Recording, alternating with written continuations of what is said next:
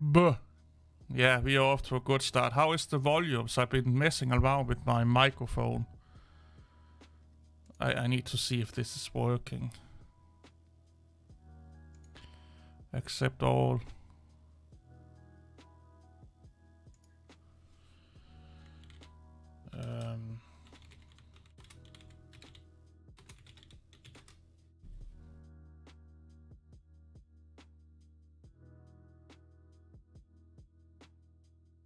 Okay, it's fine. Okay.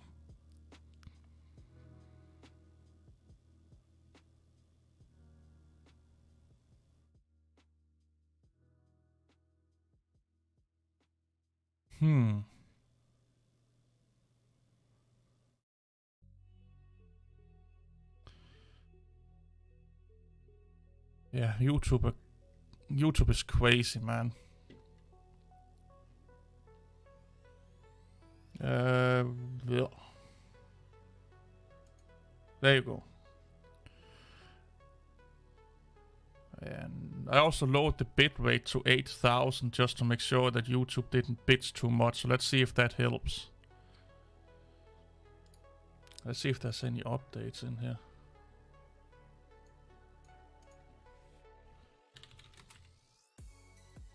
Yeah, it's the new version of Mint. Just download it just for the funsies. Oh, they also updated it yesterday. Oh, it's Java. Well.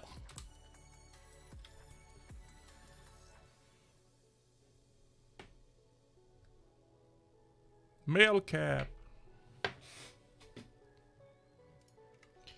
Go on to distro watch.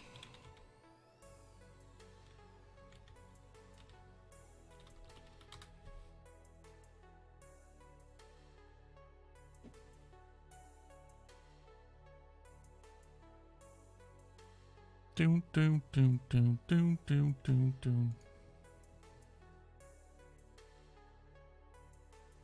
See when it got released. Apparently I'm slow. It's like 6 days ago or something like that. Oh, they have an event. Cool.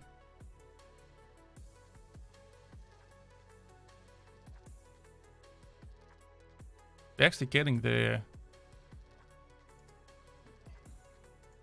temperature.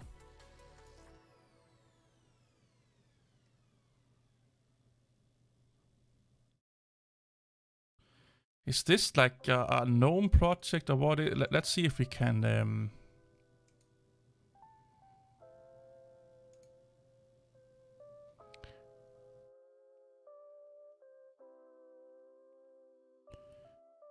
If we can. Why can't we change the? Look at this. Like the instead of Fahrenheit, get into centigrade. Is it in here? Do we need to do it on a distro level? Hey, Benjamin.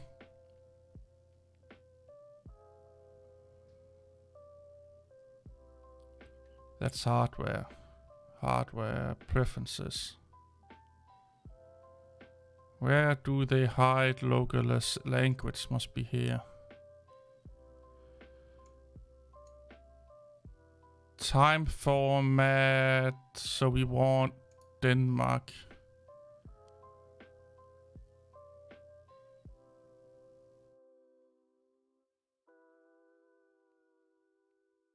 Yeah, I'm in 21.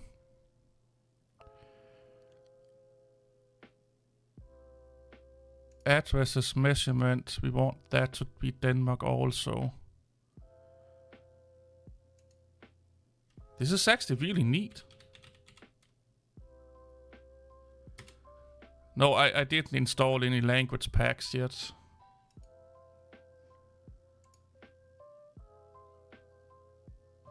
Danish should be in here though. It's still in Fahrenheit. Maybe probably, or I need to. Yeah, okay. Sometimes you need to log in and out when you change localization. So let's log out. And let's log back in.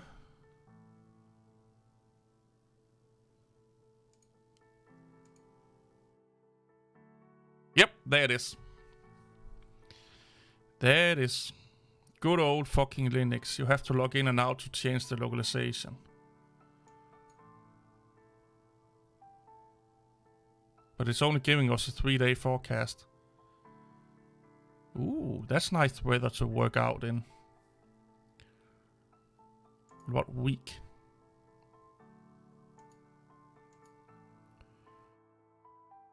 I do like this.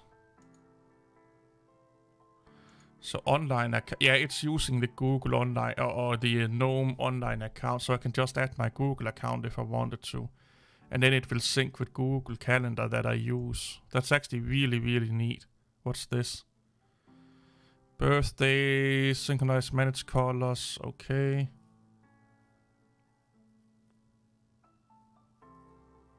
I want it to be hotter, to be honest. Like 5-6 degrees more would be, I'm starting to get happy. Like close to 30 degrees, I'm happy. Like 25 is like okay. 26, 7, 8, I'm like, yeah, this is nice. I would need an air conditioned unit though, but only a small one. But I do like the heat.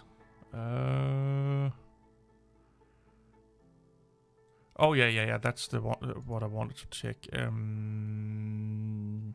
Oh, I thought there was a link to the project here. Why are they taking it from Norway? We have like a Danish Mythology Institute also. What's wrong with the Danish one? You racist motherfuckers.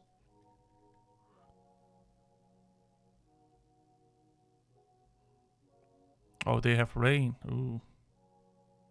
Norway is beautiful as fuck though.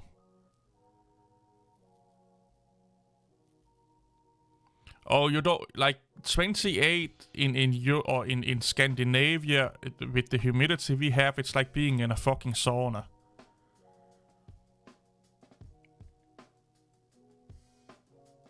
Probably, yeah. We have like I don't know what is the humidity. I can see that on my phone. 60% humidity.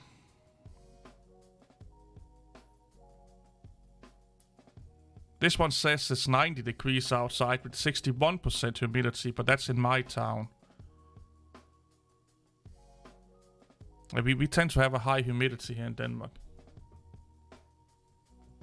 Yeah, that's we are in the 90s sometimes. 91, 92% humidity.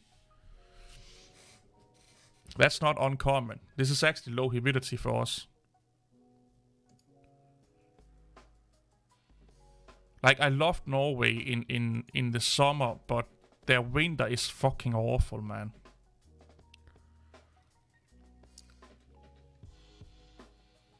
Too much snow, but I love the mountains. Pew.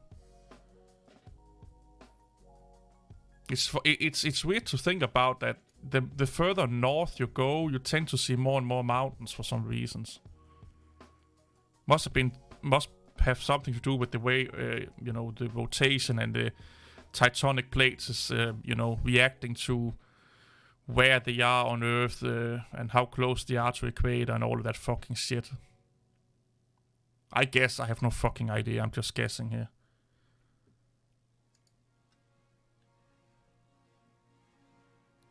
Open Mandriva. I thought this was long gone. Oh, well, I think we talked about it like a week ago. I kind of want to see something here again. If we go down here. Go in here. Oh, that's not the one I want. Where the oh. Dragonfly.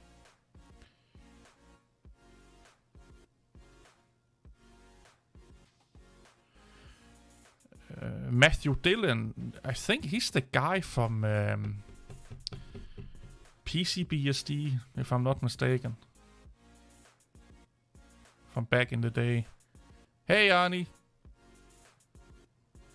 We have amazing 18 degree. You and Natasha can talk together because I think she can speak German. She's from Belgium or Holland. I can't fucking remember where she lived now. I'm going to get my balls chopped off. I think it's Belgium she's from. Why can't I remember that? I'm getting fucking old. Either I'm Belgium and I forgot to fucking make something to drink. I had to go and fill up my water bottle at some point. I forgot to fucking make water. I think I am a tad bit dehydrated today, though, to be honest. I'm running on 1 liter of water.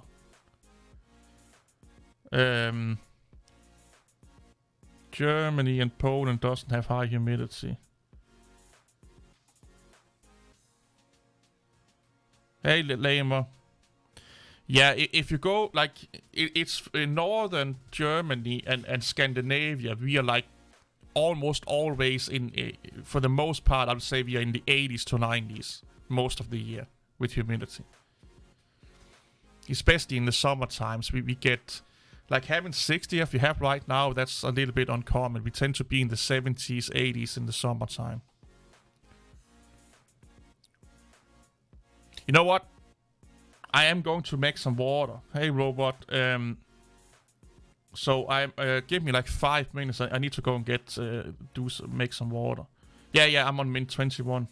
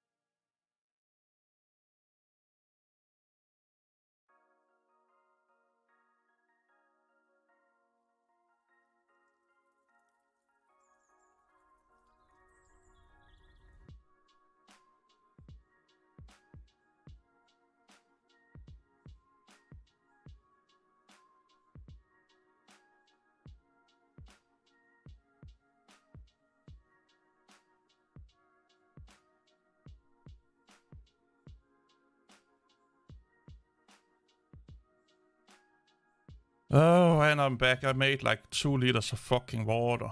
I have one of these.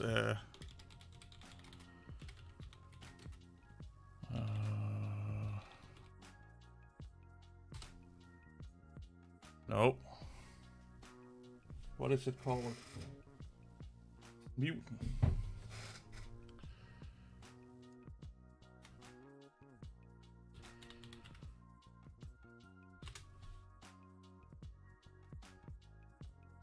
I have this one here.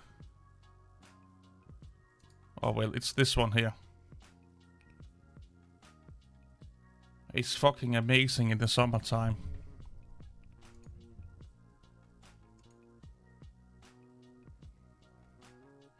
It's amaze balls. I use it at work sometimes also, like in the summertime. It's a little over 2 liters of fluid it can hold. I love it. It's a little bit expensive though. Yeah, it's nice. I had it for like 2-3 years now. And it's really doable. I love that it has this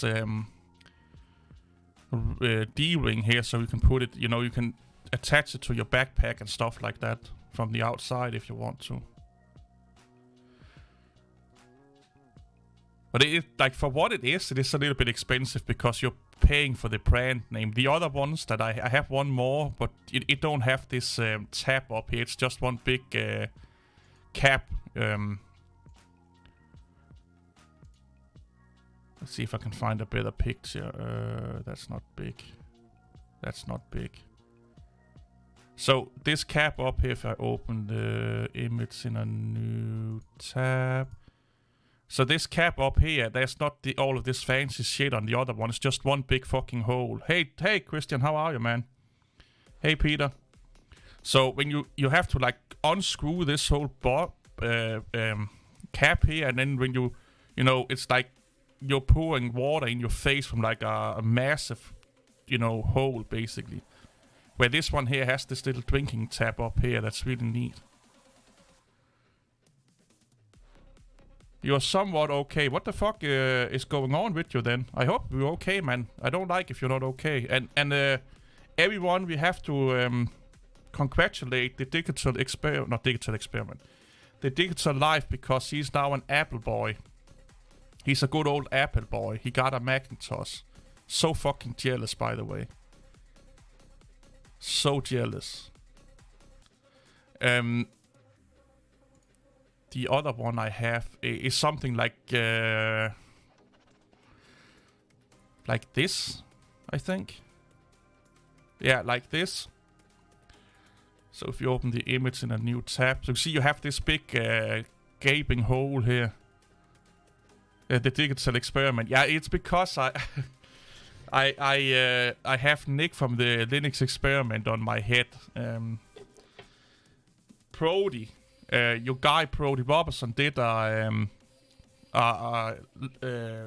take over tea with him, is the word I'm looking for. I haven't watched it yet, but it kinda was like, I was a little bit like, okay. I didn't know that he had time for people like, you know, the small people in the world. He tends to associate with the big shotters, the big hitters.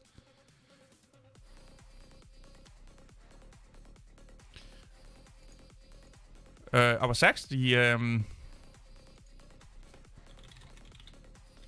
the digital, not the digital theft movie, it's live, because I was actually thinking about doing something. 70k subscribers, nice. There was one you made that this one here, how to protect your Linux server from hackers. I'm a massive fucking asshole, but I got into a talk about, you know, I encountered one of those Linux can't get you know, viruses. Linux is the most secure system in the whole world and stuff like that. And then I was like, well, if this IT pro is doing this to his server, is Linux really that secure? So I throw your video in his face. Don't know if he watched it. I hope he watched it. But yeah, I use that now to when I see these fucking annoying Linux users that I can't get hacked, I'm on Linux, and then I throw this and some other videos in the face on them. It's like, well, if the pros are using all of these countermeasures to make sure that Linux don't get compromised, that must be that Linux can be compromised to begin with, or else they will not do it. You know, you will not put a condom on if you can't fucking ejaculate, basically. You watch too many Linux videos for reacts. Yeah,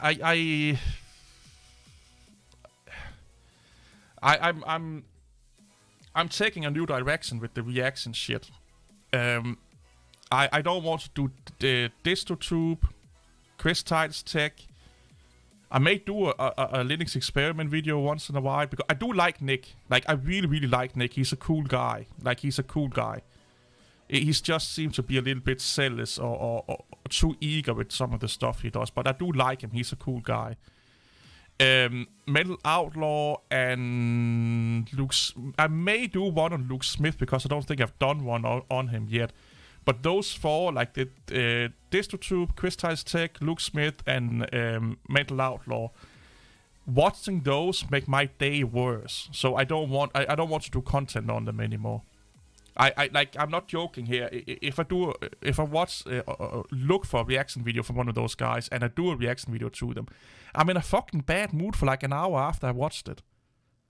And it's like, maybe I take it too seriously, I don't know, but it's not the way to go, man. Like, they fucking irritate me to that degree, so I'm like, yeah. You know, it's like that co-worker we all have, you know, where just when they come in the fucking door, you just want to slap them in the face and be like, what the fuck are you doing here? Like, you should be like digging holes or something like that. Like, you don't have the fucking capacity to do what you're doing. And they think they're the smartest person in the room. That's how I feel every time I look at those fucking content creators. Oh yeah. Prody has they shout me out on Twitter. They actually been cool about it. Well, Prody was cool about it. Prody was cool about it, and he corrected me because I misunderstood him. So he corrected me and I pinned the comment. But he shouted me out on Twitter and say that you know, I must have made it, you know, because someone did a reaction video and he was like really cool about it. Recommend people to watch it, and I said to him that I had pinned his correction comment that he made, so hopefully people see it and will read it instead of me making a whole video about that. The other one is Linux Cast, or is it the Linux Cast? Yeah, the Linux Cast. Prody is okay. He reached out to me again on Twitter, and I have done 2 or 3 videos on him. The first one he was cool with. The other ones he just started to be like, oh, look, another reaction video. And every time, for like a week, or not a week, but for like a month, every time I upload a reaction video, he was like, oh, another reaction video. Oh, another reaction video. And now he's like, just, you know. I'm not that big into collaborations with people. Not Linux YouTubers, to be honest. I want to I can't speak today. Like I said, so I haven't slept much this week. I have been massively busy because of some family emergencies going on. Basically, my mom is in a hospital in another end of Denmark, and I kind of had to, like, you know, deal with all that fucking shit. So I'm a little bit stressed out and I'm a little bit tired. So if I can't speak and my dyslexia go mental, that's because, you know, lack of sleep and stuff like that. She's fine, she's okay, she's out of danger and stuff like that. But I when something happens with my family, I am kind of the one that everyone goes to, because I have to, you know, keep everyone fucking up to date and talk to the nurses and all of that fucking shit. So everyone just look at me and be like, Ken, what's going on? And I'm like, oh my fucking god. And then I have to be like, you know, be the communication officer of the family for like almost a week now. So I'm a little bit like, well, but everything is fine. She's doing great. She's, you know, they are just basically holding her to make sure that she's stable, and then she comes back to my town. So it was just a little scare, basically. It's nothing really, well, it was seriously, but she's over it really fast. She was over it after a day or so.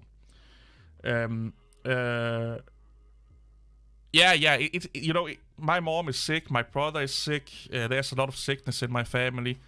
So they sometimes, 1 or 2 times a year, we have like a family emergency. So I'm kind of used to it, to be honest.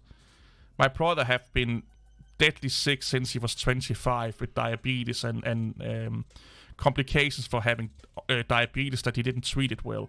He had almost died, like he actually died for a couple, not last Christmas, but the Christmas before he died. I was in a coma for like a month. But he has been he almost nearly died 3 or 4 times before that. And he's a year younger than me, so he's 37. He turns 37 this year. And my mom is, like I said, also massively fucking sick, and uncles and stuff like that. So our family is we are used to dealing with this kind of shit. The only thing that kind of affects me anyway is that I just don't get a lot of sleep. So I just, I just don't sleep much because I have to keep all the pieces together, because apparently I'm the closest to an adult in the whole fucking family when it comes to stuff like that. And I'm an autistic motherfucker. So I can't get that to fit well, to be honest. But it is what it is. You can't really do anything about it. But what I was trying to say is that I never been really I never I don't know how to phrase this without it sounded like I don't want to talk with other people. I don't want to talk to other and that's again wrong. I don't want to do cooperation with other people until I have something to bring to the cooperation. So I would never reach out to the Linux experiment. I'm too small. He gets something, I get something out of it, but he don't get anything out of it. And I feel that unless it's your friend and you know them personally and stuff like that, and you're on good terms with them, I don't want to do something with strangers that are bigger than me and massively bigger than me, because then it's a one-way street. And I don't want to leech off them. So if I should do something with the Prodi or other bigger guys, I want to bring something to the table. So I'd rather focus on building my channel up so I can bring something to the table. So in the future, I will do something with other people. But until I can bring something to them, so it's just not me coming to them so I can leech off theirs, you get what I'm saying, their viewer base. And you could debate that, well, doing reaction videos is leeching off their viewer base, and you kind of right, it kind of is. But reaction videos is also the most popular thing on YouTube right now. It's like either you do unboxing or you do reaction videos. That's like the biggest 2 things you could do on YouTube right now. And if you want to play the game a little bit, you have to do what the meta say you have to do. And I don't do unboxing videos, maybe I should, but I can do reaction videos because I find them highly fun to do sometimes. And I do them mostly if I feel I have something that I can bring to the conversation, meaning that I can correct some things that they don't get right, or I can use my almost 25 or more than 25 experience with Linux to look at it in another way and give another perspective of why things are the way they are, and the way that they look at things may not be how someone that have been using Linux for longer are looking at it, and so on and so on. So my reaction videos is not, it's not just me making fun of them, it's not me just, being like, oh, ooh, oh, ah, and sit and cry and all that shit. I try to bring some information to the conversation. So yeah, basically that's my plan, is that I will say 5,000 subscribers maybe. I will start to think about doing co-op things. I feel that like, and that's not with big guys, I won't reach out to like the Linux experiments and stuff like that, the big dudes. I will keep it with I'll keep it within the range of guys that are on my level, and girls, of course, that are on my subscriber base and stuff like that, because it needs to be a two-way street. It needs to be a two-way street. That's how I feel about it. Or else it's just like if not to not to say anything bad about Brody's tech over tea here, but look at the viewers that he gets. Like, it don't really help that nobody... I'm sorry, but when you have DistroTube on, or the Linux experiment, you should get more than 2.3k views in 8 days. It's not doing Brody any favors, and it's not doing Nick any favors. Where if Brody was closer to Nick's viewer base, he would... they will have a much larger viewer base that can overlap with each other. If that makes sense. No. That it's not how it works. So I've been live streaming on Twitch before I did this since 2014 or something like that. And I was around when they introduced raid and hosts on Twitch. So basically what you can do on Twitch, it's kind of like do a cooperation. But let's say I'm streaming and Digital Life is streaming. I can take I can then host. I can take my viewer base, and then I can say, let's rate Christian. So let's say I take 40 people with him to his his channel, and he has 100 people there. Maybe 20 or 15 will stay there. Maybe 10 will subscribe, but they will never come back. Because the people I bring with my raid to his channel are people that are my fans. They may like Christian, but they are only there because I told them to go there. So the majority of people will not stay with Christian. They may sub, but they will not stay with Christian. And they will not become a regular viewer, because if I'm streaming and Christian is streaming, they will go with me because I brought them there. It's the same with host. If I host Christian, maybe 1 or 2% of my viewer base will sub to him and be a regular viewer. The best is the best way to get a viewer base is that they have to find you. Just like with Linux, we can't force people to use Linux. Like, you can't force people to watch your content and subscribe. They have to find you, meaning that you have to give them something that they want. So I remember when all of this hosting and all of that shit came about with Twitch, everyone was like, oh my god, all the small streamers can get a massive boost for big streamers. And yes, you can.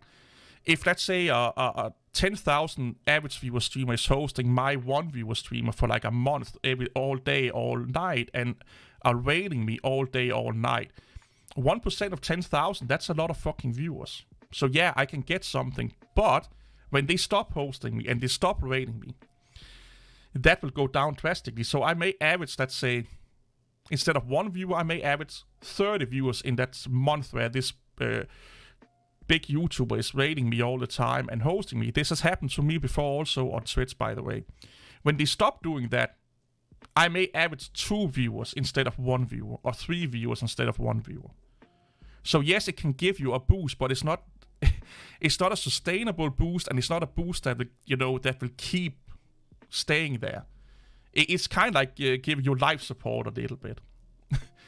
Unless there are caveats to this. Unless you are one of those amazing fucking content creators that people just have to discover, because there are people that get hosted one time by a big fucking content creator, and they become bigger than the content creator hosting them or rating them. There are cases like that, but that's like 1 in a fucking 1,000 or something like that. And it's the same. I see it with cooperations between YouTube. It's kind of the same thing. Here in this case here, it's Brody that are hosting Nick. So Brody is exposing Nick to his audience, and Nick's audience may watch Brody's take over tea here, but they don't know Brody. They know Nick. They don't know Brody.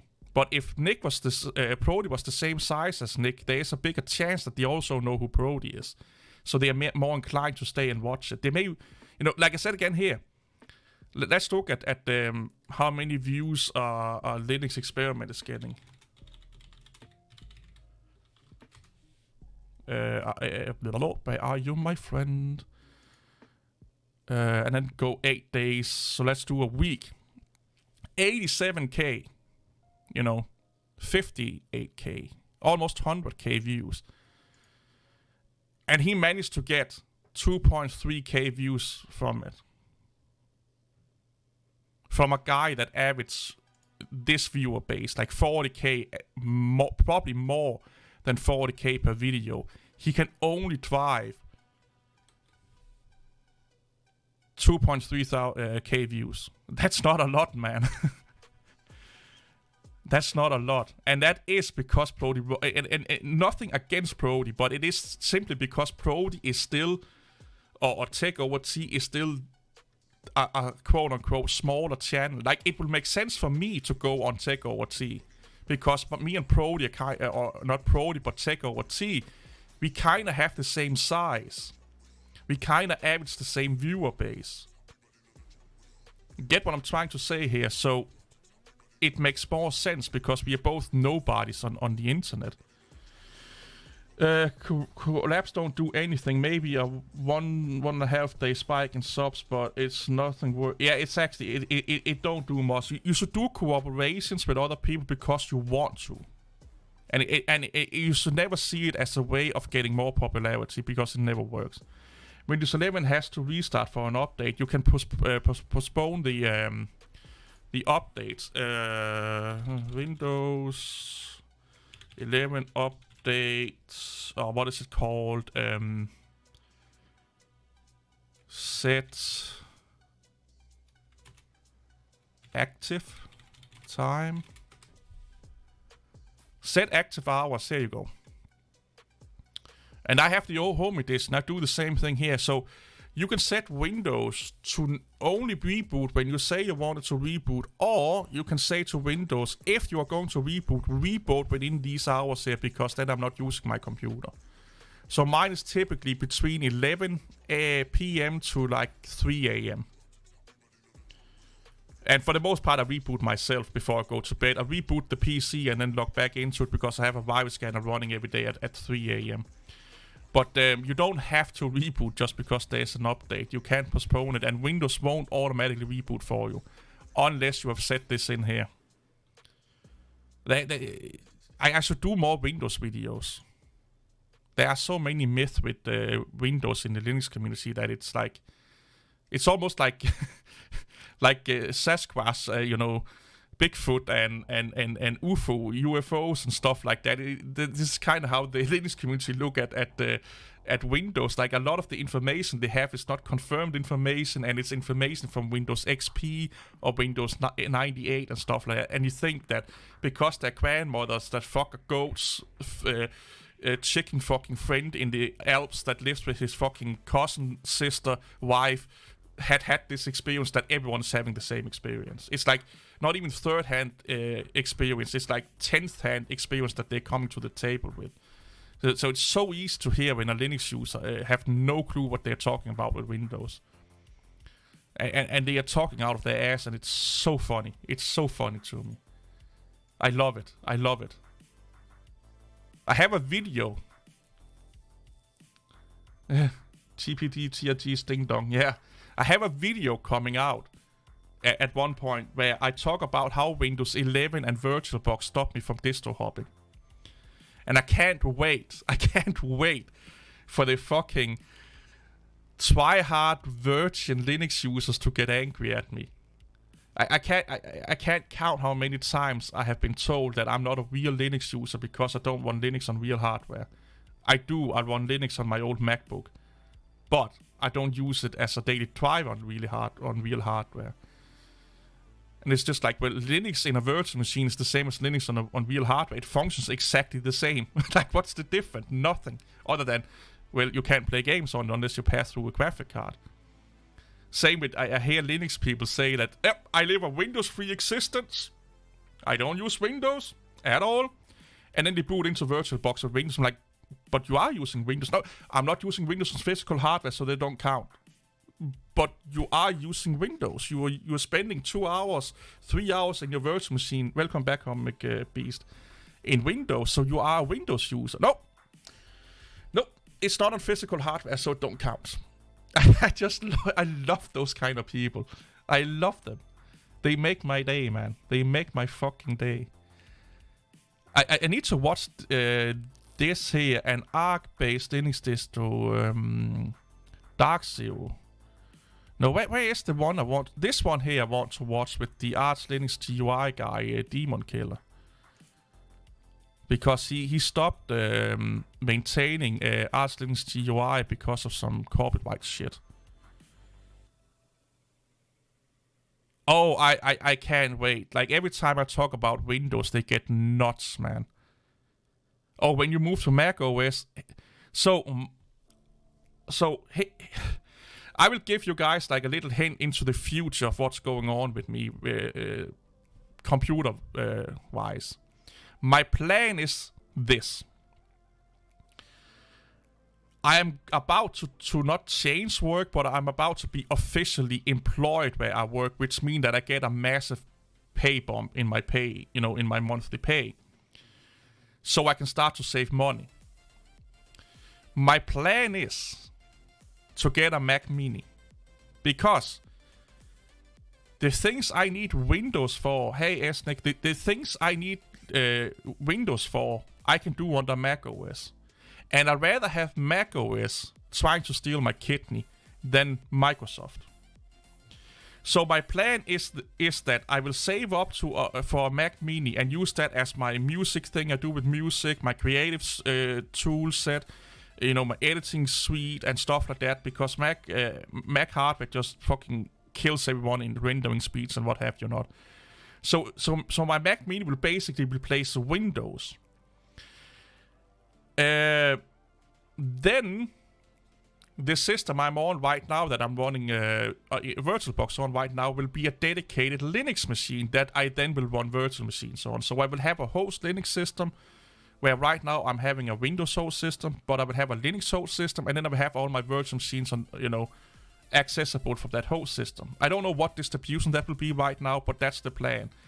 And then I will basically just have a switch for my keyboard and mouse and my monitor. So when I want to use my Mac Mini, I click a switch and now, my monitor is connected to the Mac Mini, so I can do everything I need there.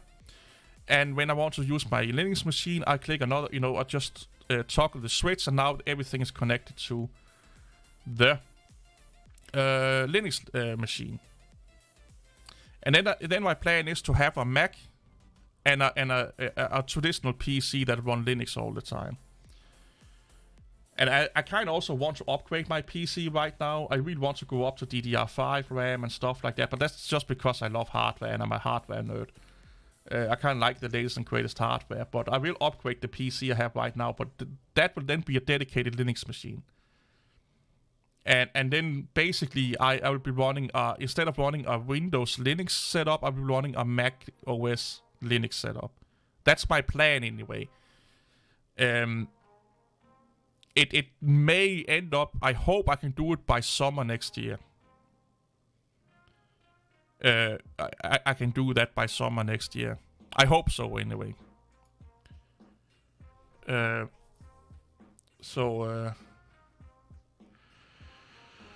Oh great, maybe you can move out of your mom's basement. That would be nice if my mom had a basement.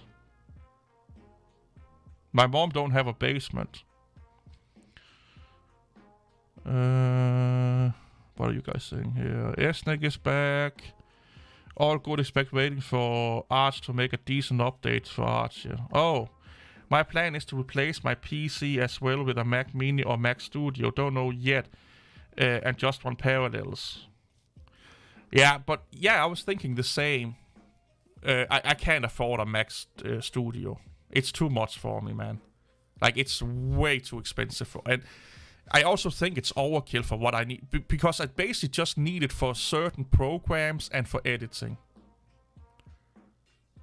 Yeah, you were just quoting me, but you do know that it was sarcastic, right? Yeah, the Mac Mini is great, man. I like the Mac Mini. I love the Mac Mini. I'm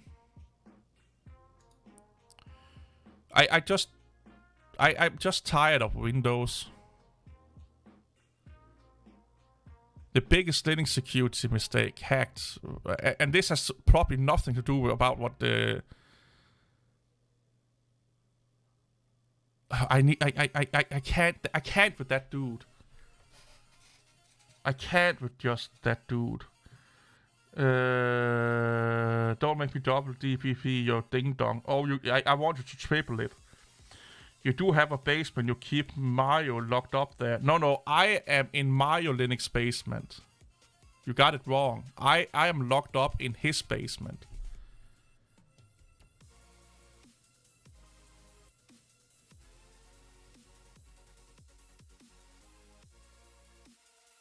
Yeah, Andrew Tate is a fucking crazy guy, man. He's one of those alpha male idiots.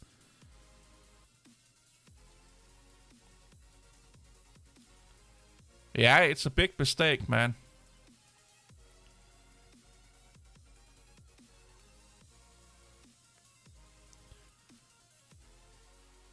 Sophia the robot. I want a sex robot. Yeah, I do my best, man. I do my best. Like I said in the last live stream, my channel has become more of a commentating channel than actually educational channel. Like most of my videos is me talking, instead of showing. But I don't have the big problem with it. I do miss doing, I do have some educational stuff coming out. I do miss doing that. But people seem to like commentating videos more, where I just talk about a subject or react to a subject or debug a subject rather than me teaching them something. So, yeah. I have been trying something that no sane person will. I'm trying to install a build of FreeBSD from 2002. Yeah, that could be a good idea. I need to not relive, but revise my retro Linux distribution thingies. Where I look at the 32-bit Linux distributions from the 90s and early 2000s. I kind of enjoyed doing those quite a lot, to be honest. Oh, I'm not a reaction channel. Like, a lot of this is really funny, because reaction videos is 1/4 of what I'm doing. Like, I upload 4 videos a week. This week is only 3 with a live stream. And reaction videos is 1 video of it. It probably is the most... It's not even the most viewed videos I do.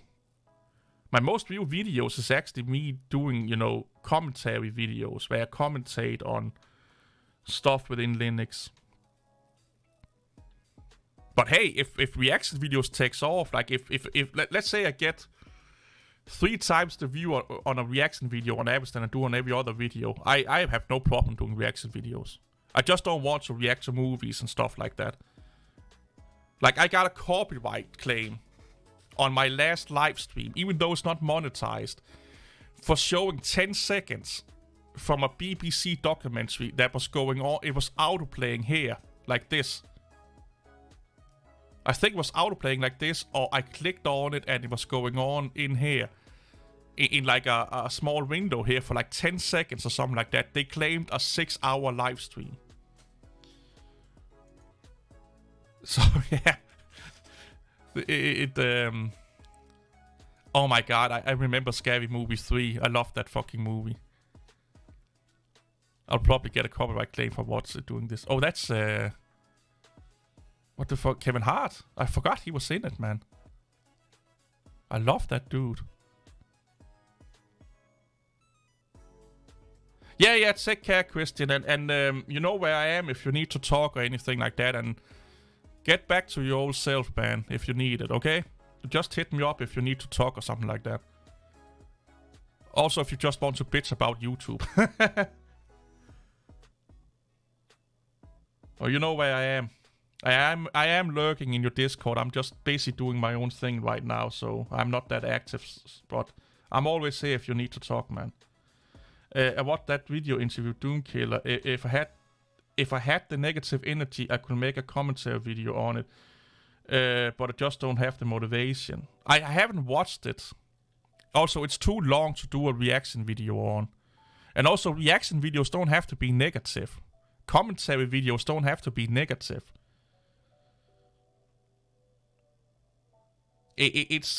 I don't know why, but Linux people, if you say something that's unfavorable to Linux, you are negative.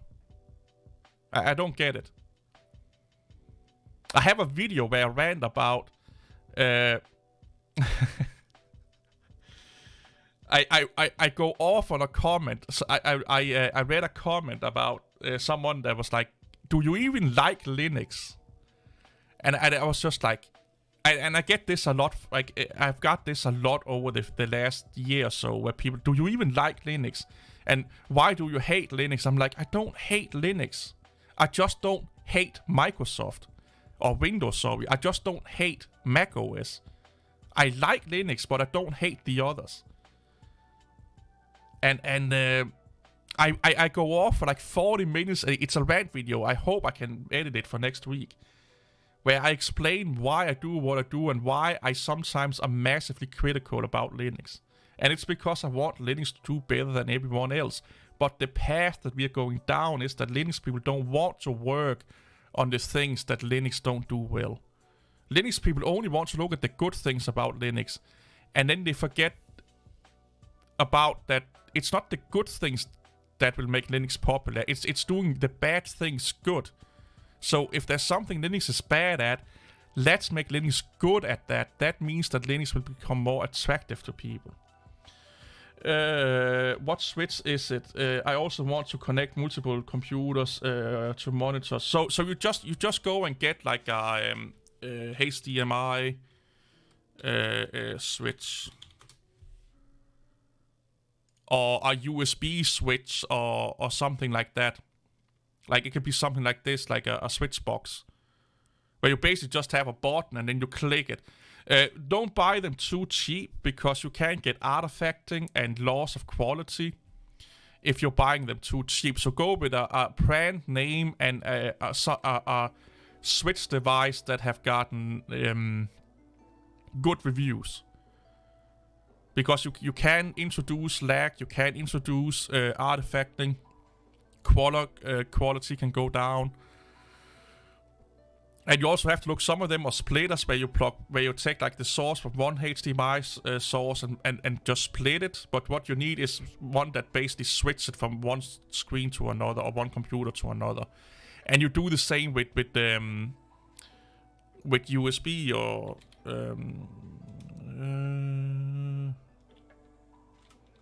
let's see if I can spell here. You know, you can get, like, here's probably one of them also. USBs is not that important because it's really hard to introduce input lag. But here you just click, you know, okay, I want this device to be connected to this computer, or this computer to be connected to this device. And then you just click, you basically just switch it from one lane to another. But again, you know, this is probably not the best one, because this is like a really cheap ass fucking brand name, but Lindy is probably a good one, you know. This is a cheap ass Danish site, by the way, so don't, the same with this one here. This is also one of those, this is kind of our versions of, you know, cheap Amazon and stuff like that, you know, those mega stores. Natives or artists, or what they call it, they tend to be okay. But it's just a box like this. So here, this could be the output to your monitor. And this could be the input from one PC and another PC. And then you just click this switch up here, which PC is activated on the monitor. That's how it works. So when it's activated, you may get the input from this PC. When it's deactivated, you may get the input from this PC. PC's graphic card. And they are not massively expensive, but again, you should go with a brand name and go with like, you know, if you can read the reviews, what people say. There are videos on YouTube where they test these kind of things. You can go in here and you can go and you can buy, this is something like, you know, industry spec. Like this is something they would be using in studios and stuff like that. Where you have like, this is This is more like this is your computer going in here, and all of these are outputs. What you want is you want one output and more inputs.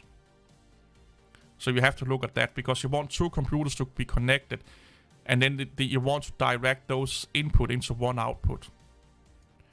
But you can get them all the way up to like where you pay fucking 10 grand for a switch, you know. This one here is probably one that Atin seems to be the one that you know. So we have in.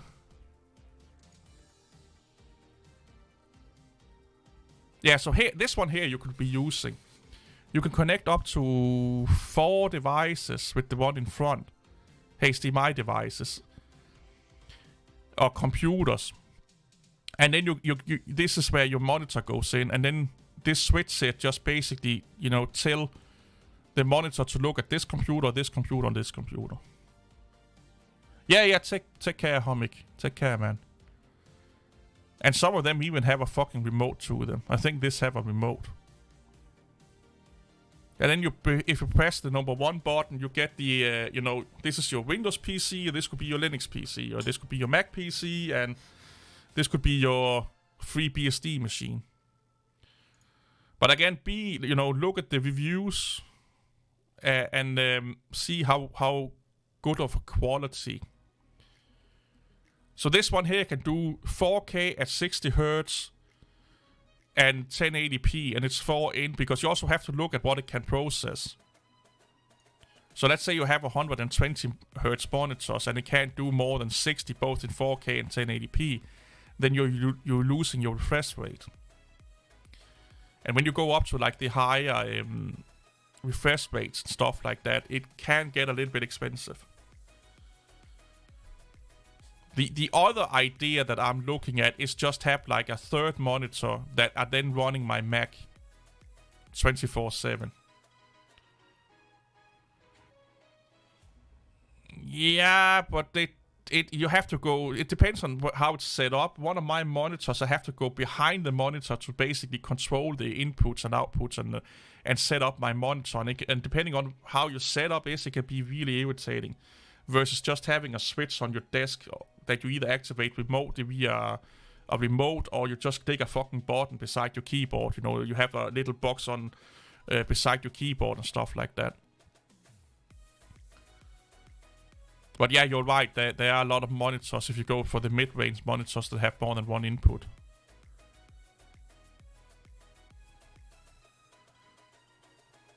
Yeah, it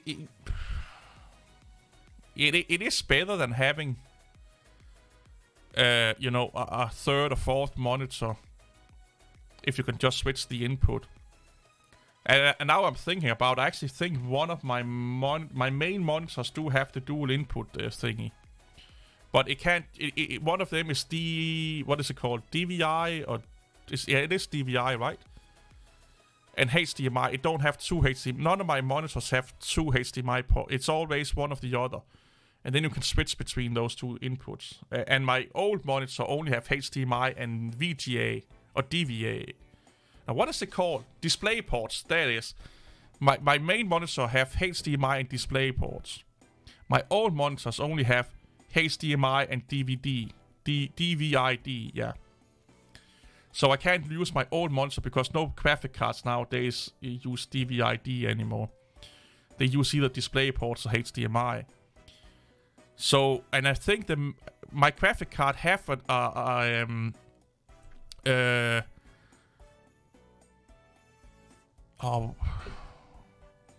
display port output on it that I don't use.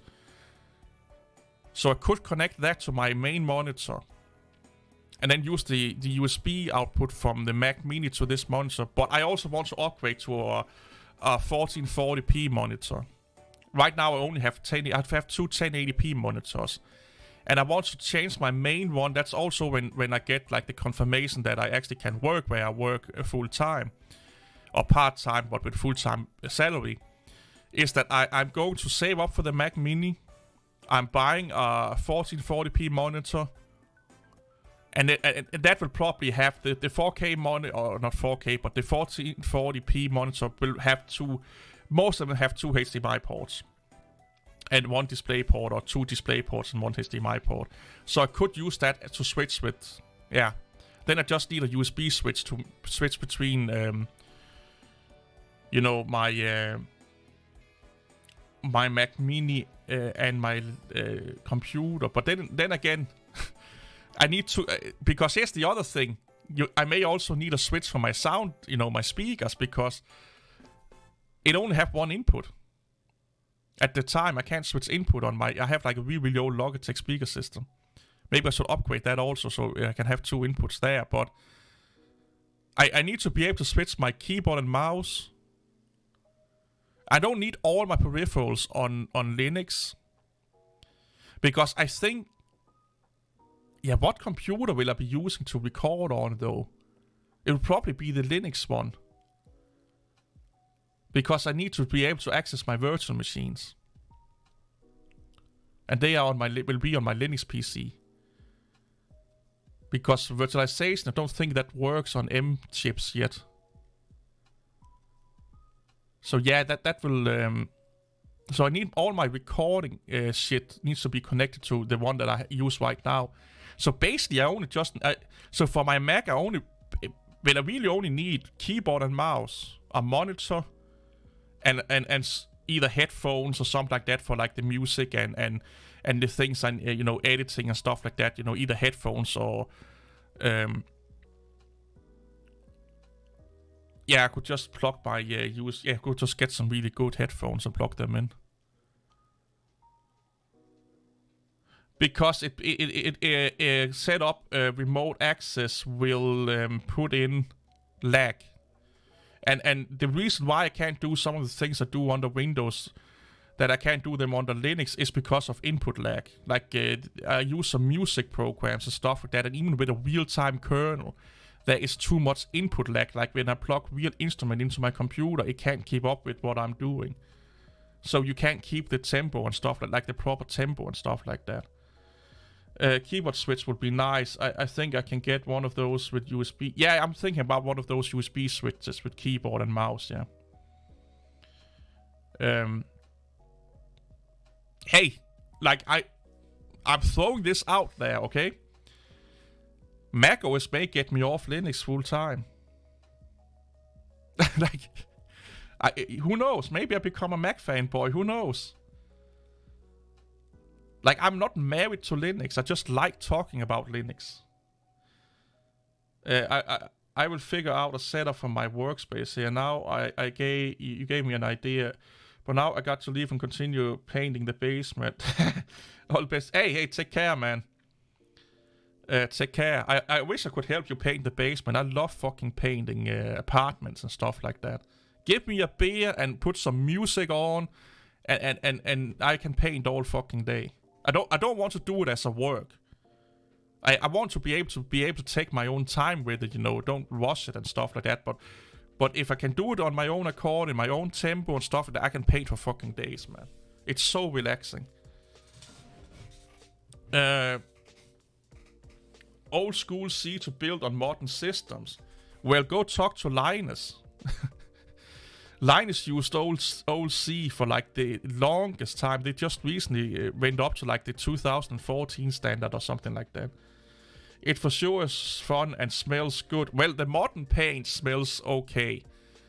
I remember like paint from the 90s and early 2000s, like you were just standing there and sniffing that shit and getting high off it sometimes. And wondering how long it will take before you develop a fucking tumor on your back or something like that. But I've helped so many friends paint, man. We went to Germany. I lived like 30 minutes from Germany, so we went down over the border, bought 1 or 2 or 3 cases of beer, went back home, bought all the painting equipment, put on some old clothes, put on some fucking great music, cranked that shit up, and then a beer in one hand, a pencil in the other one, and then we when the beer ran out, we got a new beer. When the paint ran out, we got new paint. And when we were so drunk we couldn't paint anymore, we took a shower and we went out to the town, to the pubs. And then we continued the next day. I love that. What kind of music? I don't make music. I play a music game, if you can call it that, and I use other music-esque program for my guitar. So when I play guitar, I use my computer as an amplifier and stuff like that. I don't because I live in an apartment, so I can't just connect it to like a 40 or 100 amplifier. So I plug it into the computer, but if there is too much delay between I'm strumming the guitar, for example, and I hear sound coming out of the speakers, out of my headphones, you don't play in the right tempo, and you don't learn to play the songs the right way and stuff like that. And with Linux, when we're talking real instrument and stuff like that, it's just shit. Like, sound under Linux has been shit since day one, and it's still shit today. It's a little bit better, but it's still shit. Yeah, I've read up about the live ISO issue. And you can do it, but it requires you that you have the same user ID and all of that fucking shit that apparently a lot of distributions are using. They are defaulting to, user ID 1000.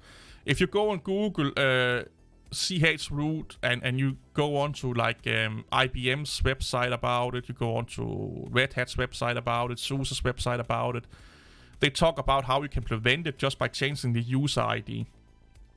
So, if you change your user ID to, let's say, 1001, because the user ID for root and stuff like that on your live ISO is more than likely 1000, you now need to do a little bit more mumbo jumbo.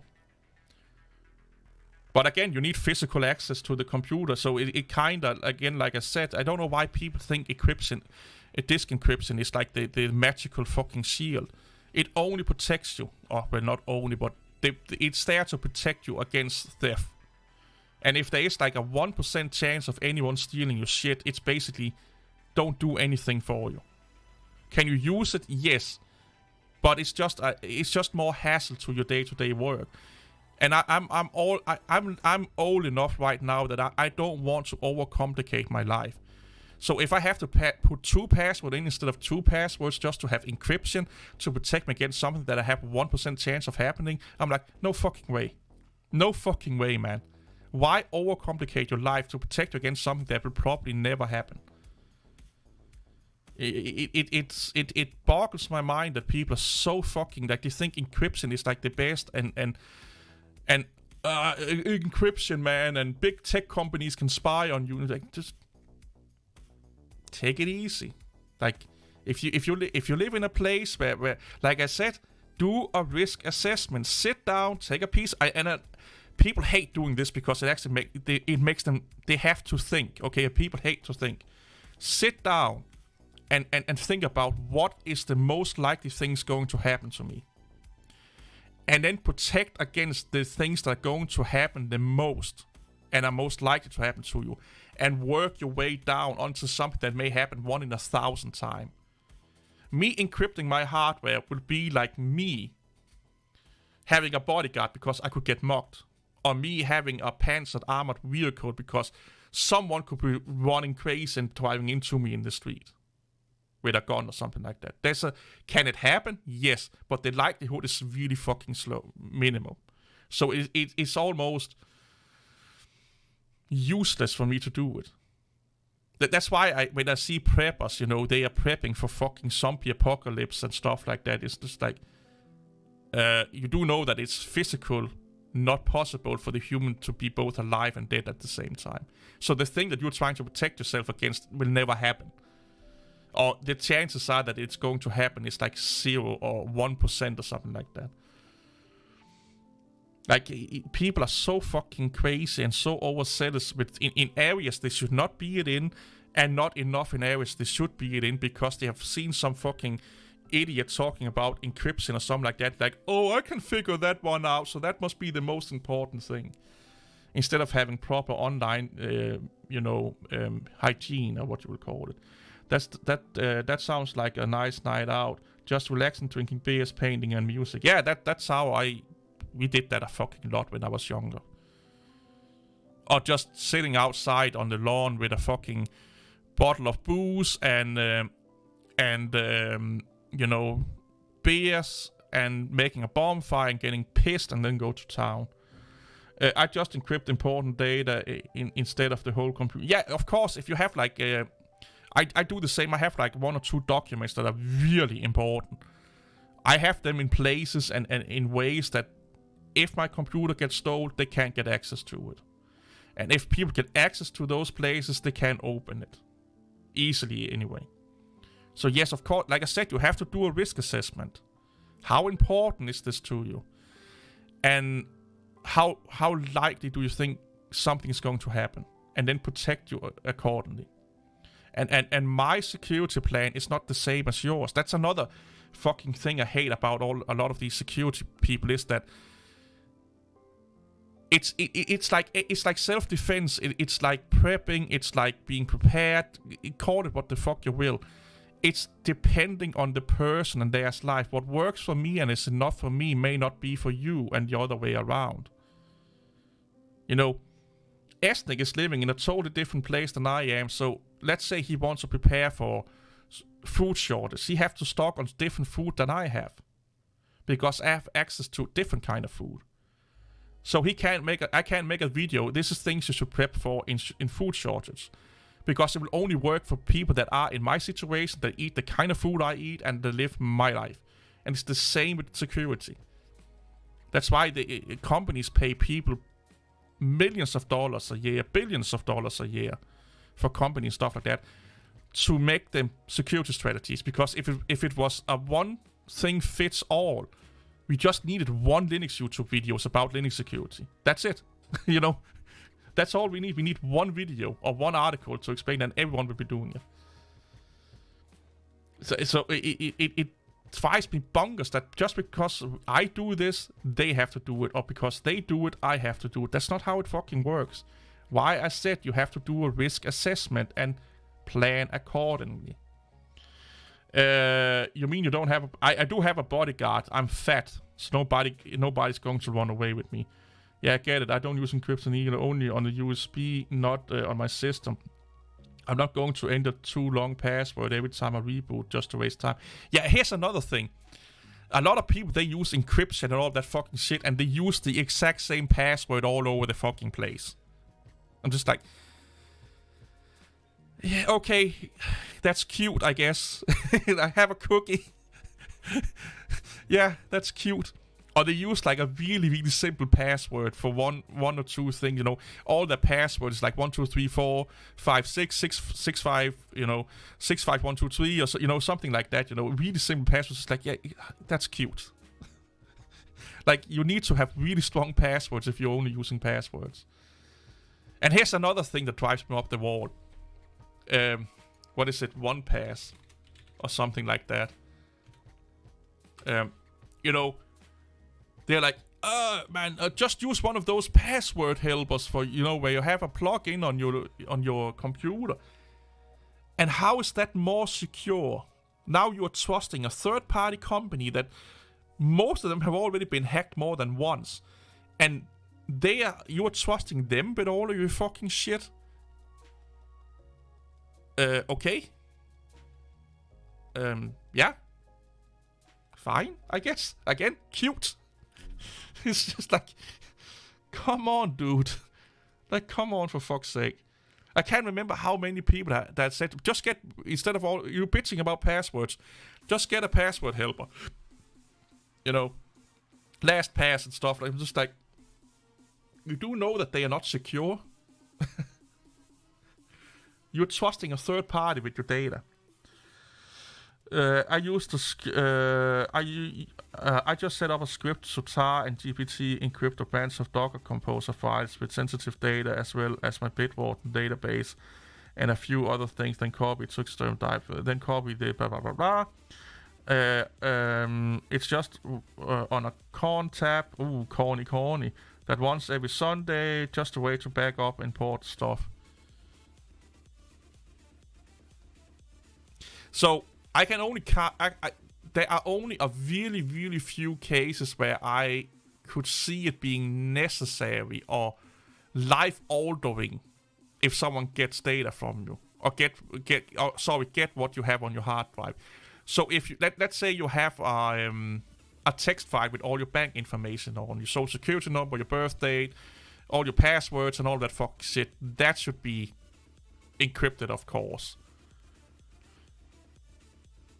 It's stuff like that. That's the only things I think I can come up with in my head right now that you really need to encrypt on your computer. If your family photos goes away, yeah, it fucking sucks. But hey, it's just photos, okay? They are not going to fucking ruin your life. If they know that you watched fucking feet porn for the last 20 years on Pornhub, it may be a little bit embarrassing, but your life is not going to be fucking altered, okay? They're not going to ruin your life with that. Like I said, the only thing I like where I can say, like, if someone get access to that, you would be fucked. And it's like if you have pictures of your driver license, your social security card, your birth certificate, you may have, you know, all your passwords in a certain place in either files or documents and stuff like that. And yeah, that needs to be encrypted, of course. All your bank accounts, bank statements, you know, receipts may also be a good idea to encrypt. But anything else is just like, yeah, it sucks if it happens to you, that someone gets it or it gets stolen and stuff like that. But that's all it does. It sucks, you know. It sucks. I don't encrypt my family pictures. I just back them up in 2 or 3 different places. So if someone gets my my computer, I still have access to them. You know, they are not lost forever. But I don't encrypt them or anything like that, because if someone wants to see what I'm doing in my spare time, like when I take gym photos and stuff like that, yeah, why not? If they want to see me being fat with a beer in my hand, yeah, go nuts, man, I don't care. I use Bitwarden to run my own server, though. They don't have my data. Yeah, Bitwarden is a password manager. I have to protect it as best as I can. Yeah, nudes. Here's the thing. If you are stupid enough to take nude pictures of yourself and put it on your hard drives and your phones and stuff like that, it sucks if someone gets it. But why the fuck are you taking nudes of yourself or your spouse and putting them on the phone in the first place? Don't you see them nude fucking every day? Don't you see yourself nude every fucking day? Like, there are so many places you can get nude pictures of other people if you need a wank or something like that. Yeah, I got nudes. I fun story. I actually got sent some nudes not long ago from a girl that I have no idea who the fuck she is. I don't know if it's a scam or what it is, but yeah, she sent me some nudes. Yeah, I've got nudes on Facebook in Facebook chat for a random fucking person. You know, like I said, yes, you can get embarrassed. It can be irritating if people get your stuff, but that's the most it can do for most of the time. Like I said, unless it's like pictures of your social security card, your birth certificate, and your driver license, your receipts, your bank statements, and all of that fucking shit. Yeah, that should, of course, that will suck. That will really do some damage if people got their hands on that. But everything else, nudes, you know, bad fucking text and emails, your search history and stuff like that, it will just sting a little bit. It will just suck that people actually know what kind of person you really are. Yeah, that will suck. If people really knew that you were degenerate fucking feet masturbating, nude-taking, dog-fucking idiot that yell at people, strangers on the internet because they don't believe the same things as you do. Yeah, that will suck, but are your life going to end? Not really. You may lose a job, but it's not going to end. But I thought my swap file needs to be encrypted just in case some hackers can extract data from my swap file. But are swap files not encrypted by default, though? I think they are. The same with swap partition.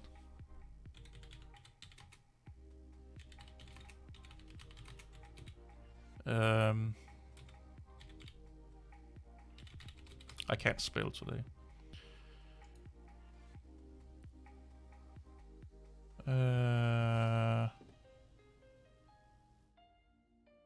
Is deleting swap encrypted? Many people have asked how to get Harmony to work on encrypted folders.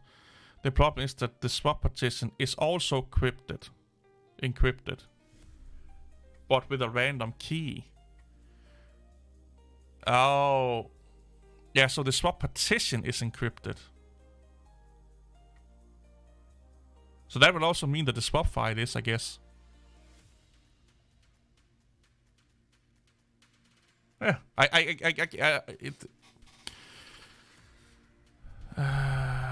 what is it saying? This is the Arch Linux wiki here.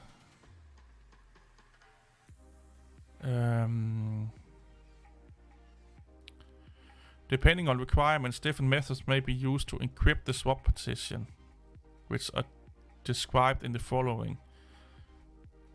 A setup where the swap encryption is reinitialized on reboot with new encryption provides higher data protection because of the voice sensitive file fragmentation. I think a swap file is encrypted by default also. It will make sense if it was. Just like I think your RAM modules have default encryption on them also, like the RAM in your hardware RAM is also encrypted communication, if I'm not mistaken.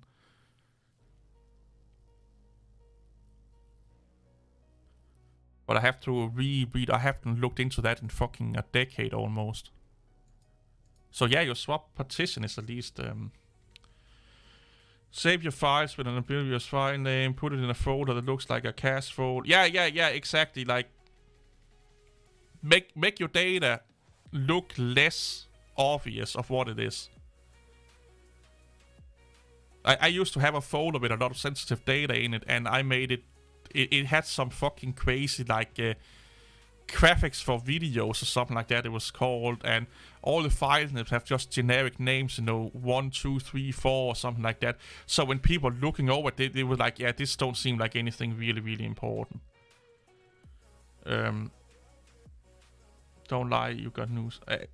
Here's the thing, I think it's really hard for someone to have been on the internet for as long as I have and never gotten a nude. Like, I remember... So I'm old enough to remember when mobile phones, they started to have the capabilities of taking pictures. What do you think was the most sent pictures that people sent to each other when we figured out that we could actually send pictures via text messages? It was ass, boobs, and dick pics we all got. Everyone. Boy or girl, don't fucking matter.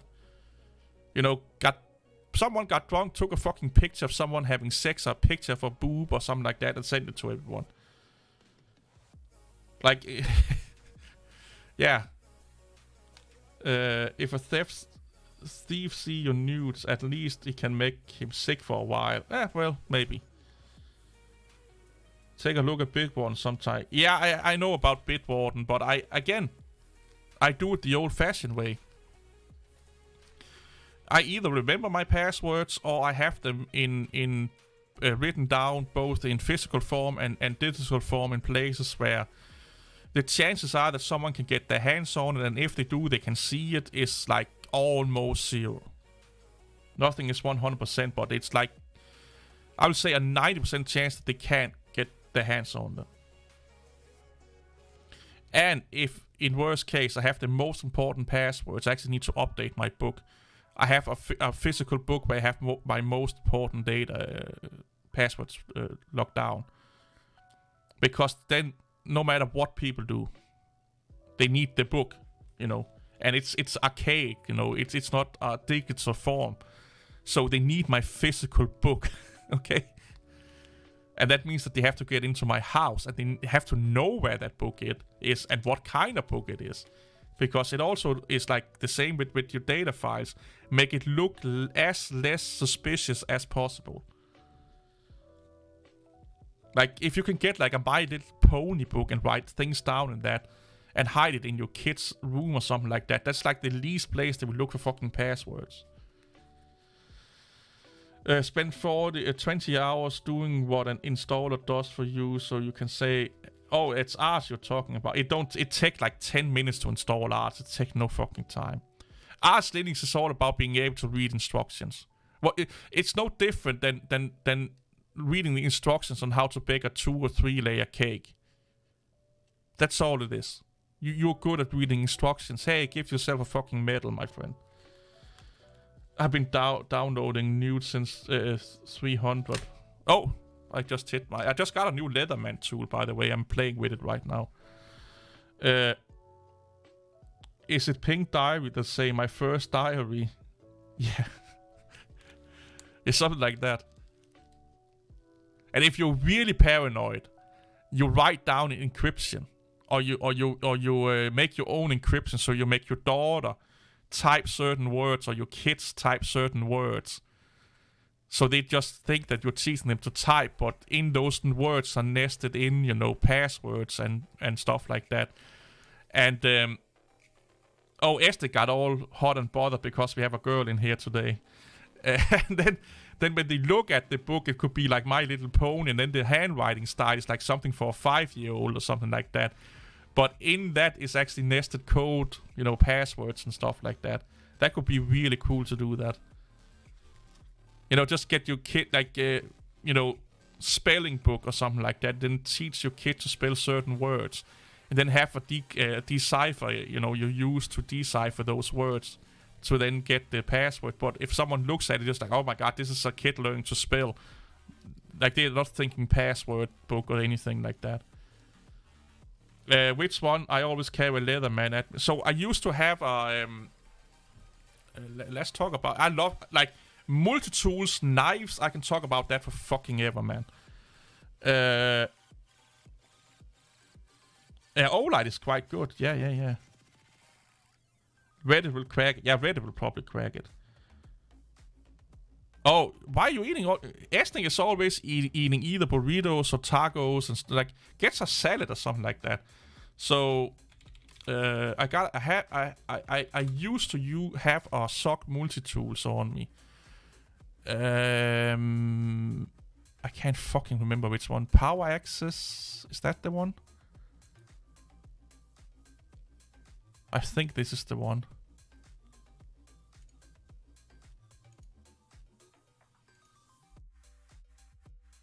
Yeah, this is the one. So this is the one I used to use. It's actually okay. I just don't trust this knife though. Like, if you look here, this is like where you can use gloves and stuff like that to take out the knife here. The blade is really thin. Really fucking thin.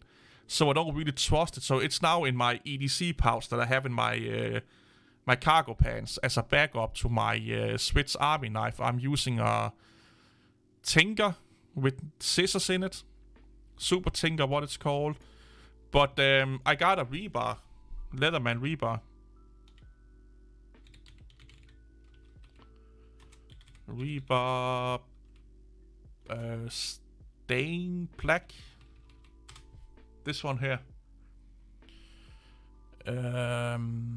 This one here I got, yeah. So this is the one I have right now. I don't want to go crazy with my multi-tools because I only use this one. Like, this one here was for work. Because I work all over the fucking place, Sometimes I'm outside, sometimes I'm inside, and I need to... I always need a tool on me to do something instead of just carrying, fucking a screwdriver and a pair of pliers on me and all of that shit. So sometimes I just need something to just open something with or do like really quick and dirty work until someone comes with the proper tool. So it works until it comes with it, and a multi-tool is really great at that. But this one here, I just don't, like I said, the knife is a little bit too fucking thin, and I don't like that you have to open them so much to just get a little bit of action on the teeth. So I don't go crazy with the price on my multi-tools for work because I only use this at work. And I want it to be cheap enough that if I lose it or it got stolen and stuff like that, I won't cry over it. So I got the rebar. This is like around the maximum I want to pay for a multi-tool. For work, because it's going to be heavily used and misused, and someone will probably try and steal it at some point, I guess. I don't know. And I could really easy lose it in a fucking field or in a forest or in a paint can or a acid can or something like that. So I won't cry fucking, tears to the end of days if this one here gets, if I can't use it anymore. So I have a certain price point I won't go over for work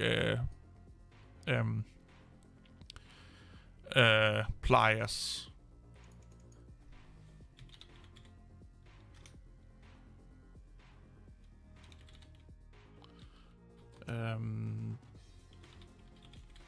Tinker. I can't remember which one.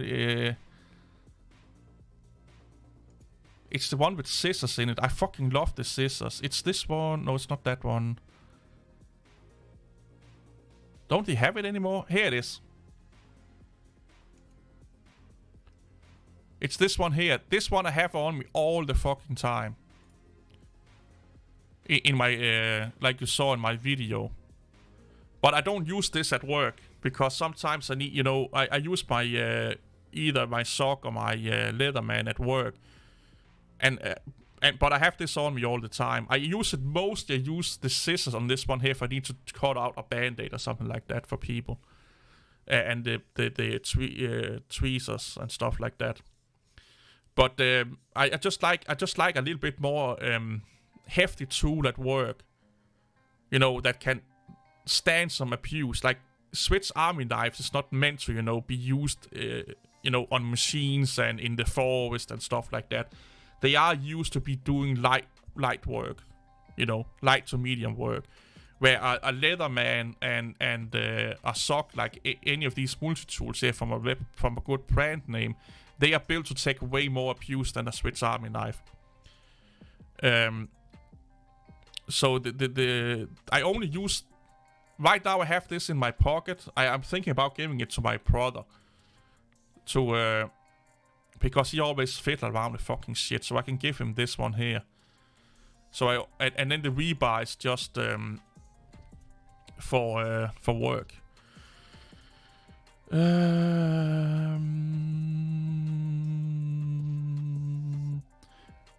This is some mega geek shit. Nah, it's just other interest. Oh, these knives here, they can't do any damage. I can't reach any organs with them or anything like that. They are too small. Burrito and tacos are the best food. I should have been born in Mexico. Having close access to good Mexican food is next. Yeah, I will agree that Mexican food is amazing. But you also have to think about your fucking health, man. Don't mess with me. I got glorified pliers. I had a Tinker before I got the Wave Plus. The Wave, not the Wave Plus, but the Wave is probably too much that I want to spend on pliers just for work. Like I said, this price point of the rebar, maybe a little bit more. Then I'm like, yeah, it gets too expensive for me. But I know, like one thing I know, because as a kid, I had multi-tools. I had like old Leathermans and Leatherman's knockoffs, even as a kid. And as a younger adult, I also had multi-tools and stuff like that. I only had this Tinker here for like 2 or 3 years now. And I noticed one thing that this is just in my case, that I don't really use pliers unless I'm at work. But the scissors, I use scissors all the fucking time. And the screwdriver or the knives in here, I use the small knife or the bottle opener to cut up cardboard boxes and stuff like that. I use the toothpick to, like, as I showed in my video, to clean USB-C connections from pocket dirt and stuff like that. So I actually used, like, I would say the toothpick, the bottle opener, and the scissors and the little knife is probably the things I use the most on this one here. Those are the one I use the most. If I have to do small work at home, I always go to my my Swiss Army knife first. Even though I have I have a whole mechanic workshop in my closet. I'm not joking. I have so much fucking tools. But instead of going in and digging around to find a fucking knife or screwdriver and shit like that, I just use my Swiss Army knife. Because it can do 90% of what you need it to do at home. on a day, you know. It can't, you know, we probably can't fucking drive in a screw for a picture or something like that, but unless you're going to use electrical tools and, you know, doing home improvements, you may need bigger tools, but just for your everyday, you change a battery here, fix a thing there, you know, cut a thread out from some clothes, cut stuff out from clothes, you know, price tags and stuff like that. The scissors are fucking amazing, man. I can't live without them, to be honest. They are so fucking good, man. Like, I use them more than I use the knife. I'm not joking. I use the scissors more than I use the knife. It's so useful for so many things. And it also looks a little bit nicer when you're out in public and you take out a scissor instead of a fucking knife to do something. People don't look at you like you're going to do Rambo with a fucking little PV knife. I have no use for them, but you are making me think I need it. Here's the thing. Most people don't need a Leatherman. Honestly, because they don't need the pliers. But most people need a Swiss Army knife. And you can go with something as, you know, as the normal Tinker here, or the classic. With the classic SD. Like this little dude here. It takes no room on your keychain. And it has the most used thing that you're going to use. A knife, a file, a screwdriver, plier, tweezers, toothpick, and scissors. This can get you by with like 80% of what you're doing at home. You know, you may want a Phillips head screwdriver for those fucking toys if you have kids and stuff like that. But most of the time, you can live with this one here. If you're just like, if you are a tech guy or you're a computer guy, because this one here can also go into Phillips head screws, especially ones on computers. Because this is not that big. This is like, what is it, like 5 centimeters long or something like that? Like, if you're a computer guy, the Tinker would be amazing for you. Like this one here. I don't have the scissors. I kind of want the scissors, though. I want them scissors. Like this one here for computer use. This Phillips head here, I will guess you can take all screws out on a CPU with this tool here. Or CPU on a computer. And you can cut zip ties. You can cut shit, you know, packaging up. You can open a beer that you can get pissed, or you can get pissed while you are fixing the computer. You can get into those small places and take the small fucking screws out. This one here is like the perfect tool, if you ask me, for a computer nerd.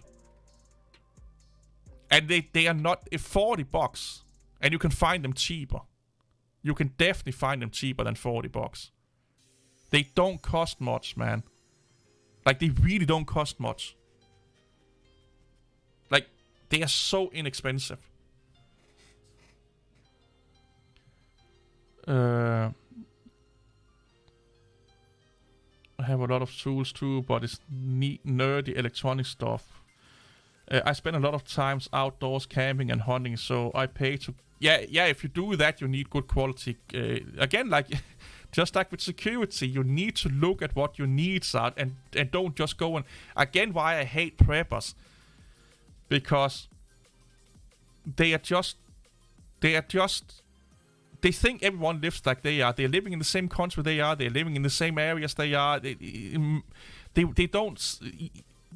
They rarely sit down and say you have to look at your own situation. Well, I'm thankful that I don't spend much time opening my computers. Like I said, either a classic or a Tinker. Like a Tinker or something in that nature. If you want a wine opener instead of a Phillips head screwdriver, I think it's called the Huntsman or something. I can't... it has another name because you can get it with a bottle opener. Not bottle opener, with a... corkscrew opener in it, and it's called something else, but it's the same thing just without this one here. They are fucking amazing, man. But just have the classic in your keychain. Like it takes no space. Like this is from Swiss Army knife. This is from the original site here. You can see the dimensions here. Like, it takes no fucking space. I'm in Australia. I bet they're like, yeah, they are a little bit more expensive. I'm buying one right now. Which one are you going with, Pavel? And this is what you're getting with it.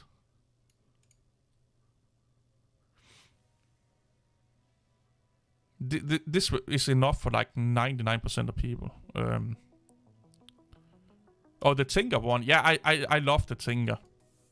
Toothpick, yeah. The toothpick is fucking great for tech. When my phone, like every 6 months or something like that, there's so much fucking dirt in the USB-C on my phone that my charger won't connect properly to it. So I just take the toothpick and then take it out, and Bob's your uncle, it's working now. I use it for everything else than in my teeth. Don't put it in your teeth, okay? But it's so good for everything else. So I've been thinking about upgrading. I think it's the Huntsman I'm looking at. Because it has a saw in it. Yeah, this one here.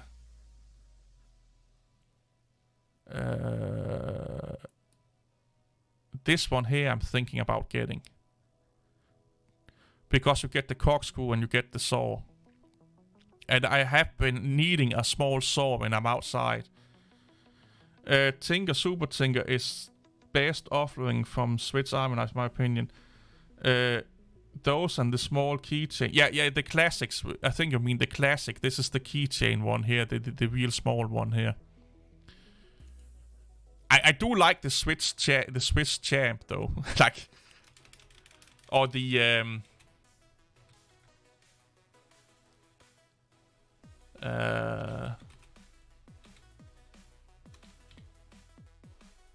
like the XXL. Like, this is fucking mental. Like something like this here, or this one here.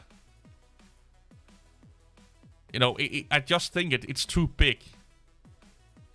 It's too fucking big.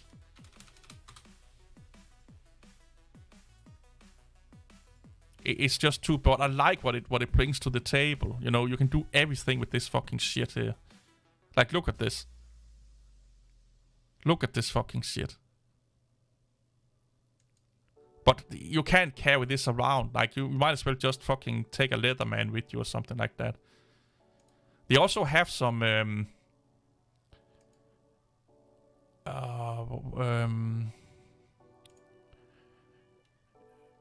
some tech tools. What the fuck are those called? Is it I can't remember what they're called. Let's just look at everyone here.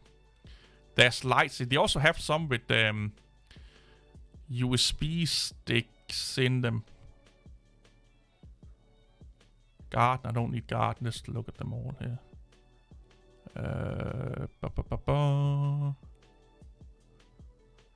Oh, they have so many fucking knives, man. Oh, what is it called? Yeah, I do have a saw in my Leatherman. That's right.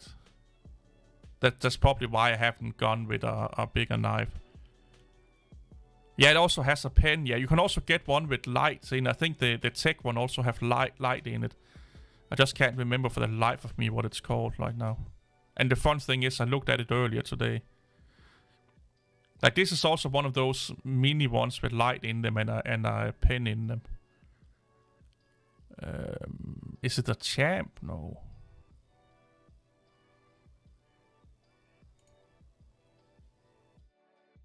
Oh yeah, you if you buy them from Victorinox's own site, they can customize the living shit out of them. Like, they can really customize them to high heaven and back. You can get different scales on them and what have you not. Also, the Explorer is massively popular, if I'm not mistaken. Like, I see a lot of people talking about it in videos and whatnot. The Cyber Tool, I think this is the one I'm thinking about. This one here could be really good for computer guys and girls. Because it has basically everything you need to fix a computer besides scissors, of course. Corkscrew. You stopped using corks on wine for the most part. Oh, really? The one with USB stick also has a pen. I don't like the ones. I do like the ones with the wood. I have one fits on keychain too, but it's too bulky. Yeah, I use my. I have my my Super Tinker on my keychain, and it's. I don't mind it being a little bit bigger, but it can't be too much bigger than that. Maybe one or two more, thicker. Have one or two more tools in it, but then it's like the maximum. Like it's right on the edge to be the maximum that I want on my keychain.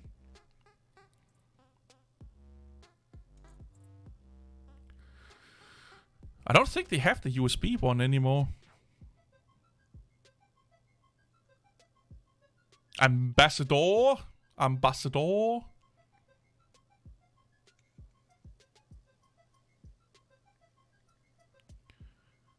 But yeah, let me know what you think about the Tinker one when you get it. How much do you have to pay for it, Pavel? How expensive is it?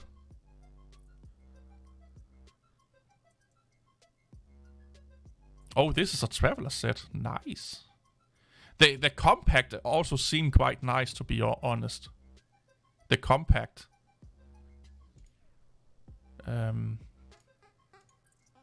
This is really, really tech talk.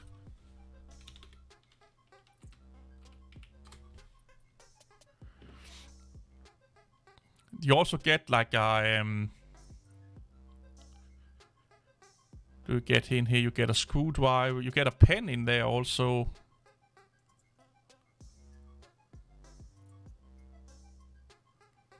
Doop, doop, doop, doop.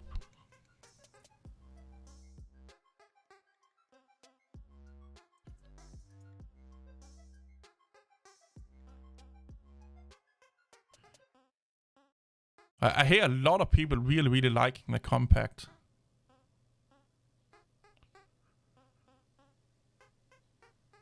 The signature. Yeah, that could be right, yeah.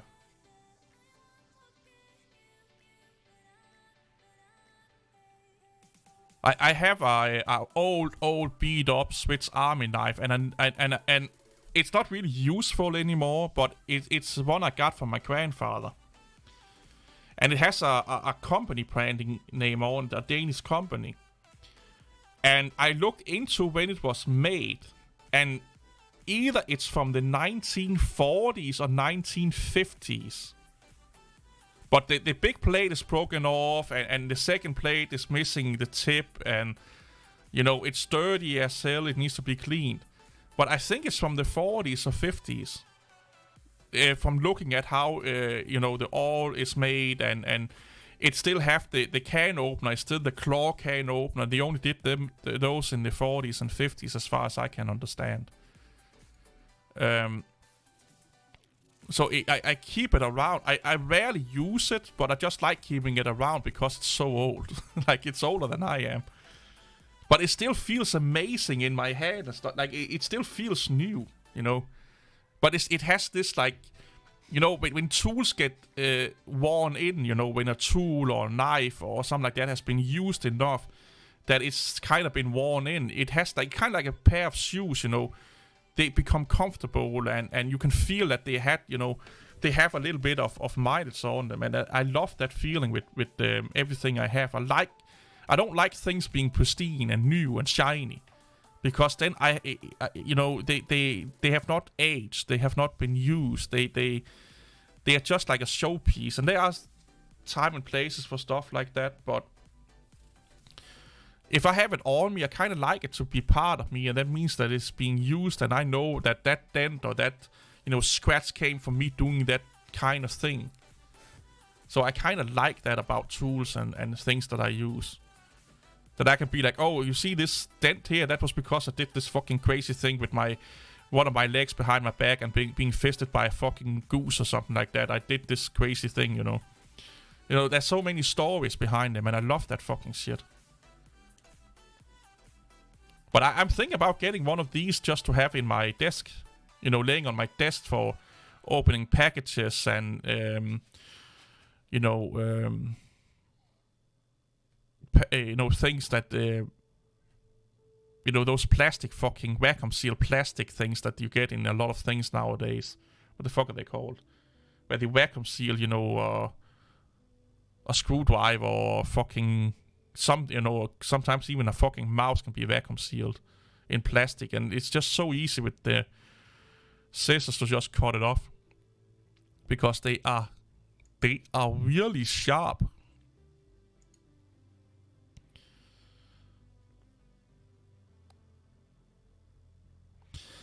Then you just use the knife. You just poke a hole in the knife with the knife, and then take the first layer off with the.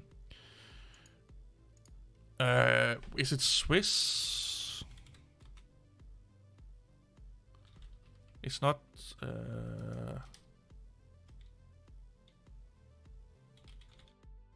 There is a dude that what is this?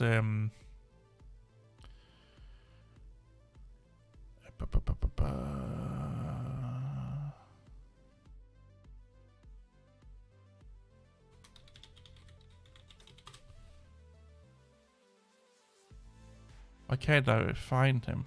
Here, Swiss Army Dan. Here he is.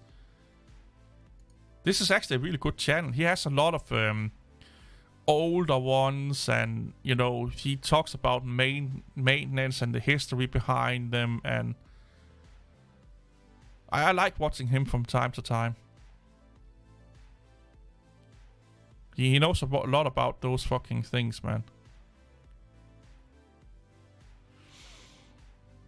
And then there's one that modifies them. I can't remember his channel name, but he modifies them himself. You know, put extra stuff into the scales, and there's also one that oxidizes the knife to make it like black and stuff like that.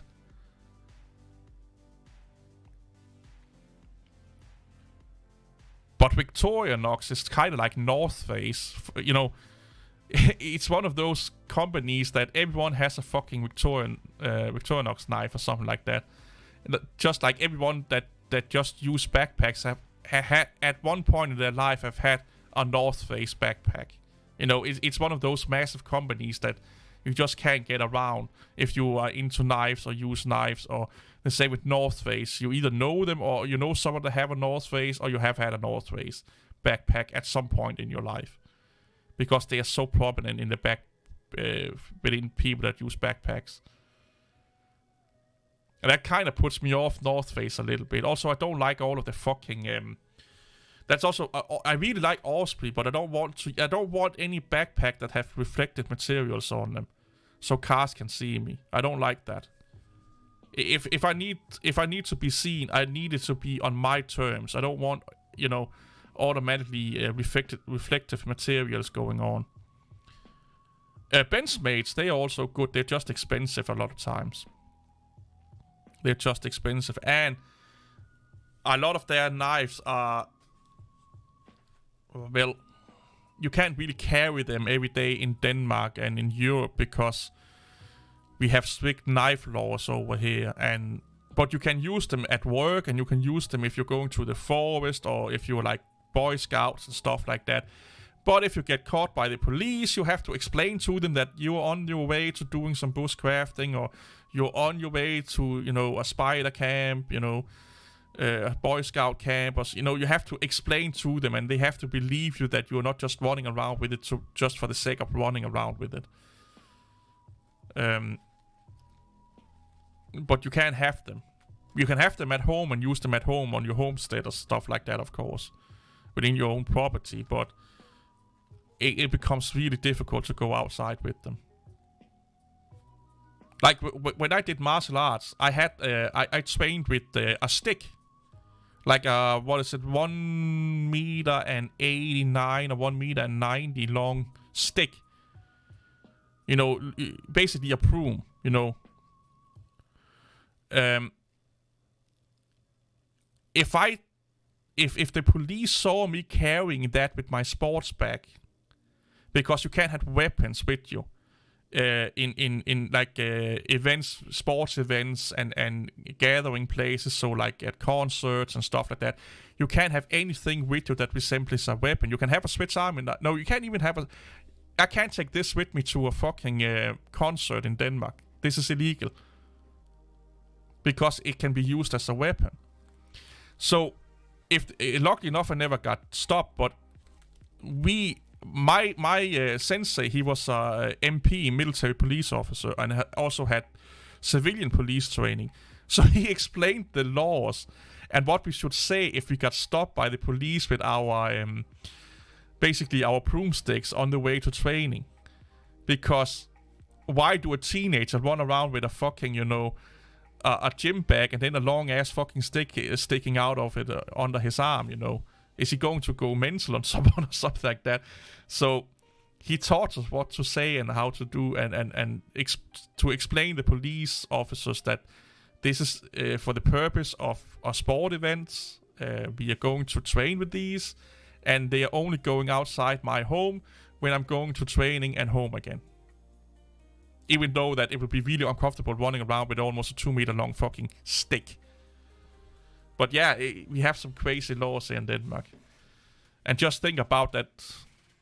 Not so many years ago, we were like sailing over to England and pillaging everything and raping everything we could get our hands on and stabbing people everywhere we could. And,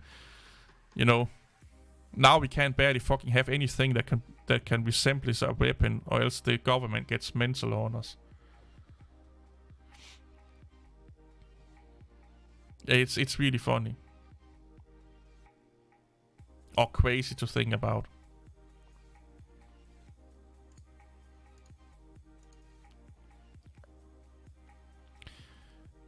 Getting past Scottish immigration. The craziest martial art I've tried, Taito. I've never heard about that.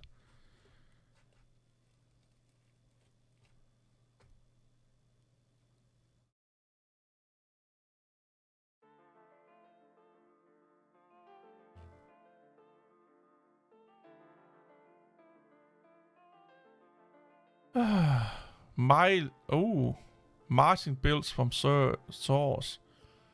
My Linux distribution ranked list. Let's look at this one here. We don't need sound to look at this one.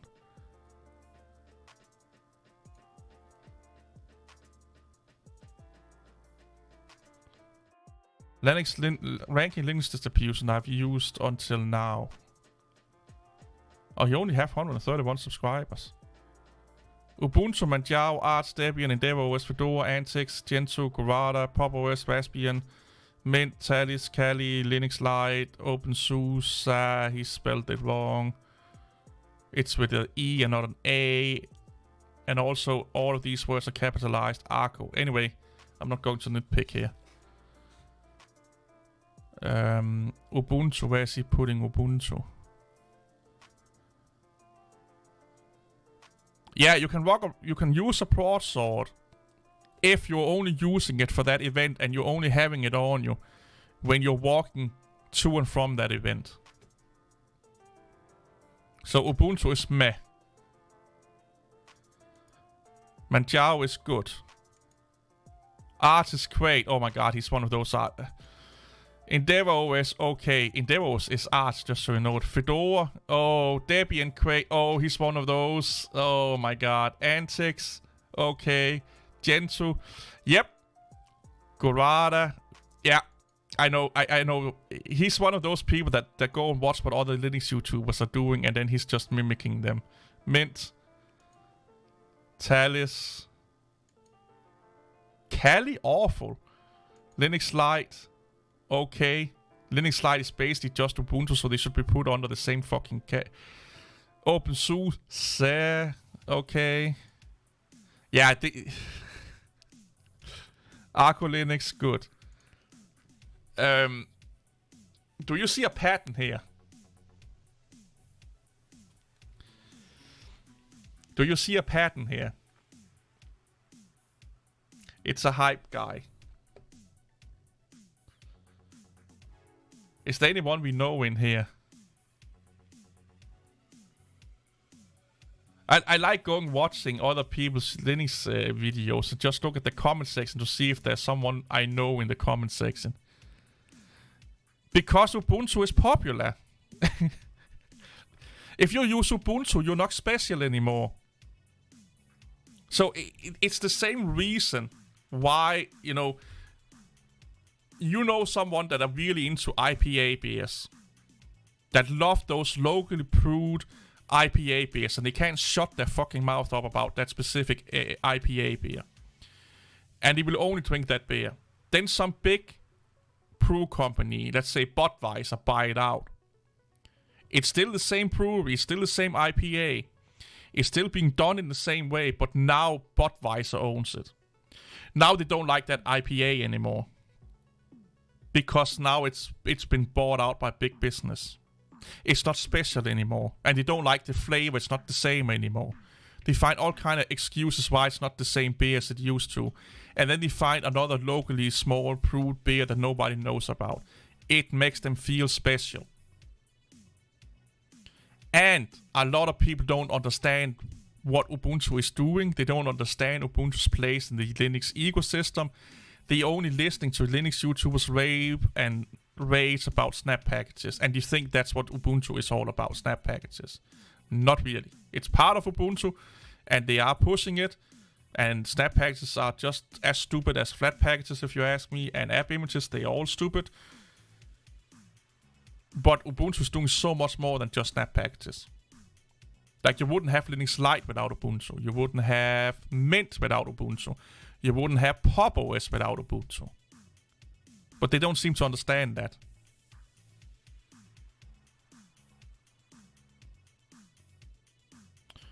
He's copying... Oh! Is he copying DistroTube? Oh my god.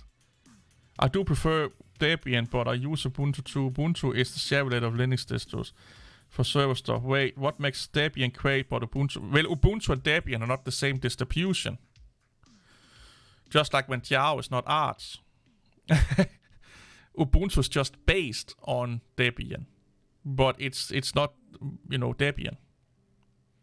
That's why DistroWatch, I don't really like DistroWatch, because they the way they explain what a distribution is and what it's based on is really, really leaving a lot of things up to interpretations.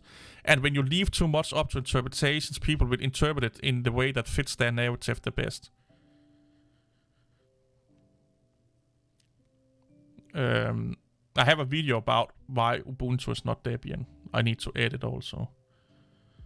But there are so many factors that goes into why Ubuntu is not Debian, just like why Manjaro is not Arch.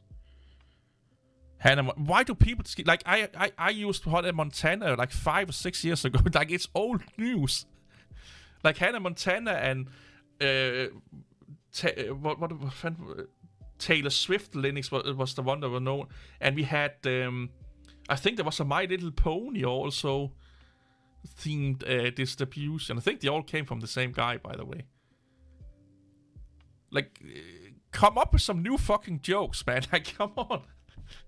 The same with this hashtag I use Arch, by the way. It's just like, it's so old. It's so overused. And nobody gives a fuck that you're using Arch. Okay, let's just be honest here. Nobody gives a fuck what distribution you're using. Like, just get out of here. Get the fuck out of here with that shit. Oh yeah, he's copying DistroTube in his thumbnails also. Why can't people fucking try to be original?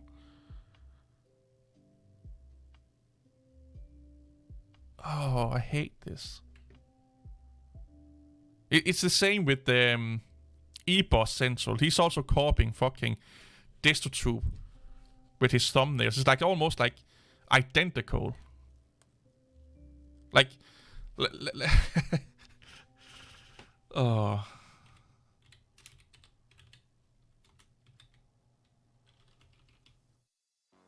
Oh.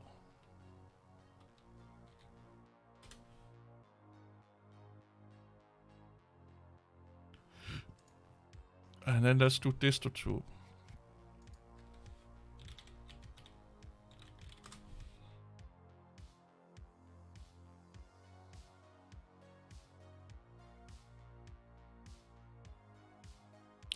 And then let's do this little thing here. Oh, can't I do that? Can I not do that? Oh yeah, you do have snapping on your...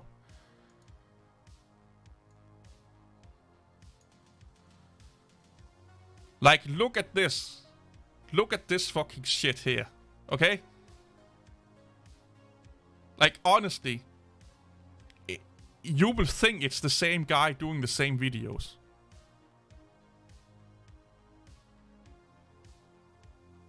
Like, it's blatantly a ripoff. Come on, please, please. I don't care how shitty a thumbnail is, but don't fucking, like... This is a blatant ripoff. If you mix these together and you shake it around a little bit like you were at the fucking lottery or something like that, and you ask someone, is those thumbnails done by the same guy and is it from the same channel? They'll say, yeah, they are.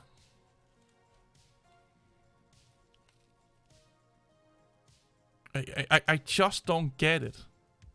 I just don't get it.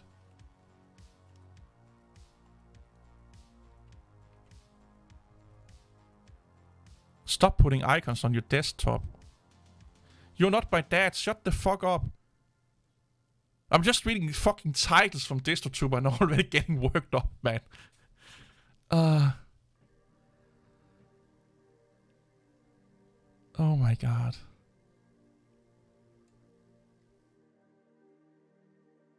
And that is a new package manager for Debian.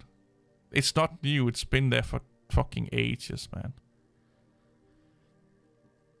Also, he's is he saying Ubuntu? Yeah, and Ubuntu. Okay, gotcha. What do you think about Gentoo users recompiling the system for the 9th a day? I don't mind. I used to run Gentoo. I ran Gentoo for quite a while, to be honest.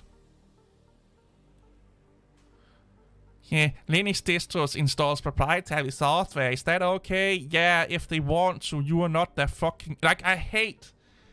Oh, I'm going to rant like a motherfucker right now. I hate when some fucking idiot behind a keyboard is telling other people what to do that he has nothing to do with.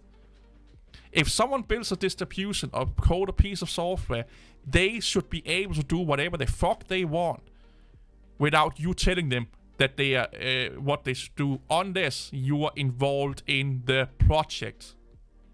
If you're not involved in the project, you just go and say, you know what? I don't agree with what you're doing, so I'm not going to use it. That's it. Don't sit and judge them. You're judging people. You fucking lunatic. Oh, what do we have down here? A new sitcom coming this fall. I take it he don't like Linux as a normie operating system. Oh my god. Manjao does the best now. Social media cultivates anger. Yeah, you cultivate anger with your judgment on your fucking channel. I hate the way he judges people. Like, you want to see how fast he turns around? Here, watch this 5-minute video here. When also, where's all the Nvidia hype? Where's, like, 2 months ago he was sucking Nvidia's cock. Where's all the fucking hype about Nvidia open sourcing their drivers? Oh, well. Maybe if you actually read the fucking release announcement, you will see that it was not what you thought it was. Okay.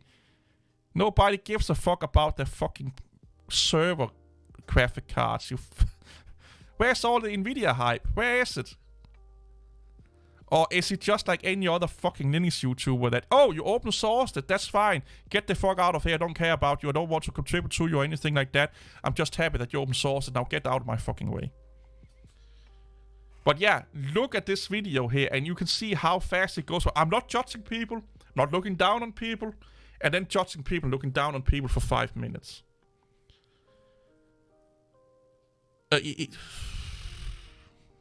Oh, it's because supply and demand. They got too expensive, and also the cryptocurrency market is way down, like massively way down. So I don't I don't think that they are in the market of buying massively expensive graphic cards anymore, or graphic cards in general anymore, because cryptocurrency is not doing too well compared to what they used to. So that's why they are affordable. When or if crypto goes massively up again, it will be the same shit we're dealing with again. I'm more interested in seeing what Intel... Right now, Intel seems to be beating Nvidia with their Arc graphic card. But how will they take a picture of the keyboard by Windows Mention complete in NASA scale of the artwork? Yeah. Who will pay attention? What do you think about Gentoo? I talked about that. Gentoo was fun in 2000. People were like, what's Linux? And you were on your ThinkPad war driving. Yeah, Gentoo is still fun. A fun project to mess with today, to be honest. This is like he's telling us to... Yeah, DestroTube do it a lot. He tries to not be biased. He tries to not be arrogant. He tries to not be judgmental and look down on people. And then a sentence or paragraph later, he's doing the exact thing that he's saying he don't want to do. Because I think it's in his nature. I don't know him, but I think that he's one of those people that think he's better than anyone else. He actually thinks it. And he judges people for choices that they make that he would not have made. Meaning that his choices are the right ones. Yours, if they are not aligned with his choices, are the wrong ones. No matter of context, no matter of reasoning. Because sometimes people just don't have a fucking choice. Him and Luke Smith, they don't believe in that. They don't believe in that. Luke Smith have told people to leave a paying job that feed their family just because of principles. Even if they can't fucking find another job. He'd rather see them living on the fucking street than having a job that goes against his principles and their principles. It drives me up the fucking wall. Foss is winning. Oh no. Foss is not winning. No, Linux is not... Nobody cares about Linux. Like, as much as I love Linux and I love messing around with it, nobody cares about it. And if you don't believe me, look at the fucking desktop statistics. And the people in the server market that care about Linux, they don't care about the software license. They don't care about the politics. They don't care about any of that. They just care about, is Linux doing the best job that it can do for the least amount of money and least amount of hassle versus Windows and other systems. If yes, then we are using it. Do our customers want it? Yes, then we are using it. They don't care about anything else.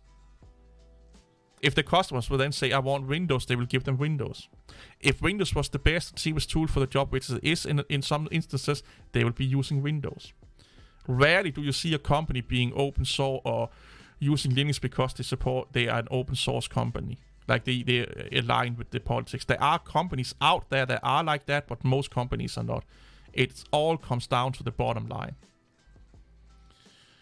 I wonder if those miners will start dumping their mining cards on Oh, they do that all the time. Every time there comes a new graphic card out, or the graphic cards that they have starts to lose a little bit of performance, they sell it on the open market. But they don't tell people that they've been running as mining cards. So you can get like a somewhat defunct card, or a card that's on its last leg and stuff like that. There's a lot of people that have been, let's say, I don't know if I would call it scammed, but you know, there's a lot of people that have gotten a bad apple because of that. Linux from scratch might be fun. More fun than Gentoo. Depends on what you like. You know, it's horses for courses. You know, it kind of depends on what kind of thing, like what you're into and what you're not into. Yeah, it's all it is. Yeah, her audience is watching this because of her skills. I wish I was a sexy fucking lady, man. I would have my boobs all over the fucking thumbnails. Survivorship bases. Sounds interesting. Oh, Need for Speed Underground. I used to play that a lot.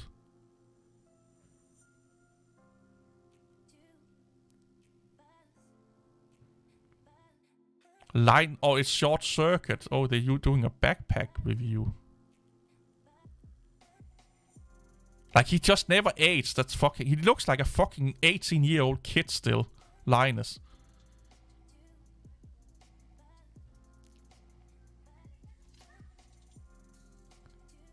Back to the 60s. Oh, no. Or 80s, sorry.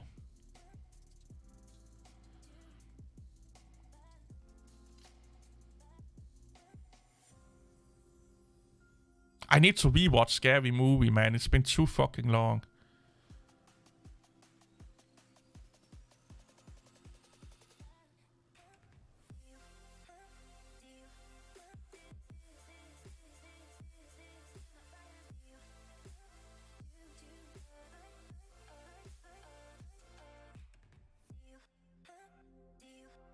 Wait, is he... Oh, it's one of those fake news channels. Yeah, I don't believe those fucking channels. There's so many YouTube channels right now that comes up and then they talk about current events and then it has nothing to do with them. They had one doing the Amber Heard and Johnny Depp trial where it was like Jason Momoa is, you know, ditching Amber Heard and then it's just Jason Momoa doing like a live stream where he says hey to people. And then they caught over to something about Amber Heard, and then he says something that has nothing to do with what they just showed about Amber Heard. You know, they're trying to make basically fake news, or what you would call it. But there are so many channels about out right now on YouTube with that, where they are talking about hot subjects, and then they're just clipping stuff together so it looks like it's something that it's not. And it's so obviously. Homelander being an evil douche for 14 minutes straight. I need to watch The Boys again. I only watched the first season. And I really, really liked it. Whee.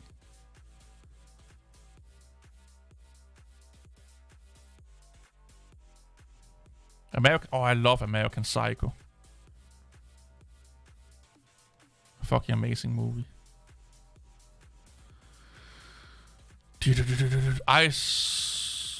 One student Python tutorial. I can't fucking read, man. I think I did a reaction video to this one here, but I don't think I ever uploaded it because he knows nothing about Linux. Chris Tiles Tech, stop making Linux content, please.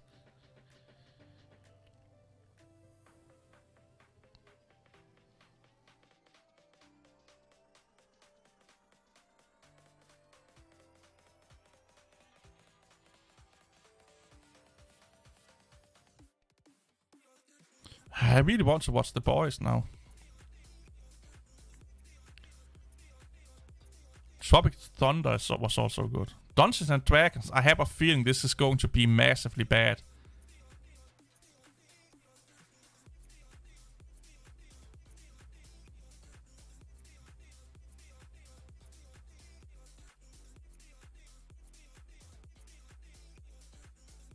Build an API without leaving. Oh, leaving VS Code. I was like, what the fuck are you talking about? It is cool that I use more than 15 distros in the past 6 years. The first distro was Linux Mint. Everything just works without a headache on this distro. Yeah, Linux Mint is great, man. But here's the thing. The reason why things just work on the Linux Mint is because of Ubuntu. It's using all of the same libraries, drivers, and kernel as Ubuntu. Just saying.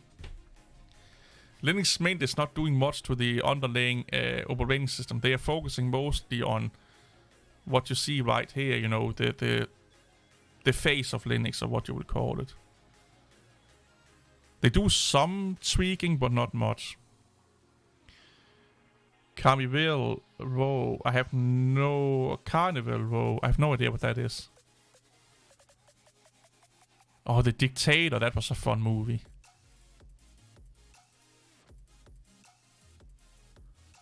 I hate these fucking videos. 10 things to do after installing X, Y, and Z distribution. I hate those videos with a passion.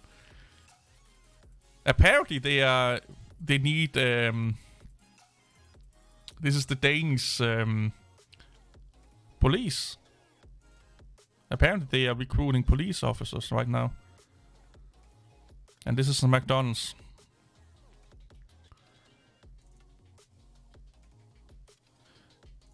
So why do I hate 10 things to do after a X distribution install? For the same reason why a lot of fucking security people and preppers are crazy is because it's not a one-size-fits-all. His 10 things to do may not be my 10 things to do. I used to watch these videos. And I was like, yeah, I need to do that. And then it was like, only 1 or 2 of those fucking things make sense for me. It's actually something that I need to do. And the same with install these 10 things. Like, yeah, I only need 1 of those programs. And I need to uninstall all of the rest because I don't use them. So it's a massive fucking clickbait. Not clickbait, but update mirrors and kernels. You don't really need to do that unless you have a problem. Backup and snapshots. Again, you still don't need to do that. Drivers could be a good idea to do. Appearance, if you're happy with what it is, you don't really need to do widgets and appearance. Web apps, I don't think do people really use this web app tool? I don't think that a lot of people are. Gaming, if you're a gamer, that's also only enabling you. Online account and storage, I would not recommend. I would not recommend people to put their online accounts details into any Linux distribution. I don't trust them on that level. And then app recommendations. Well, whatever. What the fuck? I like this dude, Computer Clan. This is a nice dude.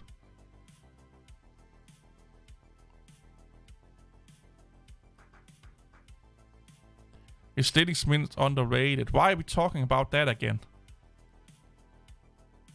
Oh, Debian. Linux Mint Debian. Okay, gotcha. When you have to use Windows but you love Linux, then you use Windows. I do the same. I love Linux but I have to use Windows. You know what? I just use Windows. Oh my god. Why do I hate people online so much? I use Manjaro for a month. Is Manjaro the best arts-based system? Whatever.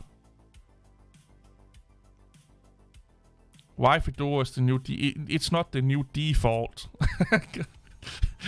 What's wrong with people and their fucking titles? Sorian, polish that matters. So don't get me started on Sorian. I should make a video that's 10 hours long about everything I want to rant about Linux. First look Linux Mint beta on a 10-year-old Mac. Well, I'm running Manjaro on an 11-year-old Mac, so I must be better than you, Victoria. Or Veronica, sorry. Esnik is massively fucking hot on this girl here. Also, I think she is in a lesbian partnership, if I'm not mistaken. So he don't have a chance. Oh, that's 6.00 then.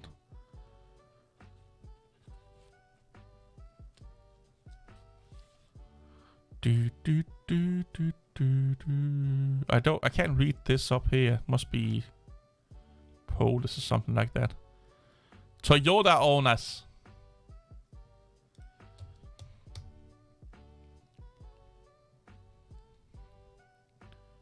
It's same with minimalism. I love when people are ranting about minimalism. Like, I don't believe in it, to be honest. It's just like all you did was clean your fucking existence. You took out the junk you don't use. Yeah, hooray. Hooray. But you still live in a fucking 3-room apartment. You still go to fucking Starbucks and buy expensive coffee and shit like that. You're not living a minimalistic life. You're still fucking what is it called? A luxury person. You just don't have so much stuff in your house anymore. Pro content creator, they need clickbait. People click on it. You need to do this now. Yeah. I used to do a series called Top 6 things about Linux. Or 6 facts. And people love those fucking list videos. I just got bored of doing them, to be honest. I really got bored of doing them. Because it was not fun. You were stating the obvious. Like 6 things about open source. I'm not joking here. It took me 5 to 10 minutes to research those videos.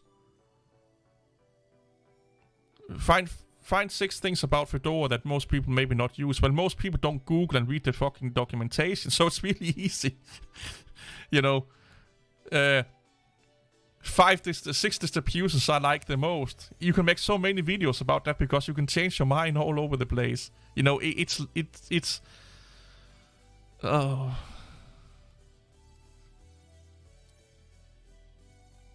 This one here was fun.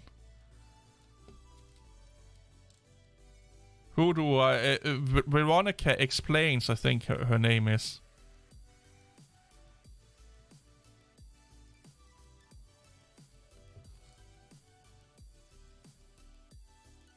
Wait.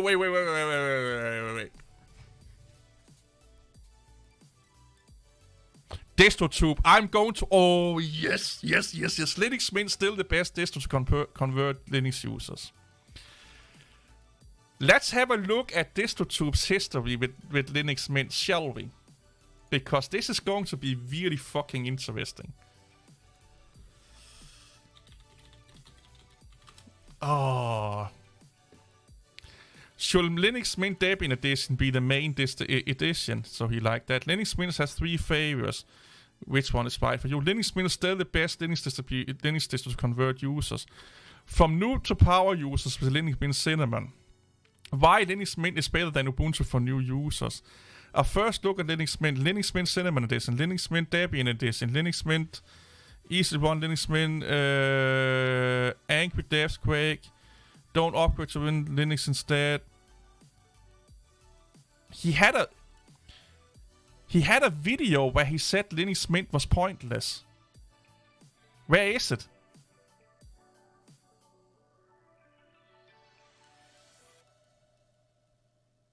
Has he taken that down? Where is it?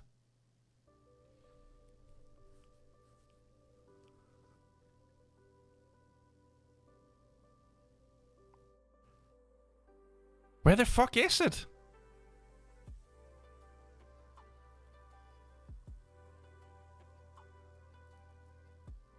I'm 1000% sure he made because I think I fucking reacted to it like way back in the day because it was...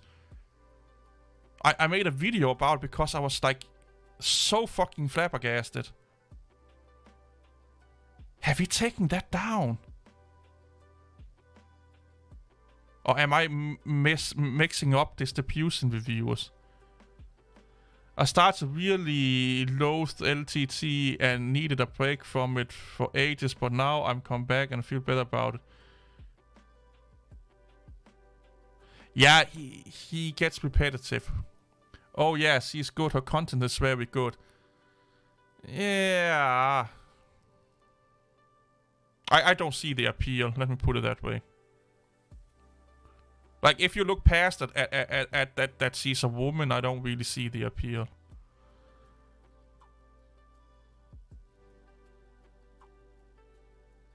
I have a friend who thinks everything is bloatware and wastes time on very silly things. Guess what distro he used? Oh, Linux from scratch, well. Why can't I find it?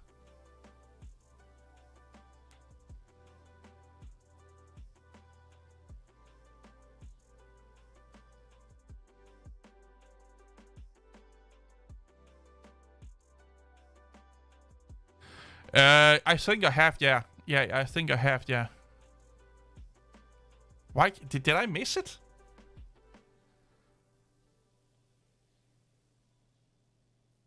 Yeah, I think that's the one. I think that's the one.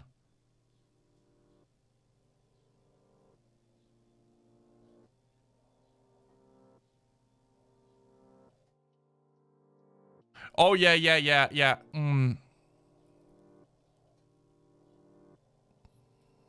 Oh, second.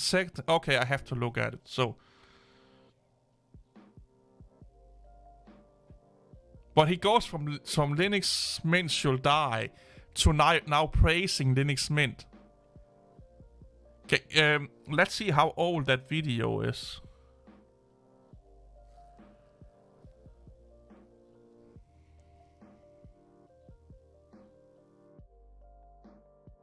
Let's see if I can find it. Can I not?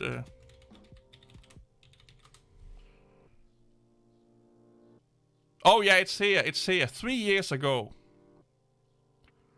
So in 3 years, he changed his mind about Mint. Hey.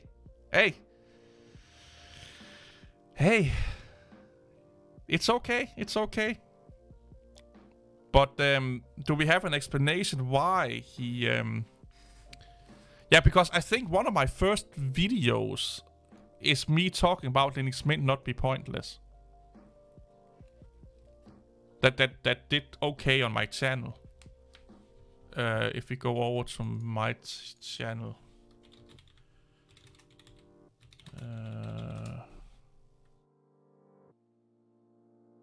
Go in here.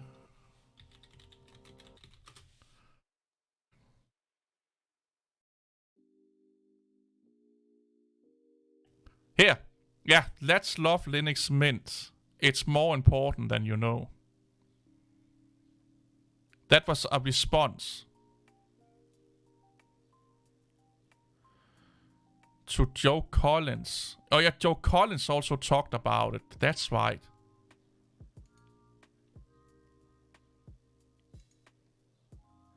Oh.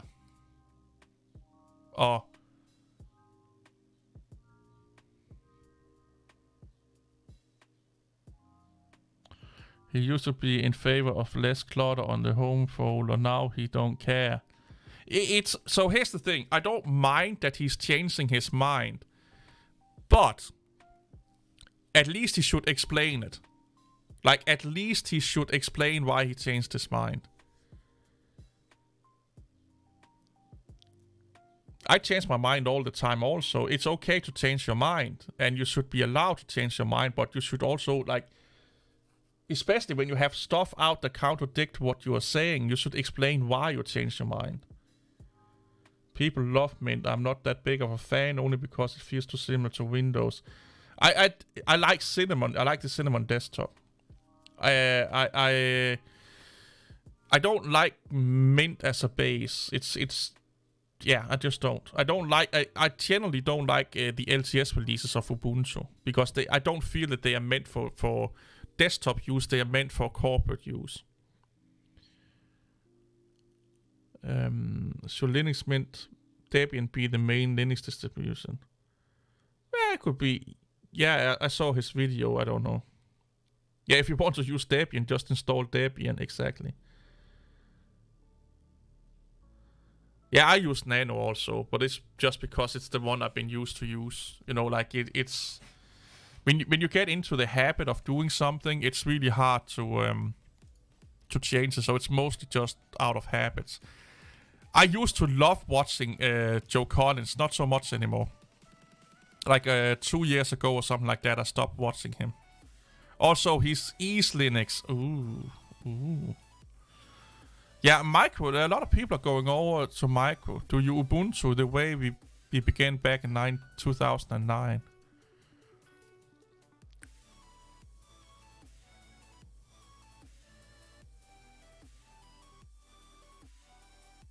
Yeah, I used to be a fan of it. I don't know why, but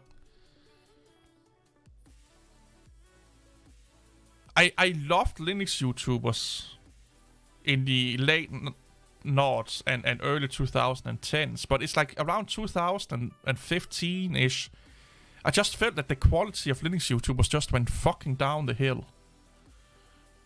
People get angry that I use Nano. That speaks volumes about them. Basically, they can piss off. Yeah, like that's the biggest problem I have with DistroTube, is that he don't allow people to be people. He wants everyone to be the same and be sheeps and following his doctrine, because he thinks he have found the political holy grail that is Free Software Foundation. Like, that's how dictators think. That's how tyrannies think. That's how oppressors think. I know what's best for you. That's not how a person that are for freedom thinks. A person that's for individual freedom thinks. A person that are for, diversity and culture diversity and stuff that think. That's a way that a person think that has a one-track mindset, and it's his or hers that's the best. It's raining outside. I get a nice cold breeze in my boxers. When it comes to editing files, everything needs to get out of the way. Yeah, I like Nano. I do like Nano. Yeah, the Vim code. I don't know. Nano is the shit. I used to use Pico on Unix systems in the 90s at work. So Nano being a copy of Pico was a natural choice. Yeah, that kind of makes sense. It's not 1995 anymore. But I really want it to be. Don't you understand that? Like, everyone should be a computer administrator to be able to use a computer. You can't even paste anything into Vim without... Oh my god. Like I said, I have no idea. I've used Vim like 1 or 2 times. First of all, we are living in a modern world, okay? Why would you code in a way that takes you back to the 80s? There is a reason why people are not coding that way anymore. Too many people want to live in the past. And they look backwards instead of forward. They don't look at why do people do the things they're doing today. Well, because it works better for them. Meaning that the new ways is probably better than the old ways. It's just that you think they are because it makes you unique or whatever the fuck it is. DistroTube did some type of video. I think it was called something like Noob to Power You. Yeah, he did. Yeah, he did, Brandon. He did. Yeah. Don't need plug-in anyway. Yeah, he did. I saw it in his when I searched Linux Mint videos on his channel, I saw it in the listing there.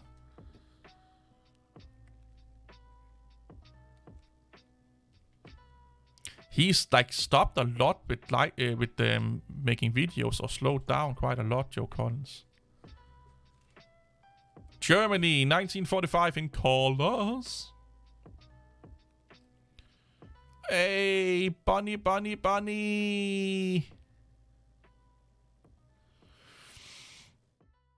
Mike Tyson's old training techniques. And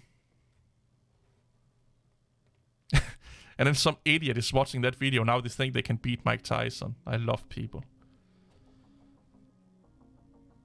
There are too many crazy people. Epic version. Darth Penguin. Nut theme.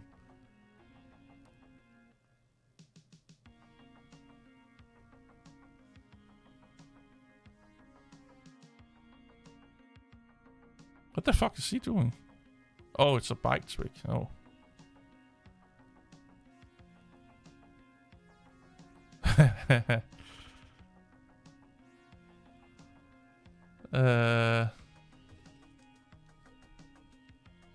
Oh yeah, Nano is on FreeBSD.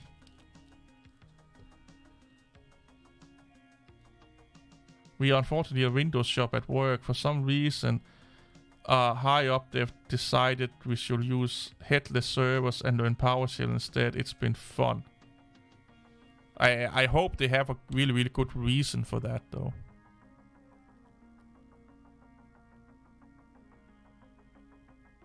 Maybe some money reasons or something like, I don't know.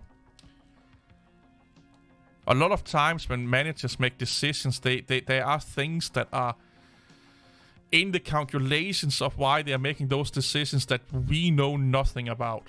It's so easy to judge what other people are doing when we don't have all the data. Sadly enough. Oh, there's Esnik's girlfriend. That has a girlfriend. And it's not Esnik that's the girlfriend. I'm not fan of Michael Turnell from This Week in Linux. Depending on who you're talking about. Because there are two This Week in Linux. Okay, you mean the new one, because there's also an old one called This Week in Linux that started out in 2000 something. Michael Jordan, I think his name. Here, this dude here. I like him, but he makes consumer electronic videos now. But yeah, I used to love his videos back in the day, 12 years ago to 2010. Like, if you really want to see old Linux content creators. Like, this was back when Linux content creators were actually really good Linux content creators.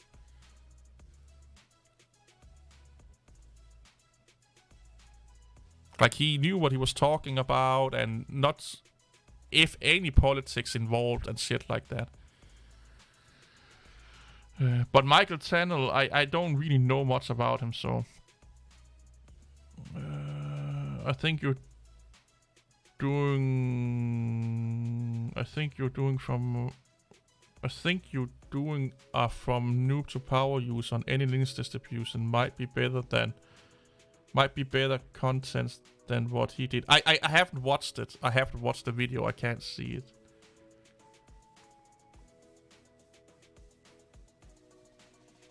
So here's the thing. I have a really pet peeve about power users, super user, call it what you will. Because most Linux users are not power users. Let's look up what power users actually mean. Let's use power user. Not powers.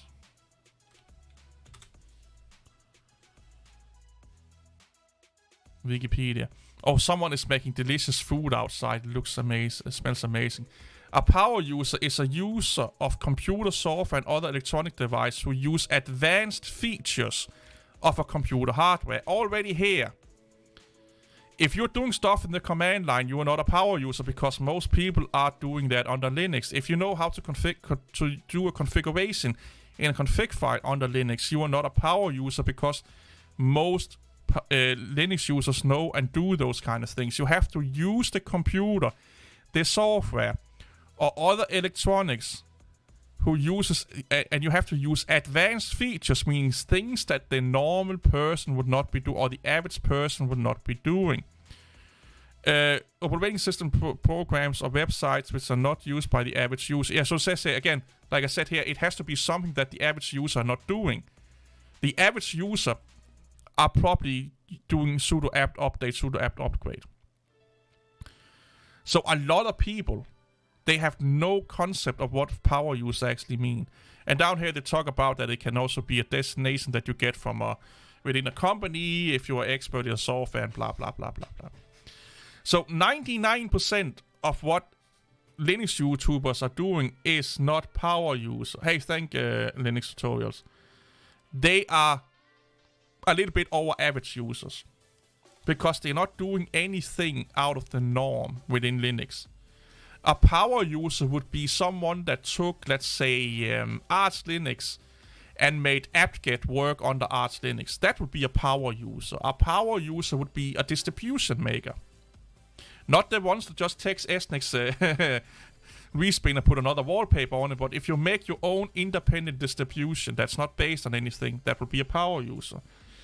If you're coding your own software to work within Linux to fulfill a need that you have, that would be regarded as a power user because you're doing something that the average person is not. So that would basically mean that 99% or 90% or whatever the fuck you will say of Linux YouTubers are not power users. They are just average informed users. which is really, really funny. The fuck is a power user anyway? It is a self-proclaimed for arrogance. No, there is a term for power user. I just explained it. YouTube power user, someone who uses scripts. Real power user, someone who writes those scripts. Yeah, you can also look at it like that. No. Here, it says here what power users are. You're doing something out of the norm with the operating system, software, website, and stuff like that. And most Linux videos is catered towards, like, if you look at it, DistroTube's when I say 90% and 95%, I don't mean it as a fact. It's just mean that the majority of things, you know, it's a majority. So a majority of DistroTube's videos are catered toward the newbie and the average person. The majority of DistroTube, I just said that. The majority of quiz-type text videos are catered towards the newbie and average user. The majority of, well, more than like 99% of videos from the Linux experiment is meant for the new user. The majority of Luke Smith videos is meant for the new user. The majority of Mental Outlaws videos are meant for the new user. The majority of ePOS Central and the Linux cast, and I could go on and on and on, is meant for the new user. That don't make them power users. It's just make them better than the new user. That means that they are maybe an advanced user or an average user. Or an average user with a little bit more knowledge than the average person, but they're not a power user. And again, it's a really big pet peeve of mine, but and I should not be so invested into it. And I need something from my fucking water here. Nothing is more fatiguing than dealing with people who want to reinvent the... Yeah, I hate that, man. I hate that.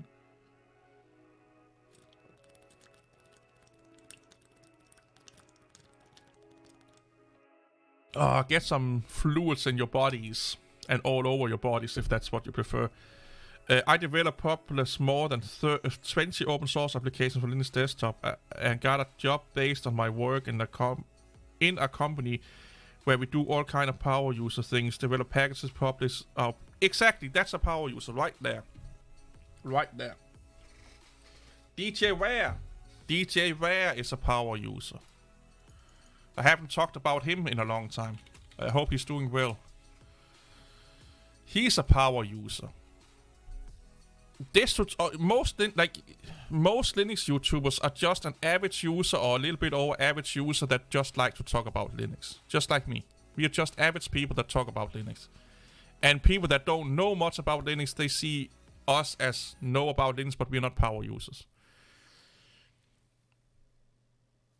That's actually quite amazing. 20 open source applications. That's quite amazing. How long have you been working as a developer with open source?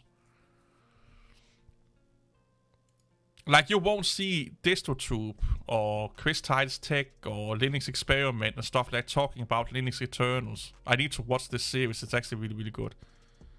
Where he talks about how the kernel is handling storage and stuff like that. I need to catch up on a lot of his videos. I've just been too fucking busy. It's been more than 5 years. That's amazing, man. The thing is, people could be the best power users out there, but if their attitude sucks, I couldn't care less. Yeah. Not a lot of Linux guys on YouTube. I can't read. My dyslexia is really bad today. A lot of Linux guys on YouTube I like. Not a lot. Okay, that is again my brain. Not a lot of Linux gurus, guys. What the fuck is wrong with me today? Not a lot of Linux guys on YouTube I like.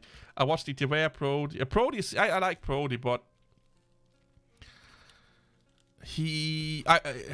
I don't watch him. I like what he's doing, but I don't watch him because it's a little bit too fanboyish for me.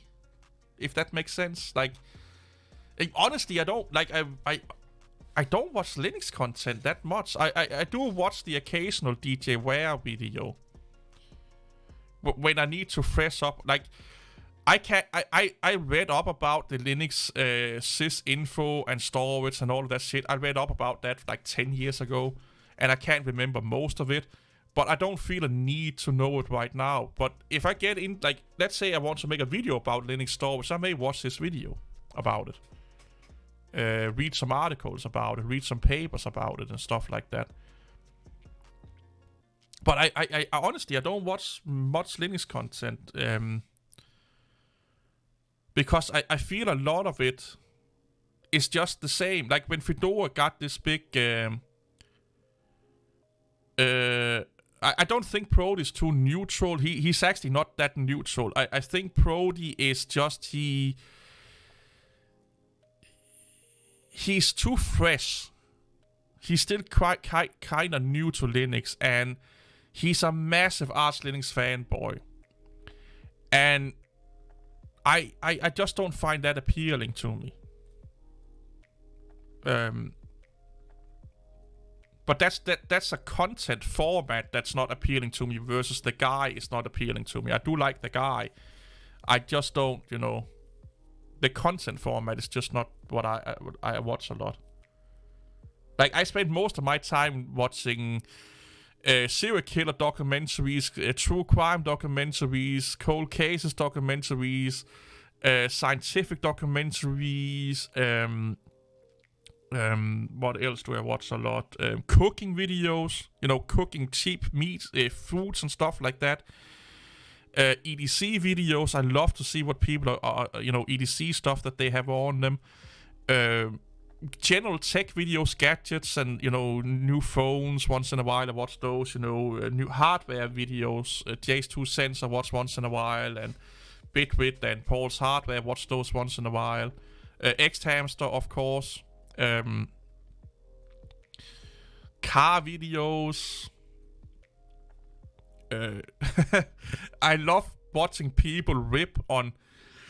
Sorry, I love watching people rip on DSP and Wings of Redemption. If I need a fast laugh, I watch one of those detractor videos or some of those detractor videos.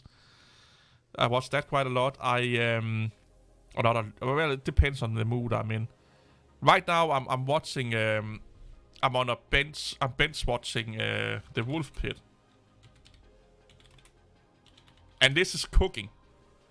He's a really funny guy. But he makes a lot of really, really cheap food. He reviews dinner, TV dinners. He reviews food and stuff like that.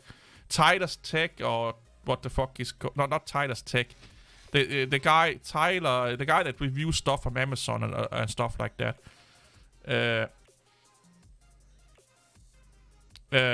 Yeah, stuff like if I watch tech videos, it's rarely about Linux. It's about all of the other tech going on.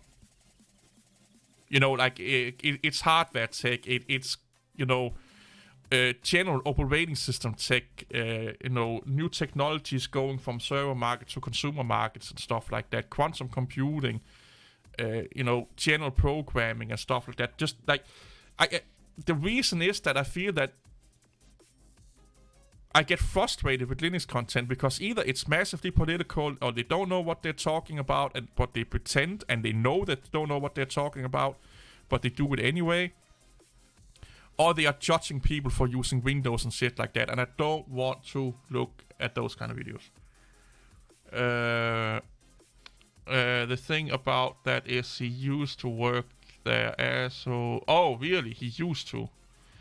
Yep, he laughs with DSP videos, and then he sends them to me. Yeah, I send them to you.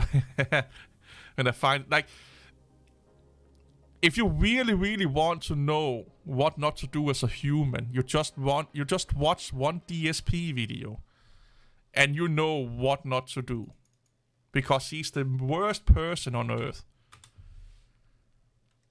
Like, he has no fuck. Like, he's begging. Like, oh guys, I have to fucking go to shop tomorrow. I don't have money. Please give me money. I can't go out for dinner with my wife. And he just sits there and moan about money all the fucking time. And he say he's like a professional gamer and stuff like that. And if he can't beat a game on the fucking easiest mode, he gets confused and angry and... Oh, man. If you want a laugh, go watch some of these videos about DSP. Like, do these streams is great. Chill Mervin or Marvin or what he's called is great. Memonology is amazing. Chill Murray 7, I think his name is great. And Lee is... Yeah, Chill Murray is a kind of new one. Mighty D is also a great one. DSP cry after coming out of the closet. This is how stupid he is, okay? He needed to clean out his closet. He put it behind a paywall. If he got so many subscribers, he would do a live stream where he cleaned his fucking closet and order food and eat expensive food while the guy can fucking not pay his bills. He's buying expensive food for like almost $100. So he sits on a Saturday for like 3 or 4 hours and he takes shit out of his fucking closet and tells a story behind it. And people are so fucking stupid that they are watching it and giving him money for it. He used that as a way to get people to subscribe or be members to his channel. And then he expects them to donate on top of that while he's taking old moldy headphones out of his fucking closet. Old fucking cardboard boxes for computers he have not had in 8 years or something like that. You know, an old backpack he has not been used in 6 or 7 years, 8, 9, 10 years. And then talk about, like... Oh my god. Like, I feel so much better about myself after watching one of those fucking things. Like, he's not even a gamer. He's a fucking idiot, man. Yeah, his Brody thumbnails are mostly clickbait, but I love all Linux content creators. Yeah, I'm not that nice. Oh wow, the food loop creeps and nasty, yeah. I love the way you say computers. Computer, yeah. I think I am blessed that I have no idea. Oh, please, please, please, go watch some of his videos. Oh, thank you so much, Dimitri. So he's a game... No, he's not even... like... He was the... Like, let's do a little bit of lore about DSP. He was one of the first ones to do gameplay commentary. But he did a lot of fucking racist jokes. And he got kicked out of different partnerships and deals because he... I would not say he's a racist, but let's just say he said a lot of shit he should not have been saying about race. And he had a shit ton of money because he was one of the first ones to do it, and he blew it all the fuck away. And then he started to beg people to click on ads so he could get more money. He started to live stream on Twitch and sit and beg people to pay his fucking bills. He had not paid taxes for so many years that he is in so much debt and had built up so much credit card debt after moving from Connecticut to Seattle that he went bankrupt in 2018, I think it was. He has a massive online mobile gaming addiction. He's the guy where people hacked into his bank accounts and found out how much money. Like, he's living off, what is it, $11,000 to $15,000 a month. And he has not enough money for food to go shop once a week. Because he's still paying for his condo in Connecticut instead of selling it. Why is he not selling it? Oh, I can't get the same amount of money from it that I bought it from. No, but you're paying a set amount of money to that fucking condo X amount of time a year. If you add that up at all for 8 years of payments that you've done on that one, you are in the fucking hole. You can never recuperate those fucking money. And it will make sense if you lived there, but it's just empty. Like, he's so fucking stupid. And he moans and bitches about trolls and detractors or people that don't like him. It's so fucking funny.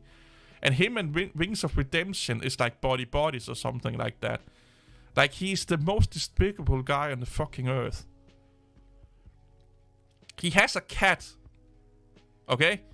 The cat has mold in his fucking drinking water once in a while because they don't clean it enough. Like, he showers once a week. Okay? Like, should we? Let's watch one of the videos. Let's find one that's not that long. He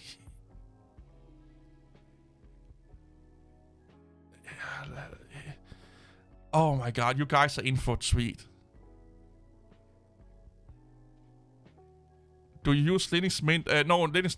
I just installed it for this live stream just to test it out. Oh, I get frustrated like a motherfucker watching him, but that's the fun part of it.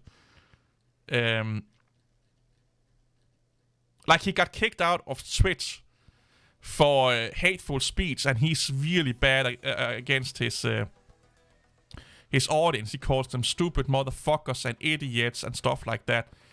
And he demanded Twitch to send him a personal apologies. Like, it's so fucking funny.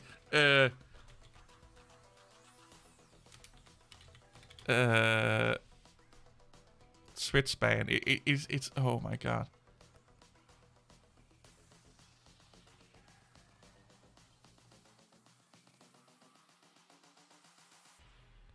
This is his own gaming channel, DSP Gaming. I don't want to watch the video from his channel because I don't want to give him views.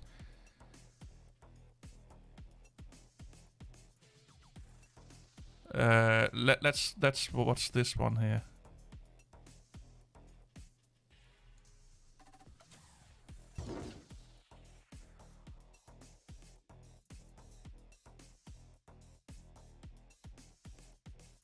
Now, the thing that pisses me off about that is my wife crying on the stream. What a fucking idiot. Completely upset. Oh, that's a remix. And you will hear crackling sound. It's because I'm in a virtual machine.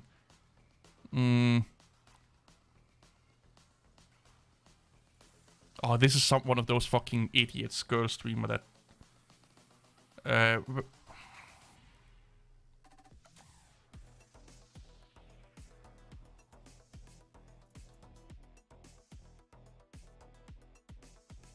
Where the fuck? There was one that was not that long.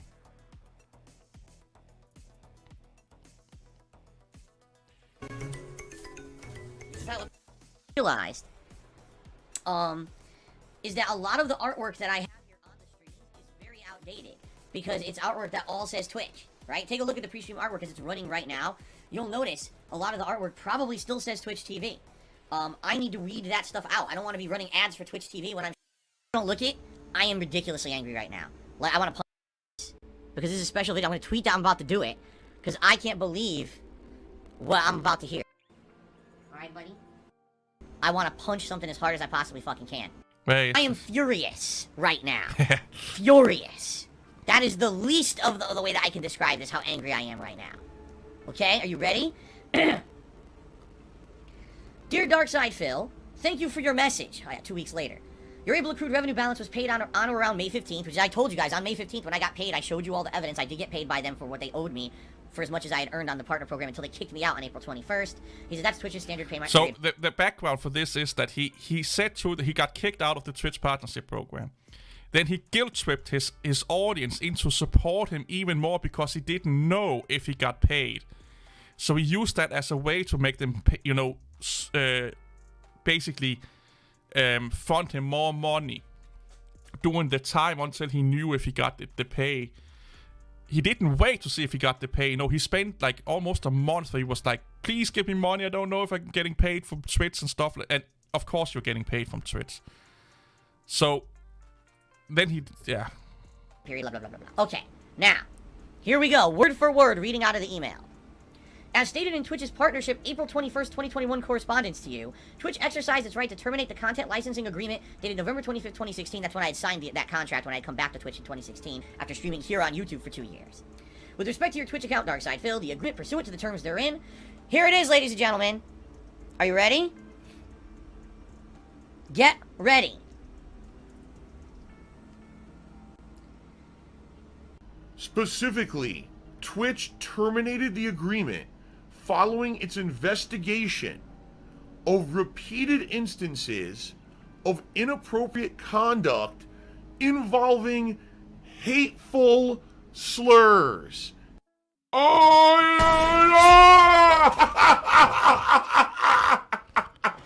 I love the editing. Oh, we're getting an ad. Du fortjener mere. Med HelloFresh kan du vælge fra en ny menu hver. In violation of Section 4.2.7 Appropriate Conduct Agreement. What the fuck are you fucking talking about, you lame-brained pieces of dumb fucking shit? And this is how he talks to his viewers also. Like, he talks like this to his viewers also. He calls them the R-word, he calls them inbreds, he calls them almost any fucking derogatory words you can think of. He calls his viewers that if they are saying something he don't like, if they are questioning his motives, or if they are telling people not to donate to him, and so on and so on. That's why they kicked him out. But he's so entitled that he can't see that. Hateful slurs. Hateful slurs. What hateful slurs do I use on my streams? What? What hateful slurs? If there were hateful slurs on my streams... I won't play more of this because it's basically just him going mental, but let's do DSP begging. And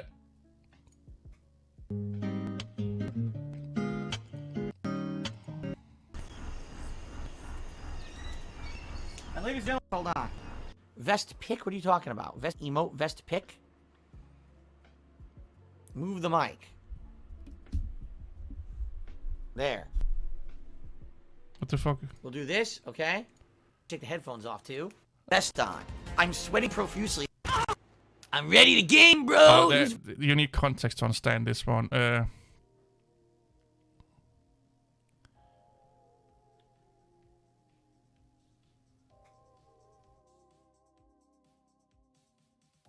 One thing I have to say. If you take a look at the leaderboard, guys. We only have $19 in tips so far today for the stream. When I come back, I'm going to be here between an hour and a half. He has almost 200k subscribers on YouTube.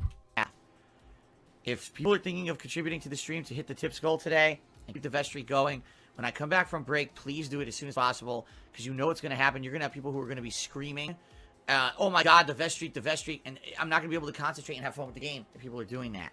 So if you're thinking of contributing today, when I come back from break, please contribute, alright? Alright, I'll be back in a bit. Thanks, guys. You gotta be kidding me! Spit on him. To tell you more. Ladies and gentlemen, Silent Bob just tipped me $37. Thank you very much to Silent Bob. Appreciate that. Biggest tip of the day, and that jumps us tremendously towards the tips goal. Thank you, Silent. So yeah, he needed $100 to take a vest on. That is incentive to people is to give him $100 to get a vest on. And if he didn't got those one, he'd do what he did before. He was sitting and begging them and explaining to them that you have to do it, have to support me, or else the bad people say that we didn't reach the vest goal and blah, blah, blah, blah, blah. And he do this on average, let's say 10 minutes every 30 minutes or every hour. The DSP rabbit hole, there are some what are they called, documentaries that are really good about him.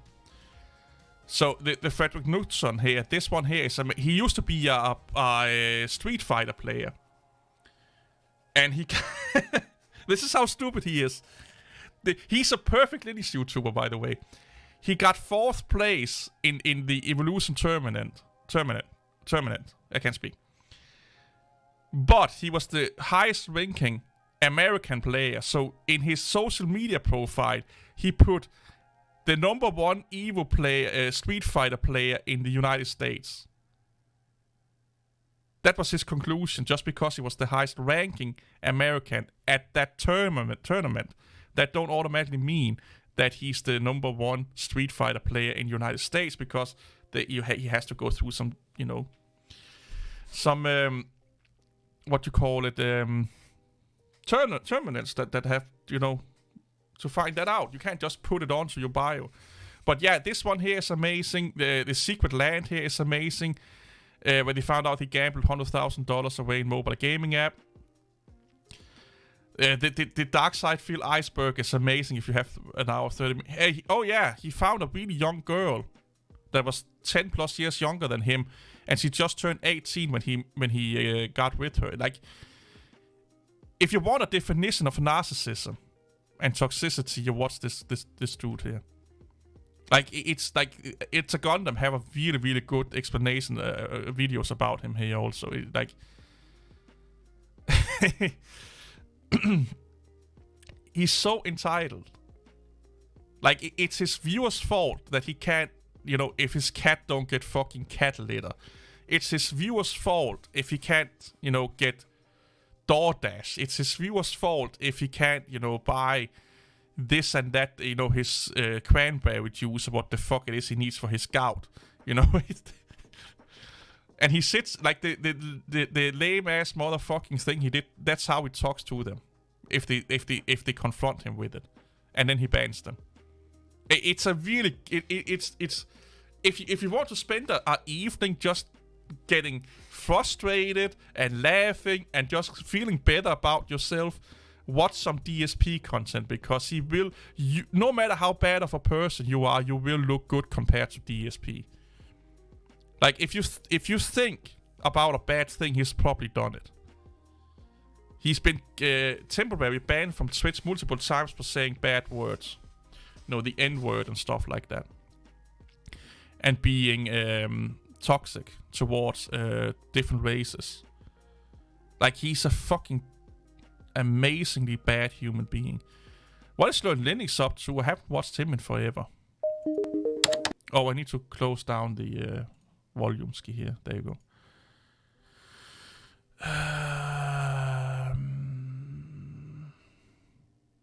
And if you don't tip him enough, he yells at you also. He is low tier guard times 100. I know exactly who low tier guard is. Low tier guard is a lovable little baby compared to DSP. Like, at least low tier guard seems to be in shape. You know what DSP's fitness journey is? He starts to power walk for 10 minutes a day or something like that.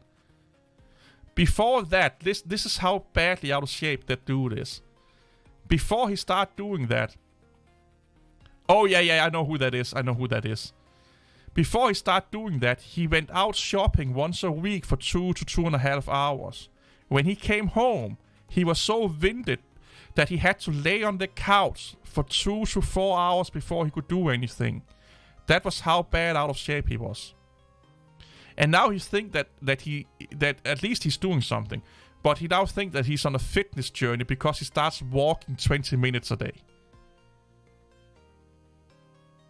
Oh, hey, Chris.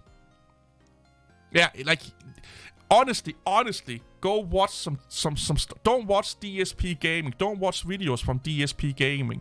But go for duty streams and Secure Floor is a really good one also, where he reacts to, he do like a live reaction to, he do a live reaction to his podcast. And here's another thing. This is how great DSP's thinking is. He has a podcast, okay? His podcast is him sitting on a live stream like I'm doing right now with a webcam on and talking about shit. That's not a podcast. That's a video log. That's a live stream. No, he wants to call it a podcast because he thinks he's as good at podcasting as Joe Rogan and all of those big podcasters. For it to be called a podcast, it needs to be able to be in audio form only. He don't do that. And when people tell him that, he bans them. And yells at them. That they don't know what a podcast is. He's doing a live stream where he talks shit about shit for an hour or something, like 2 hours. I don't know how long it is. And he thinks that that's just like Joe Rogan. He's just like Joe Rogan right now. And it's just him sitting in his chair talking about gaming news. and screaming and yelling about developers. The multiverse game, when you are adding a friend or want to do combat with a friend, it gives you a pop-up. He spent almost 15 minutes calling the developers all kind of crazy names in the world because they didn't figure out that because he's a live streamer, they should be thinking about him and people like him so they can take notification off the game, and he can't do that. So they were like, bah, bah, bah, bah, bah, bah. Yeah, he's like, please go watch some of like duty streamers, Chill Murray, Secure Floor, and oh my god. He like I say, he ciphers money like 11,000 plus a month out of people. If I had that kind of fucking money each month, I would be living like a fucking king. And he acts like he has he acts and make it look like he has no money whatsoever, and he's more poor than the guy that lives on the street in a fucking cardboard box. That's how he sells himself. I'm just sitting here with my Xbox Series X and my PlayStation whatever number Pro and all of these fucking $1,000 of things, like a massive expensive TV and what have you not. But yeah, I don't have any money. It's just like living in a gated community, you know, in a house. Like, yeah. Anyway, that dude is fucking getting me wired up right now. Oh, just remember every moment you spend watching people like this guy is time your own life you can never get back. Well, like I said, it will make you feel better about yourself, okay?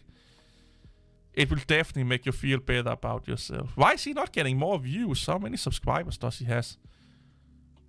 Why do people not get... Like, this is not that many views. What's wrong?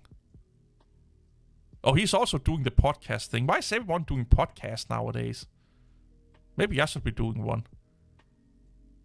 The Yet at Linux podcast. Could actually be a fun name. Yet at Linux. Enterprise Linux Security. MySQL for Epi1. I don't know. There's just something docile about this guy.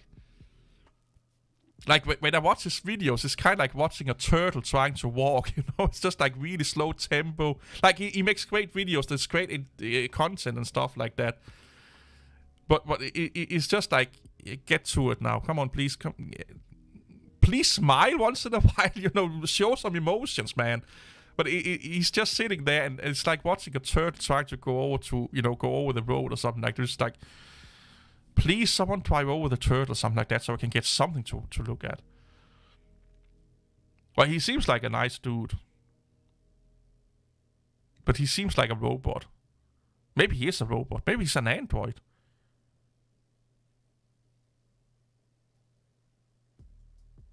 He's a massive Pop OS fan, or used to be anyway. But yeah, he seems to have been going over to like the podcast thingy or something like that.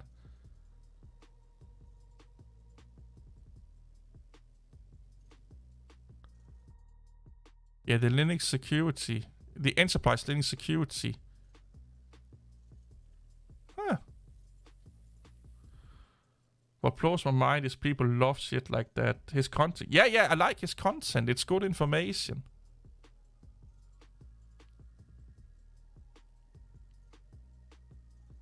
But he used to be way more active.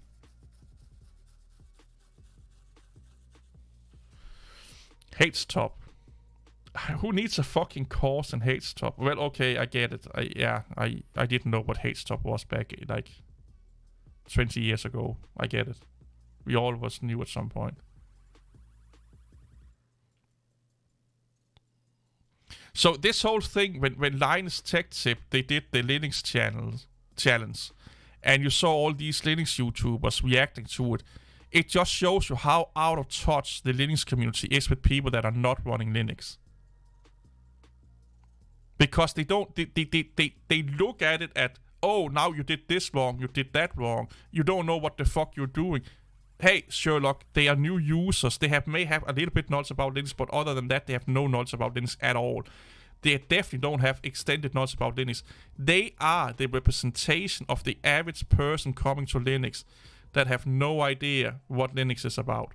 So why the fuck are they sitting there and laughing at them, shitting on them, and what have you not? I hate those fucking... what they should be doing is they should be sitting down and taking notes about what is the problem. What is the problem that they're having, and how can we do it so they don't have those so people like them don't have those problems in the future. Instead, they're sitting and fucking making fun of them. I hate it. Didn't meant to share that. What blows my mind is people that love shit like that. Oh, why? I thought you were talking about DSP. No, wait. You didn't send anything. You said, oops. Didn't meant to share that, but I made that for my brother into Linux. I am lost what you're trying to say here. Who the funky comes to Linux knowing everything and in the beginning. Yeah, like, I hate when they did those reaction videos. One of the KDE devs were actually reacting and taking notes. Yeah, I know who he is. I'm subscribed to him. I watch some of his videos once in a while. No, but it like I said, like, Linux users, they live so much in the open source and Linux bubble that they rarely get exposed to people outside of that bubble, and it's really dangerous. Like, really, really massively dangerous. Because then you have no idea how 99 or, well, if Linux have, let's just say 5% of the desktop market, then you don't know how 95% of the other computer user market are living, and computer users are living. So you can't do a good job if you don't talk to them. You can't help them if you don't talk to them and listen to them. It's so arrogant. It's so inbred, if you can say it like that. It's such a big echo chamber in Linux that it's not. We need to break it. Like, you rarely hear a Linux user sit and talk with a Windows user why they are not using Linux. Instead, they are sitting and telling the Windows user why they should use Linux and that Windows is bad and all of that shit. Which is the totally opposite way of going about it. They won't listen to people if they are not using Linux. Because they don't regard you as a human being or to that you are on the same level as they are. And it's... I don't know if this is what they're doing here. I haven't watched the video. It's just the majority of the Linux Tech Tip reaction videos I've seen is people acting like they are living, like they are living in this world. How dare you come into our world and not do it our way and already know our ways and stuff like that. Let me tell you how we are doing things and blah blah blah, and that our world is better than your world. And I hate that fucking shit. Well, that's why I made an intro to Linux thing, but it's a low-key stuff. I shared a link to the video on YouTube, but didn't meant to send... I don't have link enabled, so you can't send link anyway, so that's probably why I didn't see it.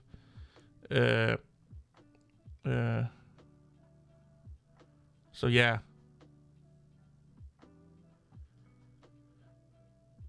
Oh, maybe he's... the KDE dev, he may have been... vacation, vacation, it's vacation time still, or he's just busy, live. If you come at me telling me how to use Linux because Windows is bad, I'm telling you to get effed. Yeah, I just don't get people like that. You can never get people to see your viewpoint by judging them, yelling at them, screaming at them, and judging them. You get people to look at your viewpoint by listening, explaining, and giving out information. And then it's up to them if they want to take it. I hate the word conversion when it comes to Linux. It sounds like we are fucking cult or something like that. We don't need to convert people. Because if we need to convert people, that automatically means that Linux is not good enough, not enough as it is, because they are not coming by themselves. So when you're converting people, you're kind of forcing people into Linux. Linux should be so good that people are coming at their own accord. Okay, that's fine. Been watching your stuff for over a year. Oh, really? Very based opinions. Love the ranting, the rational thinking. I don't know if I'm rational. I think my family will say something different. And I also think Dacia will say something different with all the shit I'm sending her on Discord. But yeah, it's common sense. Like, just because you like something or you're a fan of something, there's still something called common sense. And a lot of Linux people, they lose that because they get so entrenched into the Linux culture, the Linux philosophies, the Linux politics and stuff like that, that it becomes their life. And just like with a cult, you don't see outside of the cult walls. And with Linux, they don't see outside of the Linux echo chamber. And that's really bad for them and for Linux. Come on, common sense isn't common anymore, no, sadly enough. I use Windows and Linux this year. It's the first time I'm considering Linux as a competent competitor to Windows. Well, I still don't see Linux as a competent competitor to Windows in general. For certain tasks, yes. But as a general operating system, no. And a lot of people will hate me for that, but there's just too many things. So here's the thing. For Linux to become a competitor to Windows, it has to do everything Windows does to the same degree or better. Everything. If not, then it's a lesser version. It's not as good as Windows for the things that Windows do. And there are still plenty of things that Windows do way better than Linux. Gaming is one of them. I use both Windows and Linux. I love to use macOS, but I don't own any Apple products. Like, second-hand Apple products are not that expensive, to be honest. But with the M chips coming out, it's just a matter of time before, the Intel chipset loses support. But you can still use unsupported Mac OSs. Like, you still use Catalina and High Sierra and stuff like that. There's still software being made that are supporting them. You will only get security fixes if something really, really bad is up with them from Apple. You won't get bug fixes or anything like that.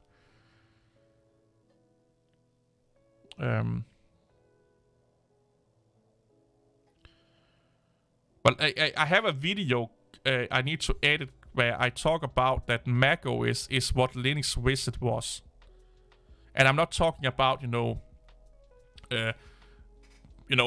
the desktop, the desktop environment, and you can't do, you can't customize a lot of things in it and stuff like that. I'm talking about that macOS is the most popular Unix-like system that we have right now.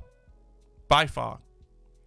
Maybe beside Android, but it's the most popular desktop operating system that's Unix-like that we have. And Linux Wiz, it was that. That's what I'm talking about in that video. Here in my country, you can get the Mac Mini with the same price that a poor PC with ARM Athlon has. Yeah, so here in Denmark, if you're buying, let's say, a M-chip laptop, like the low-end M-chip laptops or Mac Minis, they are the same price as you will be paying for a mid to high tier, between mid to high tier computer. Not a full-blown gaming rig, but a little bit over average computer. You'll pay around the same price for it, with a okay gaming graphic card and okay processor, okay amount of RAM and stuff like that. SteamOS might be another soon. SteamOS is not going to do anything for gaming under Linux. Nothing. The Steam Deck is not going to do anything massively for Linux gaming under Linux. We have had over the years plenty of companies trying to do what Valve is doing for Linux. Maybe not in gaming, but in other avenues. Productivity, usability and stuff like that. And one thing that they all have in common is they have all failed. I am sure the Steam Deck will become a really successful gaming device, but it will not get massively many people to game under Linux, other than on the Steam Deck. Look, the biggest gaming ecosystem we have right now are the iOS and Android gaming ecosystem. Like, most people in the world are gaming on mobile devices. That's why Valve wants to get into the market. Well, Android is based on Linux. It's not Linux, but it's based on Linux. Where all the gaming improvement that we get, granted they are running on a different process and all that shit, but how much have Android helped Linux? How much have other Linux devices helped desktop Linux? Not much. Like, there is a chance that the Steam Deck can do some massive good things. I am not saying never. But the past history and the chances for it to do so is really slim, because if you look at what other people have been doing with Linux, they always fall short. Why? Because Linux as a base is not up to snuff with what people expect out of an operating system. That's the problem. If gaming becomes as good under Linux as under Windows, they still have to deal with all of the other shortcomings of Linux. Gaming don't fix bad audio problems we have under Linux. Gaming don't fix, the Wayland and Xorg fucking debacle we have right now, with either we're using an old standard that's stable but really unoptimized, or we're using a new standard that is stable and nobody really know what the fuck to do with it, and it's not really working that well, and blah, blah, blah, blah. Not to speak about, like I said, the audio devices and the audio systems with Linux that changed every, few years almost. Like, gaming's not going to fix that. It's not going to fix the lack of popular mainstream programs that everyone wants to run. Killer apps, like the Adobe suites and stuff like that. Gaming is not going to fix that. It may help it a little bit, but it's not going to fix it. So when they see, I can game under Linux, but I can't do all of these other things that I also do beside gamings. And alternatives, like if a person wants to run Photoshop, GIMP is not good enough. No matter how good GIMP is, and how much better you think GIMP is. If someone wants Photoshop, they don't want GIMP. If you want a Nike shoe, and I come with like a Puma shoe or a Fila shoe, it don't matter to you, even if they are better, because you want that Air Jordan. That's what you want. So alternative don't fucking matter. Here in Canada, everything with an Apple trademark on it is constant. On it, it cost about $200 more than the equivalent PC. So in Denmark, it's maybe $50 more. You pay some brand tax, of course. But again, you can't really, like, if you compare the performances that you get from an M chip, you are actually, like, if I'm going to buy a computer that can give me the same rendering speed and stuff like that as an M chip can do in a Mac Mini, for example, I have to pay almost 30 or 40% more for that PC. But then again, it can play more games than the Apple can do, of course, and stuff like that. But for like productivity tasks and stuff like that, you actually are paying less for an Apple device than you are doing with a PC device. Rational, I mean, in the sense that you clearly take a step outside of Linux to consider the life experience of other outside Linux. Well, that's because I don't live in a Linux-only world. My life philosophy is that you should do your best to not isolate yourself within a group of people. So that means that if you love working out, that should not be your whole life. You need to have other interests also. If you like technology, you need to have other interests in technology, so you don't get isolated into this one thing. Sometimes I do stuff I hate. Like, there are plenty of stuff I hate that I do and that's because I hate doing it. I need to be better at it. I need to go more to the gym and stuff like that. But if I feel I'm getting too isolated in something, it could be in Linux, in tech, in gaming, in playing the guitar. If I feel that it's taking up too much time on my day, I force myself to cut it down and do something that's the totally opposite of it, that I probably hate for a while, to basically reset myself and look at how it interacts with my life, it infects my life, and how is it really beneficial. So I was gaming a lot not last month, but the month before, to the degree that I rushed my videos out because I wanted to game more.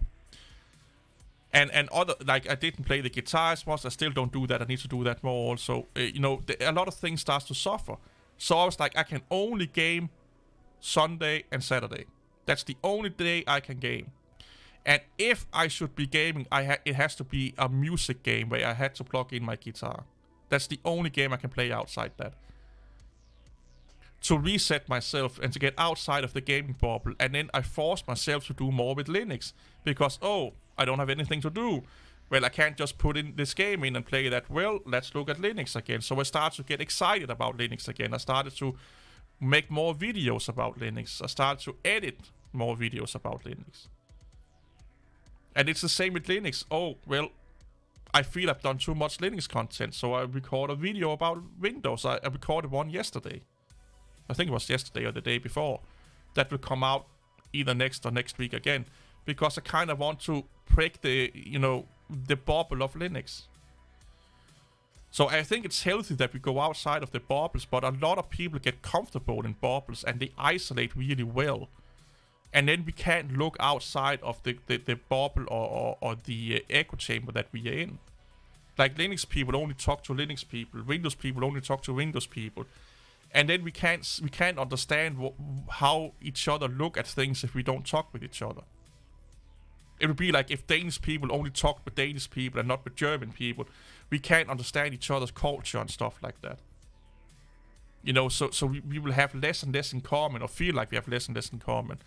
And therefore we will probably start to see each other as enemies, because we are not the same. We're not in the same bubble. But anyway, that's a massive rant that can go on also.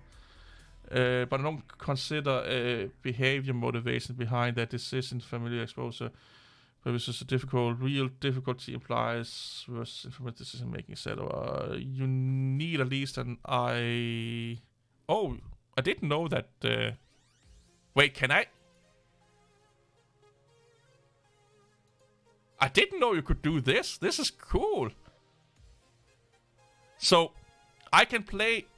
If I had a video running, I didn't have to. We have to try this, dude. Let's open this one up here. And then. Oh, you can't. Oh yeah, you can.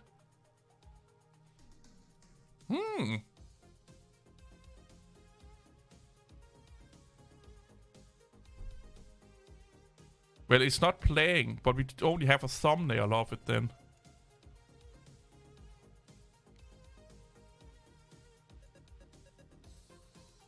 This is quite neat, though. Yeah, we're only getting a thumbnail of what's going on.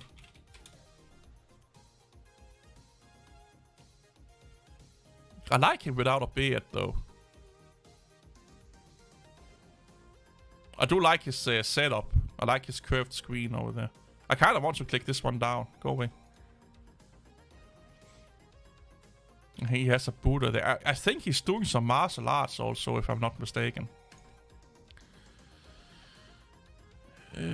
Indirect aid has an influence on other aspects. Example, better gaming experience brings more gamers who get familiar with Linux enough to adopt or fix the many. Yeah, so that is true, but it's not. It will never be to the degree that you think it will be. Let's say that the Steam Deck exposes 1,000 people to Linux. 1,000. maybe at best 20 is going to use Linux full time. And maybe 5 or 2 or 3 of those is going to try and make Linux better.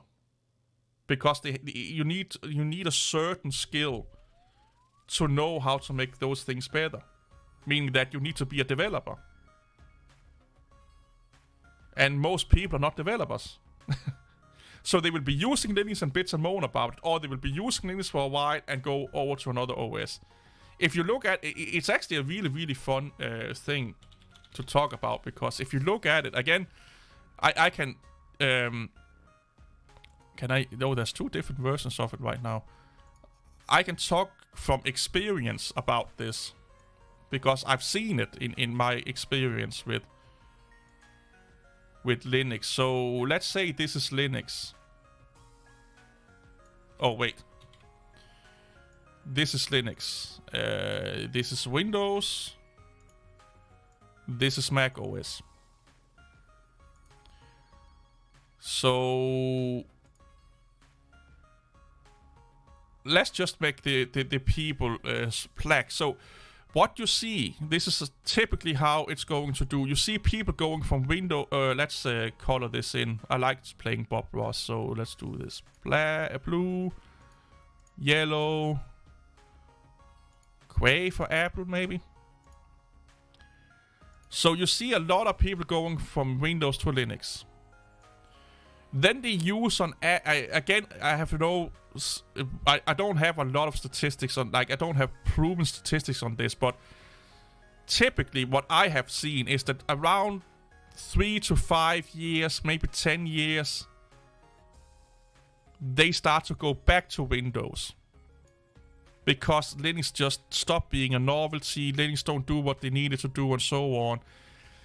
A few, a lesser degree of those go over to Mac OS. What you see, what you rarely see, is people sticking with Linux. They ride the Linux train, they do it for X amount of years, and then when the honeymoon phase is over, they all go either back to Windows or over to Mac OS. Like if you talk to people that you talk to about Linux online, ask them how long they have been using Linux, the people that you talk to, that you know that are using Linux. Finding someone that's been using Linux for 10 plus years is starting to become rare and rare and rare. And lately, the last couple of years, this is just my viewpoint, I don't know this for a fact, but I see more and more people going from Linux to Mac OS the last couple of years than Linux to Windows. So people don't like Windows is definitely doing something people don't like. So what they are doing is that they are trying out this Linux thing, and then after 3 to 5, 6, 7 years, they are like, fuck that shit, but we don't want to go back to Windows because it's just keeping worse and worse and worse with the way it's handling its users. But this Mac OS thing, because Mac OS is sitting perfectly.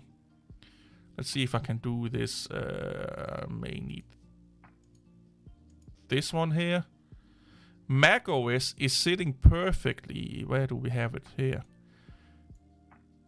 In between Windows and Linux. Which means that on Mac OS, you get a lot of the great things that you get under Linux.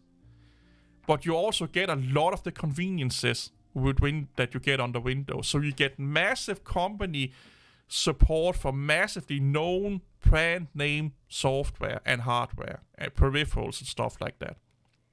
And you have a Unix-like base that you can run Unix-like programs on. So there's something called Homebrew. You can run Nano, HTOP, Vim, Emac, a lot of open source programs. Also work under Mac OS because it takes less to convert to Mac OS, less resources. Convert your program to Mac OS than Windows because the Mac OS base is more similar to Linux and FreeBSD than it is to Windows. So you're getting the best of both worlds. And I'm not talking price and lack of customizability on the software or on the desktop side, and that you're locked into the Apple ecosystem. I'm just talking about macOS as the operating system, not all of the rest, just the operating system.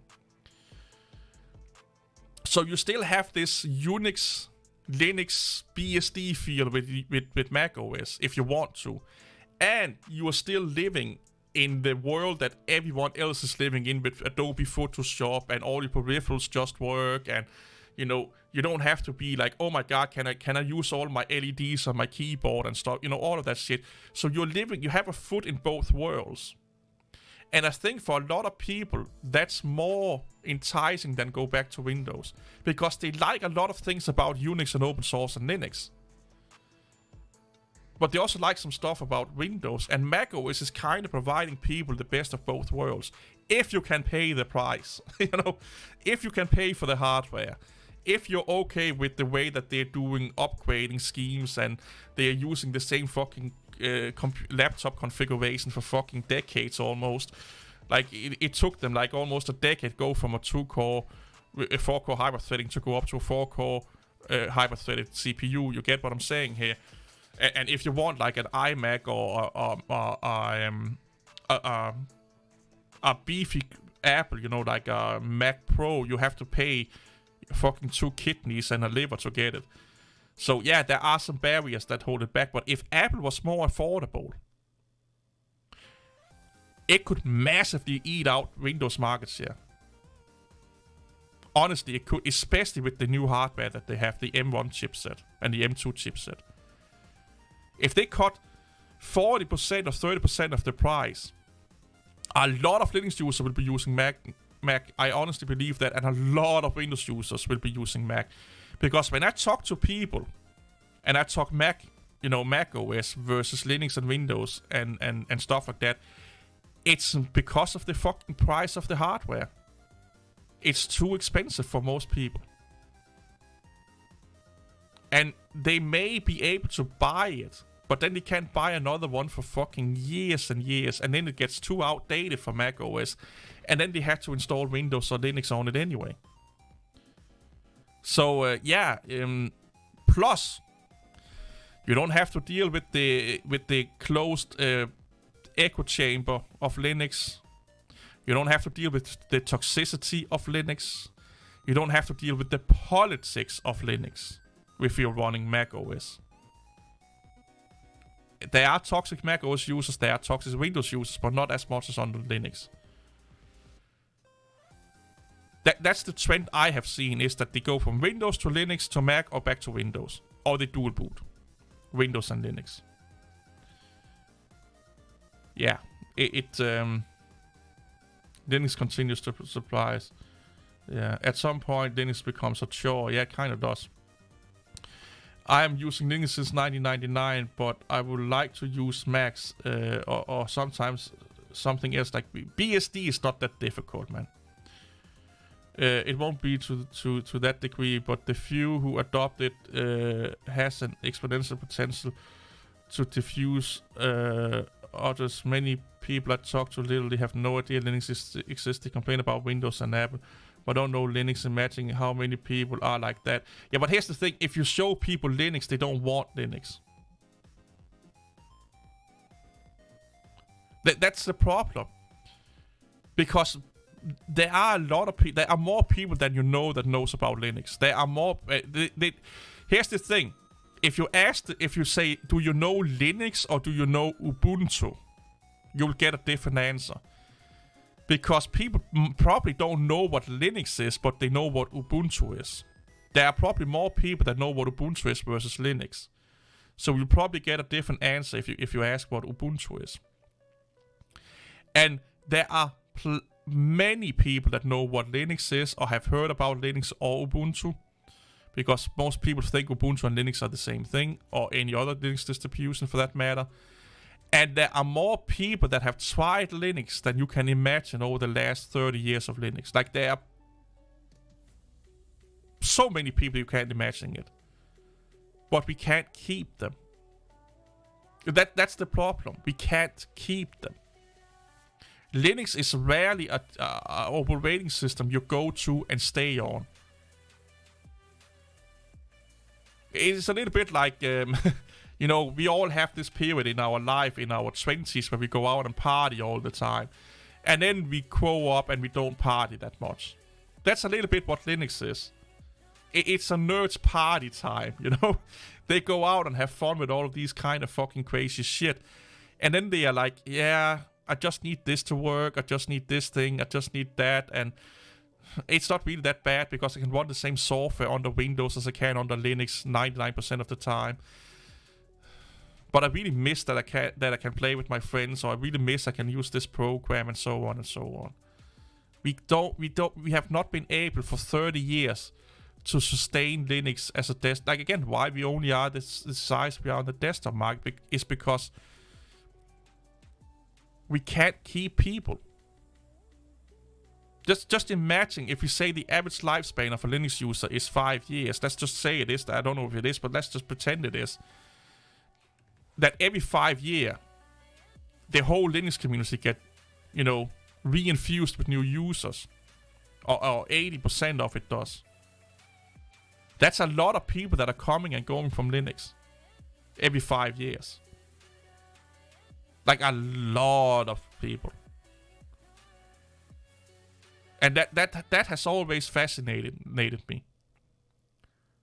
That why are they not sticking with Linux? And that's the question we should all ask us. Not they should want it, or that they should try it, or we need to convert them. It's like, why are the people that have tried Linux, why did they not stick with it? And if we work on those problems and those reasons, then the more people that are trying it, the more people will stick with it. And if more people stick with it, more people are willing to try it, because now more and more people are sticking with it. And I haven't found out what it really is. I have ideas and you know, theories, but I don't have a conclusion saying that this is what we need under Linux, because nobody really know. I'm starting to think that by design, Linux is not meant to become a widely used operating system for the desktop market. That's not what open source is good at as an operating system. As a program, like a text editor or a Office suite, yes. But as an operating system, maybe that's not what open source is best at.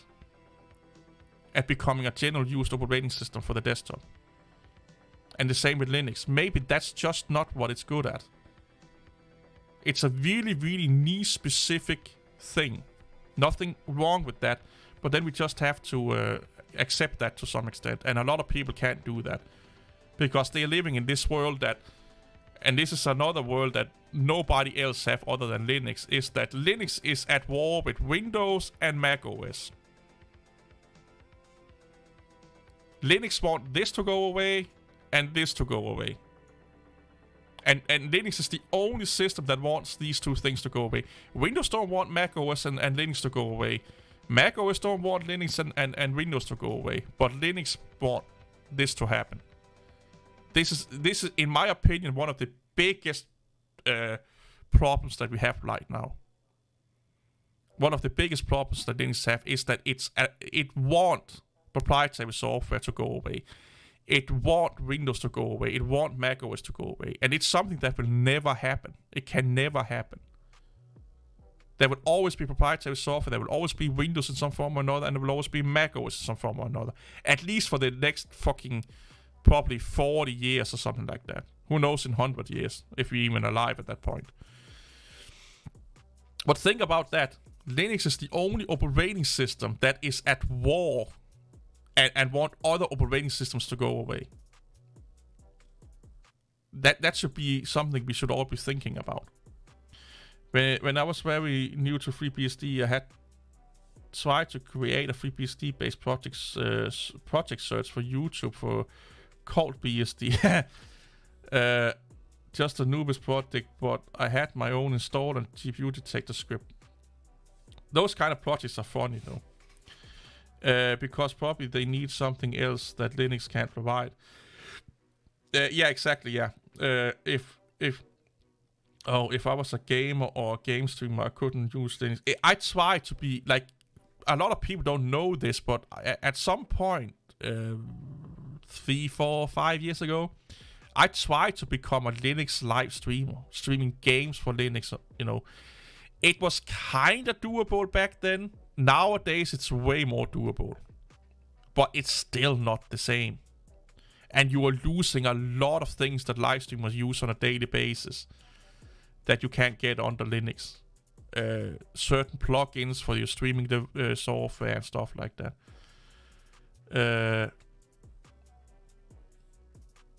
If I was the Linux friendly, yeah, I'm not going to like.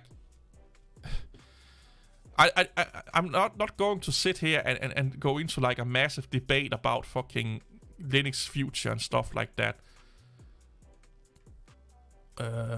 Why won't you close? What the fuck is wrong with you? Oh, now you want to close. The thing is, look at it like this. If you for 20 years have walked down to the local store that's 100 meters away from your house, you walked in and you asked him for a strawberry lollipop, and he says no.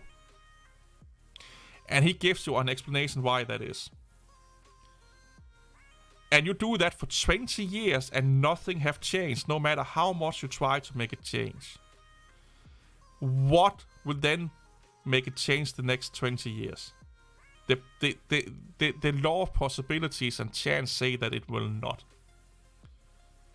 As long as the guy, of course, is still the shop, that is a massive change, of course. But yeah, even got BSD now podcast. Yeah, BSD is actually not that. A lot of people like.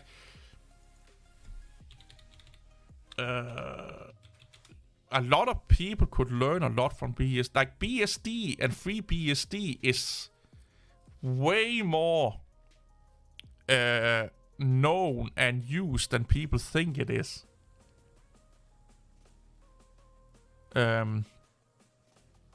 Honestly, rotating Windows and Linux almost monthly. Oh, I rotate. Yeah, I like I said, I run my base system is Windows, and then I run Linux in virtual machines.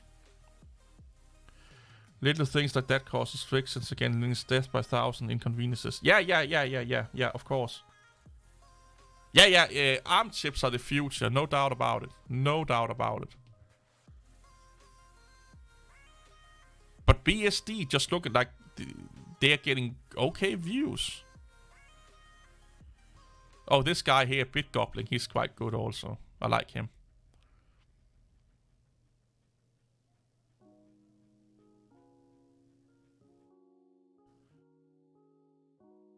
I do like to some extent I like BSD better than Linux. Here BSD, because of the user LAN, BSD is doing more stuff in-house than Linux is. Because Linux is only doing the kernel. Linux is not doing the package manager or anything like that. Linux is only the kernel. FreeBSD have so much more to it than Linux have. And this is going to sound a little bit crazy, but the more control, so to speak, over a total package that a project have, the better it can be. The more unified it can be. The more standardization we can get. And I wish everything was under one umbrella with Linux, from the kernel up to the desktop environment. Meaning that everything from the desktop environment and down was one thing. It was done by the Linux Foundation or something like that. Then everyone else can go and make their own programs, you know, their own software, their own desktop environments and stuff like that. But the kernel, user LAN, all of that fucking shit was done by Linux, the Linux people. because then they can talk better with each other about all the important things. Because one of the things that I feel that Linux is lacking on is that because Linux is not unified as much as any other operating system, there is way less communication going on that then is fueling all the wars that we have, you know. Like I said, Linux here. Another thing that I forgot to say is that here Linux is trying to make this go away and this go away, but Linux is also trying to get this thing within Linux to go away. That could be snap packages, or this thing within Linux to go away. That could be Ubuntu, or this thing within Linux to go away. That could be Snapd, or Systemd. Sorry. So Linux is like it's a war with Windows, Mac OS, and itself. Like we are a bunch of fucking social justice warriors, you know, on Twitter that are at war with everyone on Twitter plus everyone in our own ranks, because we're not even unified or allowing people to have different opinion within our own circle, our own ecosystem, our own bubble. So if we're not fighting outside of our bubble, we are fighting inside our bubble. How can that ever be productive? Like, how can that ever be productive? Part have to do the code on the front. I honestly believe that too, but I wish it wasn't having all these decisions locked down. Once someone figure out a way to configure a system on a chip, yeah, that would be amazing. Yeah, live stream plugins is trash under Linux, yeah. So I know we all want to live in this world, or we think we want to live in this world where everything is free, everything is more or less anarchy, or maybe not anarchy, but, you know, there's no rules, there's no one telling us what to do and stuff like that. But humans are not built like that. We can't function in that way. Humans as a species function best when someone is taking the steering, and there are certain rules, there are certain, you know, do's and don'ts and stuff like that. That's how we function the best as a human race. Like, go back to all of the way to, you know, when humans were like first started to get together in groups. There were always someone taking charge, someone did this, someone did that. This is what you can do, this is what you can't do. Linux kind of wants to have a world where that is not the case. There's no CEO over Linux and open source. There's no this over Linux and open source. There's no direction and stuff like that. And we can't function like that. Because then we have the distribution wars. We have the init wars and stuff like that. Because let's just pretend.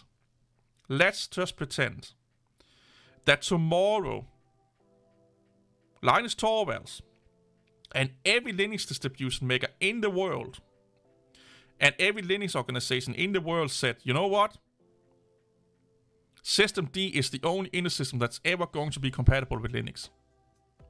You are not allowed to use any other init system, or else you can't call yourself a Linux, and we will not give you support, and so on and so on. A lot of people will get massively mad. There will probably also be a lot of people going away from Linux. But you know what? It will not be that many as you think it would be. People will be pissed. They will be angry. A lot will go and come back after a while. But most people don't have a problem with Systemd. And the problem they have with Systemd is like, they can live with Systemd, but they wish they did it in a different way. You get what I'm trying to say? Maybe a different of opinion or something like that. Or a different viewpoint or philosophy. But in the end, they don't really have any massive problem with Systemd. Let's then pretend and say there will only be one universal package format. Let's just say snap packs. No, let's not say snap packs, because people just generally hate that. Well, let's say snap packs, because a lot of people hate that. Will a lot of people move away from Linux? Some will. And a lot of people will be angry. But it will not be that big of a blow to Linux as you think it is. Because a lot of the debates and wars we have within Linux basically are meaningless because they are not that engaged into them. Meaning that they don't really care as much about them as they think they are. They just like playing smart and you know, human nature being, you know, I'm part of this tribe, you're part of that tribe, and I don't like you and all of that fucking shit. But if Linux just became, like if Linux started to run every Linux, like there will only be one Linux distribution, blah blah and all that fucking shit, I honestly don't think it will hurt Linux too much. It will give Linux a massive bump down for a little while, you know, people will be protesting and leaving and shit like that, but they will slowly come back again. You will probably even see better support for hardware vendors and software vendors because now you only have one distribution to deal with, one package format, one init system, one kernel, and so on and so on, which make it massively more easy for software vendors and hardware vendors to support Linux. That, to some extent, that's more or less how FreeBSD is run. That's how Haiku is run. There's only one Haiku. You know, they're doing quite good for themselves. Now, what are you guys saying here? The problem with Linux, if you are a geek, is that you will be drawn deeper and lose more time configuring, testing, and trying. And that's just the honeymoon phase, if you ask me. It's not FreeBSD. I haven't messed around with FreeBSD. I'm really curious. Just go nuts with FreeBSD. FreeBSD is not that difficult. It really is not. It's just different.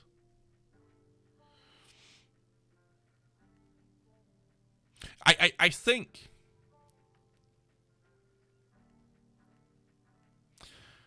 I think the biggest advantages we could give Linux without changing Linux much is that there will only be one Linux distribution. But we can still have all of the desktop environments, meaning that you install this one Linux distribution, then you just uninstall X desktop environment and installing Y desktop environment. You can still install different kernels and stuff like that, but there are only one Linux distribution. That will help Linux so fucking much. Or 5 Linux distributions, like massively track down on Linux distributions.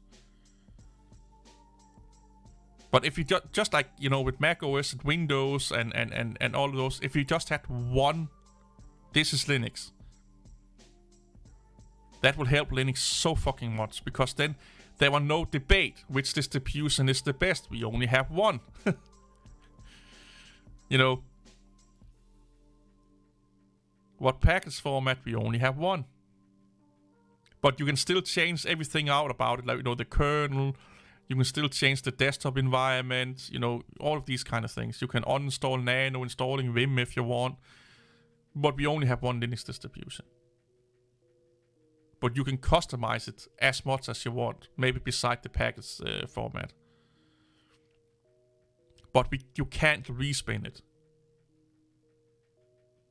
So yes, will it make it harder or give you more work to alter set Linux distribution or alter Linux into what you want? Yes. But honestly, try, if you're installing Arch the Arch way, that's basically what you're doing. You're just not uninstalling things, but you're installing things that you want. So what you will be doing with this Linux distribution is that I don't like the default desktop environment, so I'm just doing, let's just say it's Debian based, it's sudo apt uninstall GNOME and sudo apt install KDE or something like that. That's all you have to do. Or i3 or something like that. Oh, I want the Zen kernel, sudo apt install Zen kernel. Oh, I want S6 instead of systemd, sudo apt remove systemd, sudo apt install S6 or something like that. You know, make it more easier for those things to happen within that one Linux distribution. And then you can write a script, a bash script, that do all of that shit for you. So you install said Linux distribution, you run this bash script, you go take a dump, when you come back you have your perfectly set up Linux distribution, or Linux, that are fitting your need. But that will never happen. But it's okay to dream, I guess. Like, yeah, it's okay. Make tech easier. I think I've heard about this. The Urban Penguin. I think I've seen him also.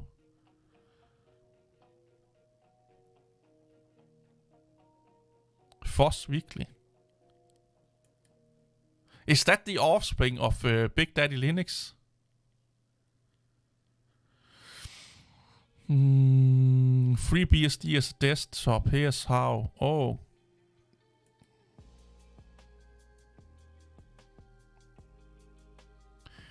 Windows versus Linux versus FreeBSD. Maybe I should become like a FreeBSD channel for like a month. Just to see how much people will be angry.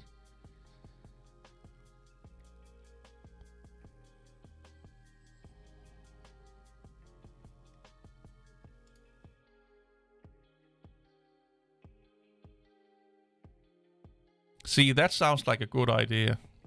Then we just need the EasyBSD or SNXBSD distribution. How to enable parental controls on Android devices. Oh, he's like a tech guy, just general tech guy. I do like the Epic Game Store. Yeah, I do like FreeBSD. I like... Had FreeBSD had the same support and the same capabilities as Linux have as a desktop operating system, I would be running FreeBSD. Honestly, I would. Again, because it's more unified. And humans, they work best in that fucking way.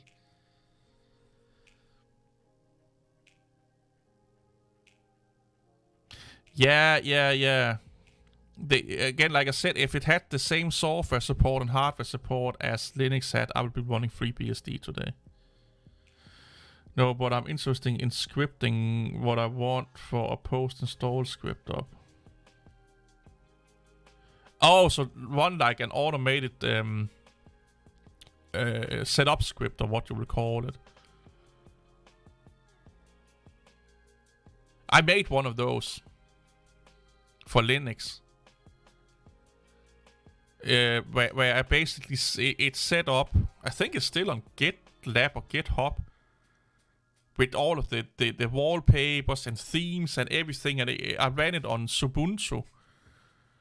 And I just ran a bash script, and it set everything up, installed the themes, the icons, set it up, changed the desktop variables, and then I just had to log in and out, and it was set up as my perfect XFCE desktop for Ubuntu. That was actually quite fun to do. I can't remember what the fuck I called it. It was actually a really, really interesting project. I need to do more of those projects, but again, people don't really want to see that shit. Oh,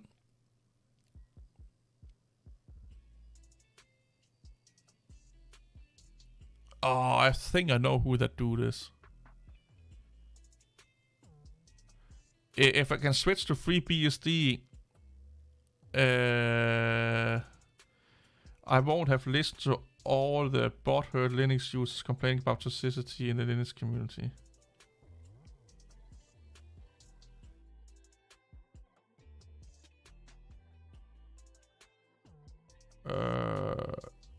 If I can switch to FreeBSD, I won't have listened.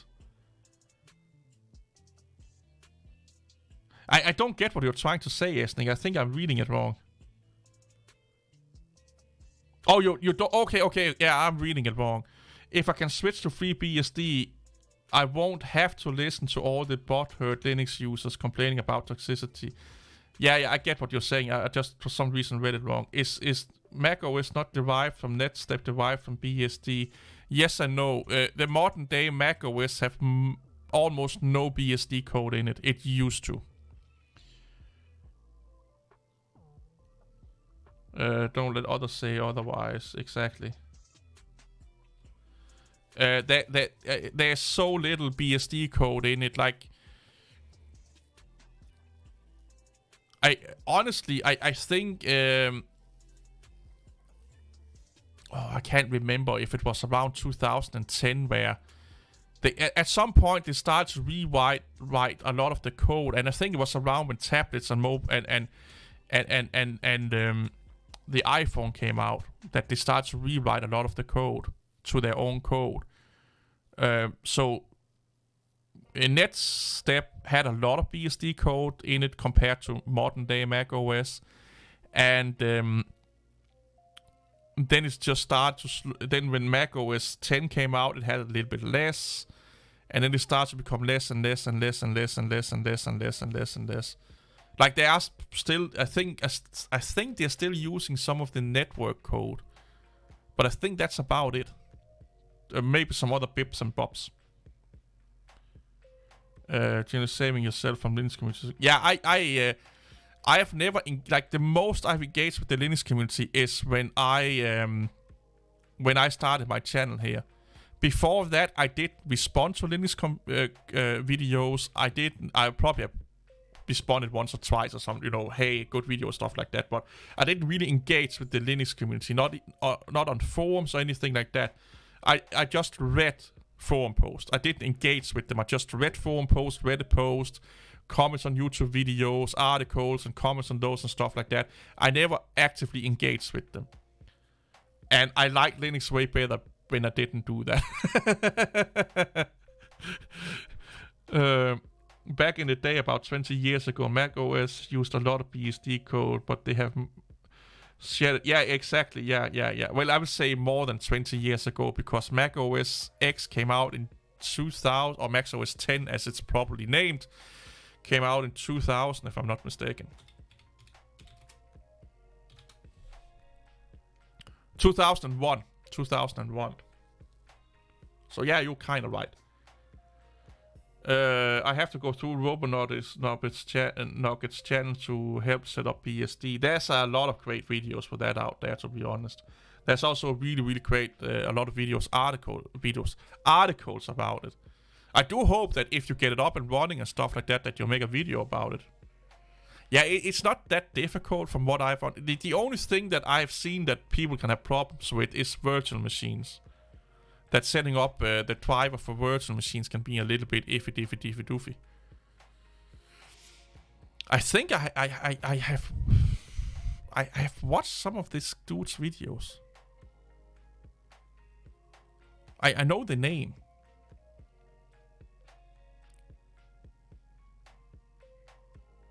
Docker images from scratch. Hey, in like 5 years, all operating systems will just be running off Docker containers, and all applications would be run off a Docker container, and what the fuck have you not? What?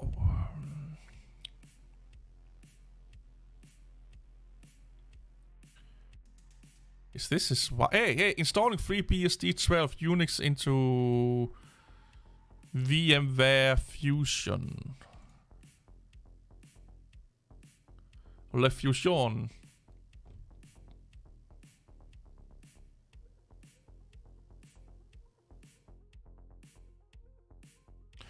Oh,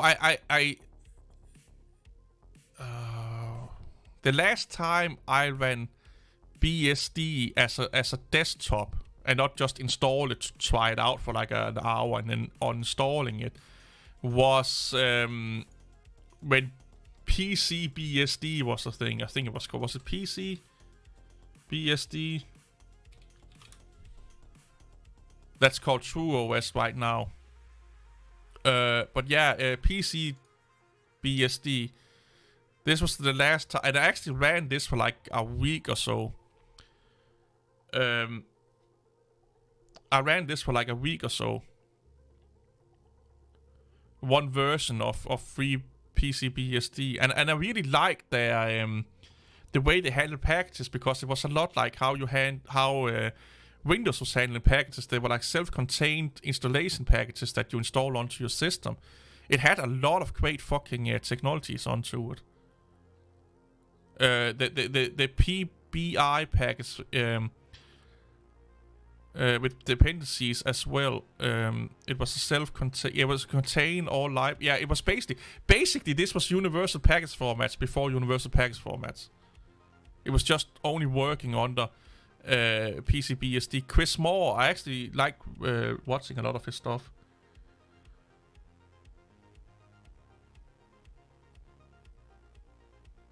Yeah, I actually like.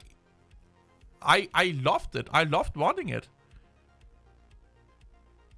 But like I said, it just didn't have the same support even back then as Linux had. But it was amazing, man. I loved it.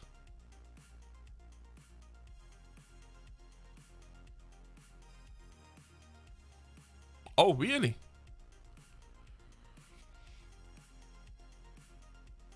But then they got bought up by another company, then changed the name, and you know, there was a whole debacle about that True OS. You played Dying Light.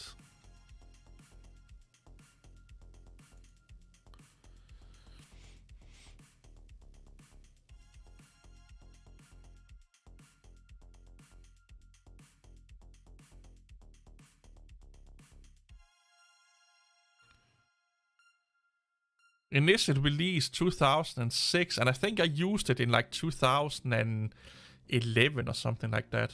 Or maybe even before that.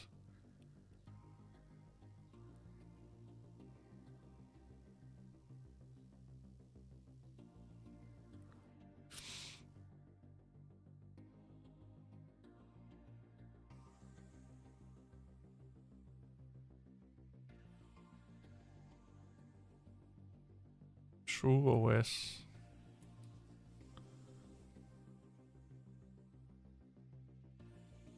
Monolithic FreeBSD.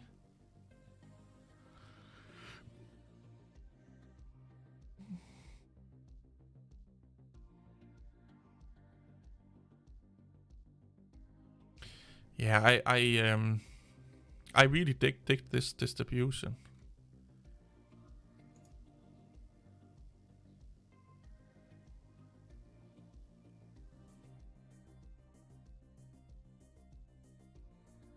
Nomad, I think I tried Nomad and GhostBSD before.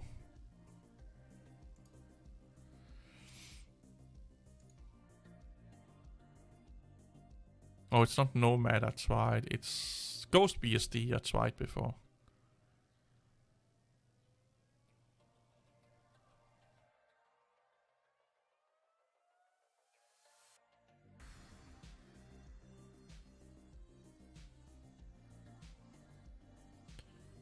Why not go with GhostBSD or Midnight BSD or something like that then?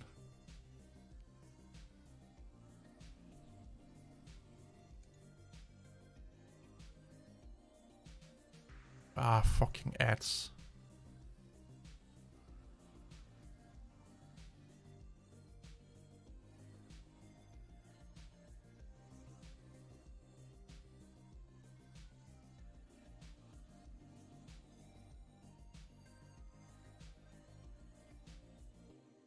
I kind of dig this. I missed the I missed the desktop operating not operating system, but the desktop look and feel from the 90s. It's quite cool.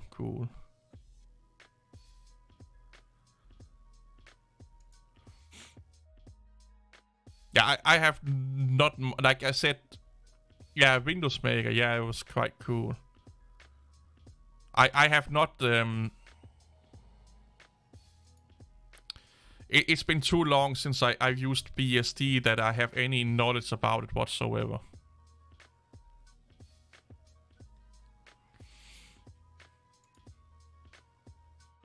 Like, I can't even remember how to fucking install it out of my head, to be honest. It's been that long. I need something to drink. So I make like 2 liters of water, and normally I drink 2 liters of water doing my live streams here. Now, today I have barely drank anything because I already have it here.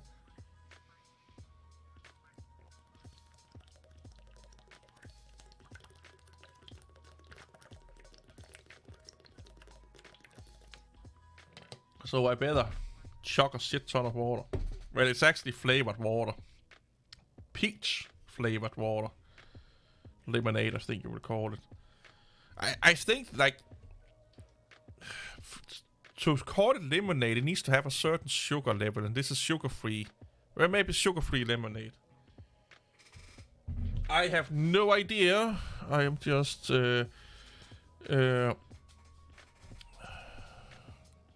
Dragonfly BSD. Ooh. Oh, had this been running in the back end? Apparently so.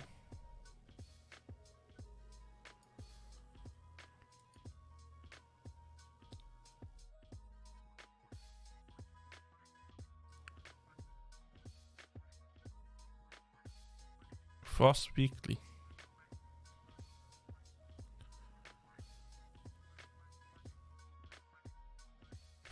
Ah, I know who this is now. I know.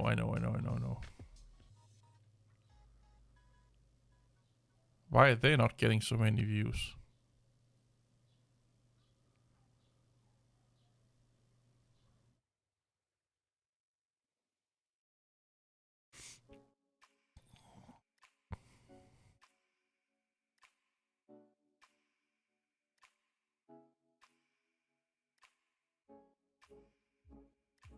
Yeah, I have no idea. With last time I installed FreeBSD, I had to install Xorg after. It just gave me the terminal.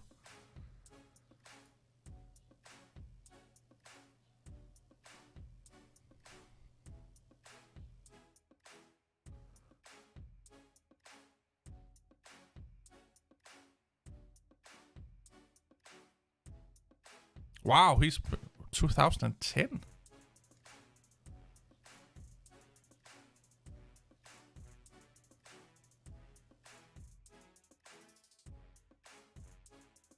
When was his upload?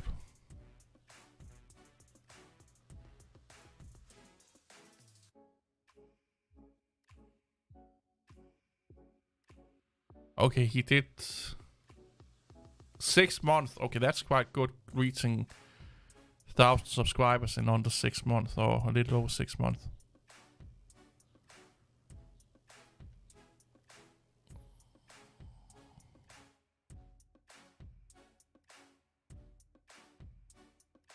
Let's see if I know all those 5 alternative operating systems.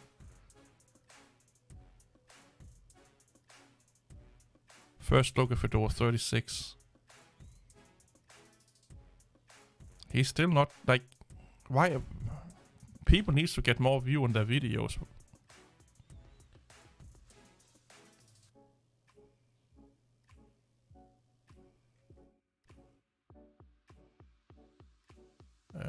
Open Indiana, I know that one. Eros, I know that one. Haiku, oh, I need to look at Haiku. React OS, why is that even a thing? BSD families, yep, I know that one. Oh, I know them all.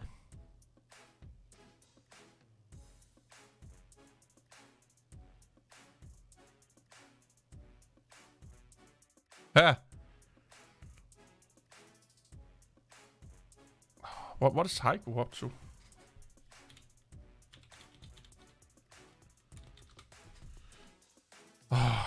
Man, it like, oh, why did BOS not become the fucking biggest operating system in the world? I fucking loved BOS.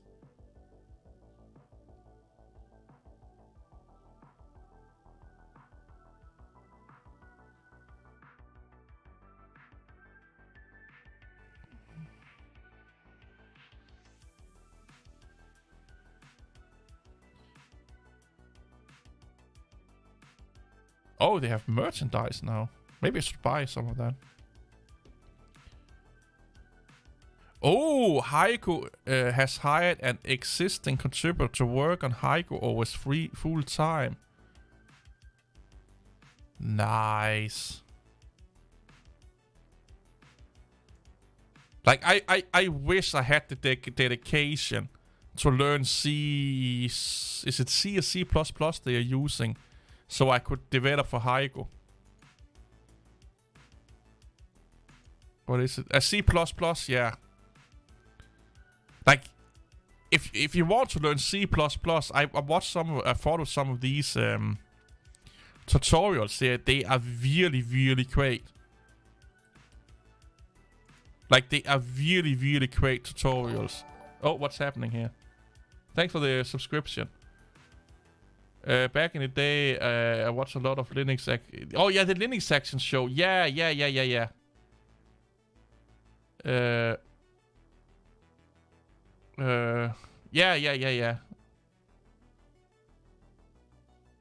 Yeah, BOS did a lot in a short time. Yeah, but if you want to learn C++, these like tutorials here is really good. Like, they are better than some of the ones that you have to pay for, man. Like, you really learn a lot. You download the PDF here.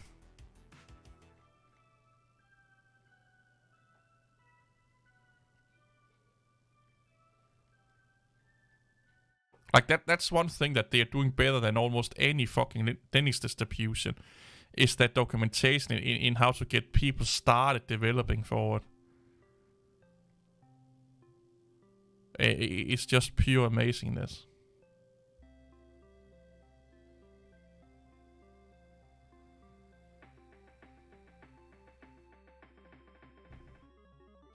Haiku's the only OS no one could expect you to see. Imagine developing for Haiku, how cool. Yeah, that, like, if you know C++ or Python, they also have Python, of course. Yeah, oh, politics. Oh, why do they have to have that? Oh, is it policies? Okay, trademark. Okay, so, okay, got you.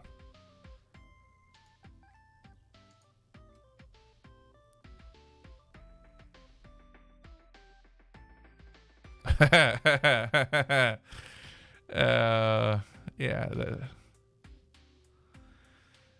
Well, thanks for making me look sexy.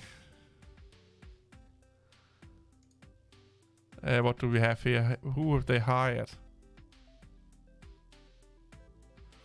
Oh, it was August last year. Oh, this is a year old. Oh.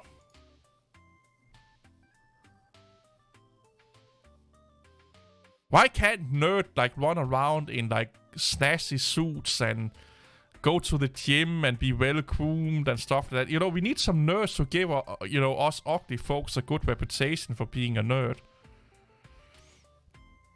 Like, know how to talk to the ladies and stuff like that.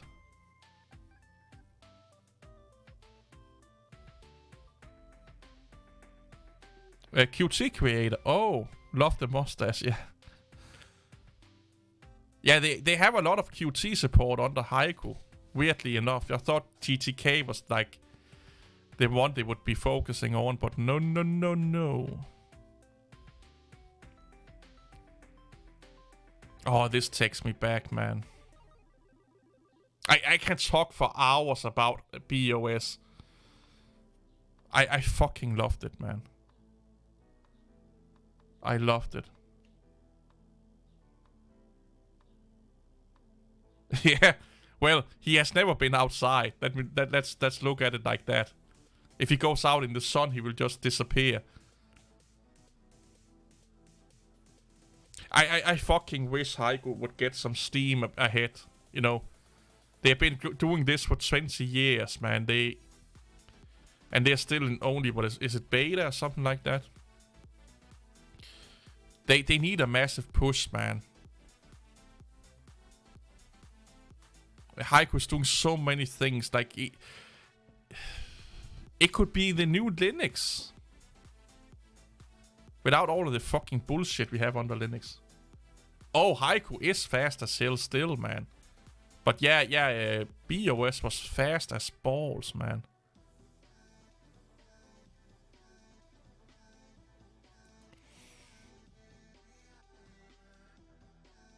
I ran it on a computer I had. On real hardware in like 99 or 98.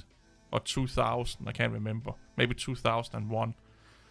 And my neighbor that I was friends with, he just got like his was like Mine was a 600 megahertz computer, and his was probably a 650 or something like that. And he ran Windows on it. And we did speed comparison. Me running BOS and doing like files transfer and, you know, graphic rendering tasks and stuff like that we could find that worked on both systems. And mine was like 50% faster than his was. He was just like, what the fuck is going on here? It's not Windows. I was trying it on a potato PC, really potato PC. It was, yeah, I got my mom's old 1-core 32-bit something fucking computer that's her previous computer was. And I installed Haiku on it, and it was just massively... It was running as fast as Windows today. On 1 core. I'm not familiar with this. What is Haiku? Yeah, it's an OS. It's a continuation of a proprietary OS called BOS from the late 90s, early 2000. And they then open sourced, you know, borrowed some code and re-engineered a lot of its technologies, and have basically tried to continue development of what was known as BOS, now Haiku, to basically become a Unix-like. Basically, BOS was a contender to becoming the new Mac OS at one time. But this Haiku organization basically just continued development after BOS defunct, went under for a lot of reasons. Yeah, I just installed it today, just to test it out, just to see. I haven't used Linux Mint in a long time. So I was like, why not, why not install it? Oh, definitely, like, when you install Haiku, I'm not joking here, it will install so fast that all your hair and your body will disappear. I think it takes like 10 seconds to install Haiku or something like that. And it's not like you're only getting 100 megabytes, you're getting like 3 or 4 or 5 gigabytes of stuff on your system. It's massively fast. Like, if you think Linux is fast to install, when you install Haiku one time, it's like, what? What the fuck is going on here? I should make an installation because you need to video about Haiku, because you need to do some, you need to initialize your partition for the B file system and stuff like that for it to work 100%. But it's not too difficult to install Haiku, to be honest. Like, it almost takes longer to fucking, boot up the ISO than installing it, funny enough.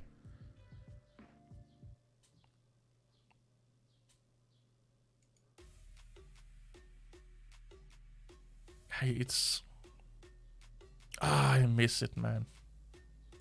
Like, the UI looks dated. Like, it does look dated. It do look dated. But I still like the icons, though.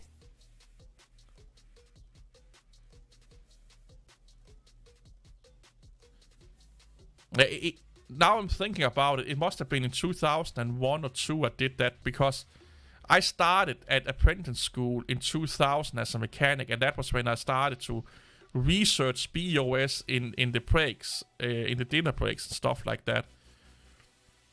And then BOS 5 came out, that was the free version of it, and I downloaded, it was a 40-something megabyte executable files for Windows that I downloaded over a 50k modem.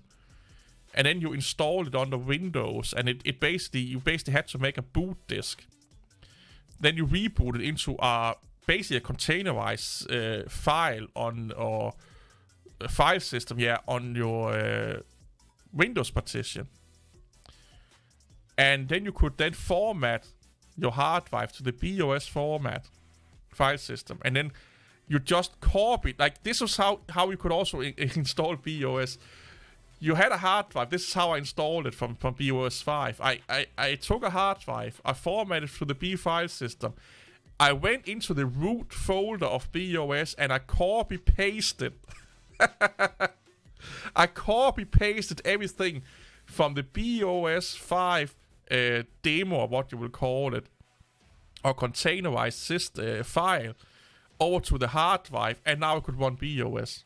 It was as simple as copy-paste everything over to your hard drive. From basically, you basically ran BOS off an ISO that was running, laying on your Windows partition, and then you just used your boot drive to then boot into your hard drive. Like it was so fucking fun.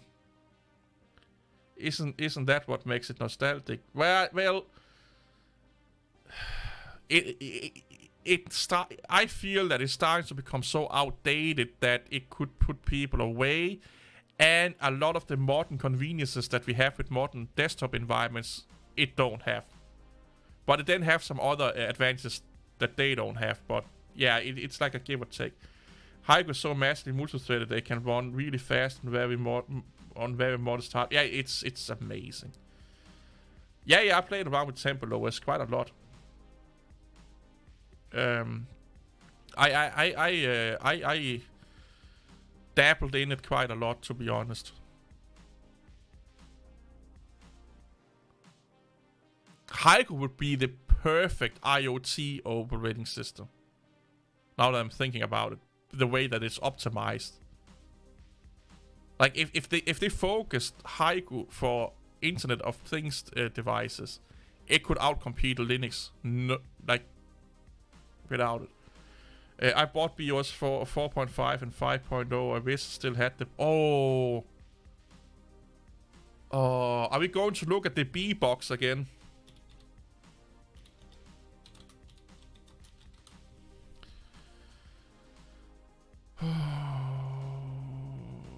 I still want this fucking machine to this day, man.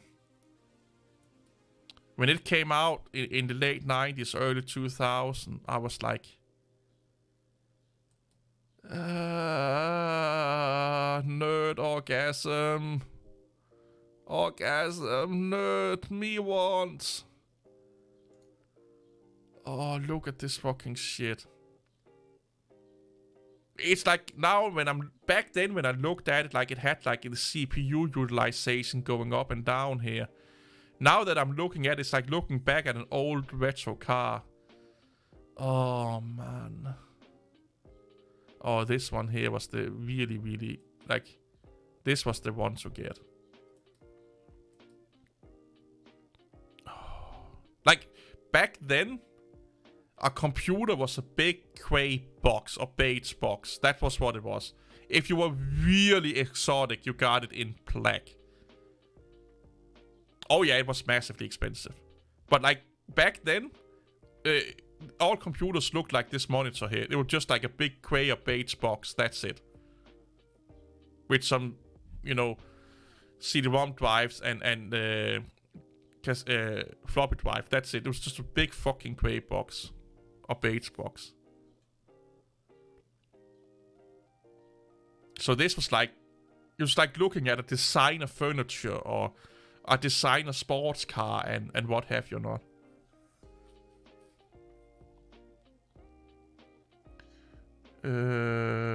It's the same. Seems the Alpha 4.0 had some added some random HD. Oh really? Really?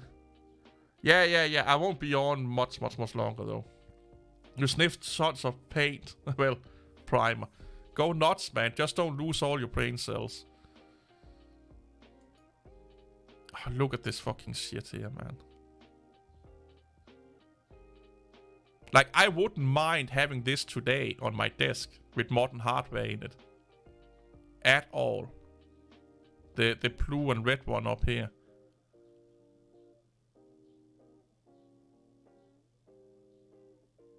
It's a sexy machine, man.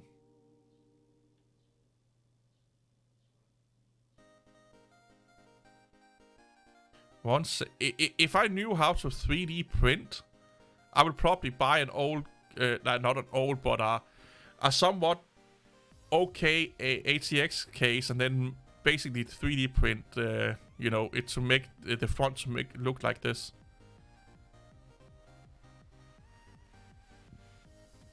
Oh, the B book. Oh my god.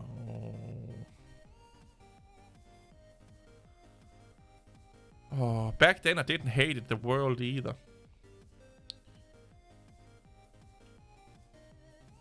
Oh yeah, it was like BOS was like massively.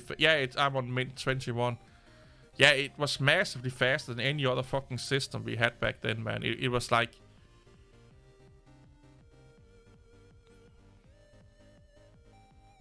Here's how great BOS was. Imagine you were living. I don't know how many of you were alive in 2000, and let's say you lived. You were living in 99 to 2005,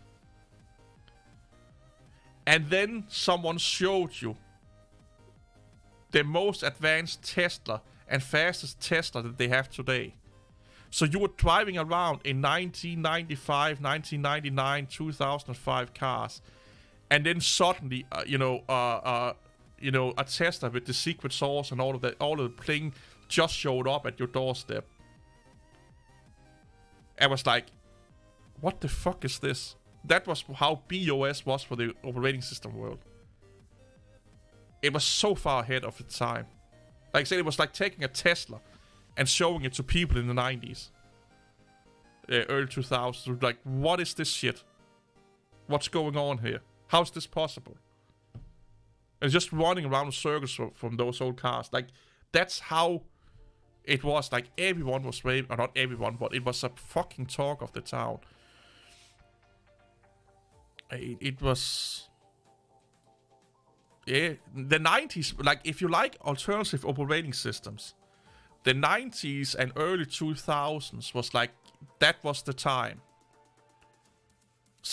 We could debate that it may be the heyday of operating systems. You know, that when there was the biggest competition and viable competition for operating system in the desktop market. Meaning that not only were there alternatives, but they could all function on a daily basis. There were no, like, they didn't really have that many drawbacks of running one or the other. You could get the software that you want for almost all of them. Or you could at least run your life on them. It'll be a little bit like the difference between Mac OS and Windows today. That was the biggest difference between the operating systems back then. A lot of them have the same software and hardware. So, Linux was not that great back then, of course, but let's not talk Linux, because Linux back in the 90s was fucking the shit. You know, like, if you ran Linux in the 90s, you'd be like, this is never going to be used. It's the worst fucking shit ever. Like, it's... Like, Linux before Ubuntu was shit. That's just a fact. Linux before Ubuntu was kind of shit. How did it not get as big as Linux when it was that great? It was a proprietary software. It was made by a company making bad decisions, having some bad luck. They got into some lawsuit. Like, it was meant. So this is how it was. It was meant to be pre-installed on, as they know this, Sony computers or something like that. But Microsoft sued the living shit out of them. And the BOS company didn't really have they changed direction too much. Then they tried to be an operating system. They started out as being a competitor to Apple. Because Apple in the 90s was struggling really, really badly, and they wanted to basically take over Apple's market. Then they wanted to focus a little bit more on the operating system, because they thought they got the deal with Sony or who the fuck it was, Toshiba or something like that. That fell through because of lawsuits and whatnot, and they have put a lot of money into that, or banked a lot on that. Then they tried to do like a Internet of Things device that you had standing on your kitchen table that was connected to the internet, but like I said, it was too ahead of its time. The internet connection for most people was really bad, if they even had internet connection. And then they got bought up by Palm, you know, the Palm Pilot folks. And they used a lot of the BOS technologies into that, and that was kind of around the same time that we got Haiku, and then we had BOS Max and Zeta OS. People trying to continue BOS, and a lot of B engineers, reversed engineers in quote, a lot of technologies for these open source alternatives to BOS, and Haiku is the only one still living. So well, first it was here's the highlights. It was about to become an alternative to Windows on a pre-installed computers in the 90s. I think it was early 2000s, probably in the 90s, way before Linux was even almost able to run on any hardware that matters to people. But again, a lawsuit fucked it up, and so on and so on. Then Apple wanted to buy BOS instead of Next Computers and get Steve Jobs because the guy that invented BOS was a past Apple engineer. Really fascinated history with him, but he wanted too much money, and he would not back down on it. So they went with Next to get, and then they also got Steve Jobs. So we could debate. If they have went with BOS, Apple will probably be dead today because Steve Jobs kind of turned Apple around. Or could we have had Apple macOS be BOS today and they still would have gotten Steve Jobs? Who knows? We don't know that. The only thing we know is that they got Next and got Steve Jobs. But we don't know if Steve Jobs was already in the talk of going over to Apple. It's just speculations, meaning that maybe if they bought BOS, they would still have tried to consult with Steve Jobs because Apple was months away. I think it was like a month away from bankruptcy or something like that.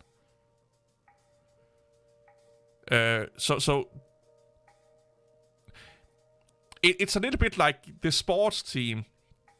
That's okay. They're going to win the biggest game of their life today, and then two of the biggest players break a leg or something like that.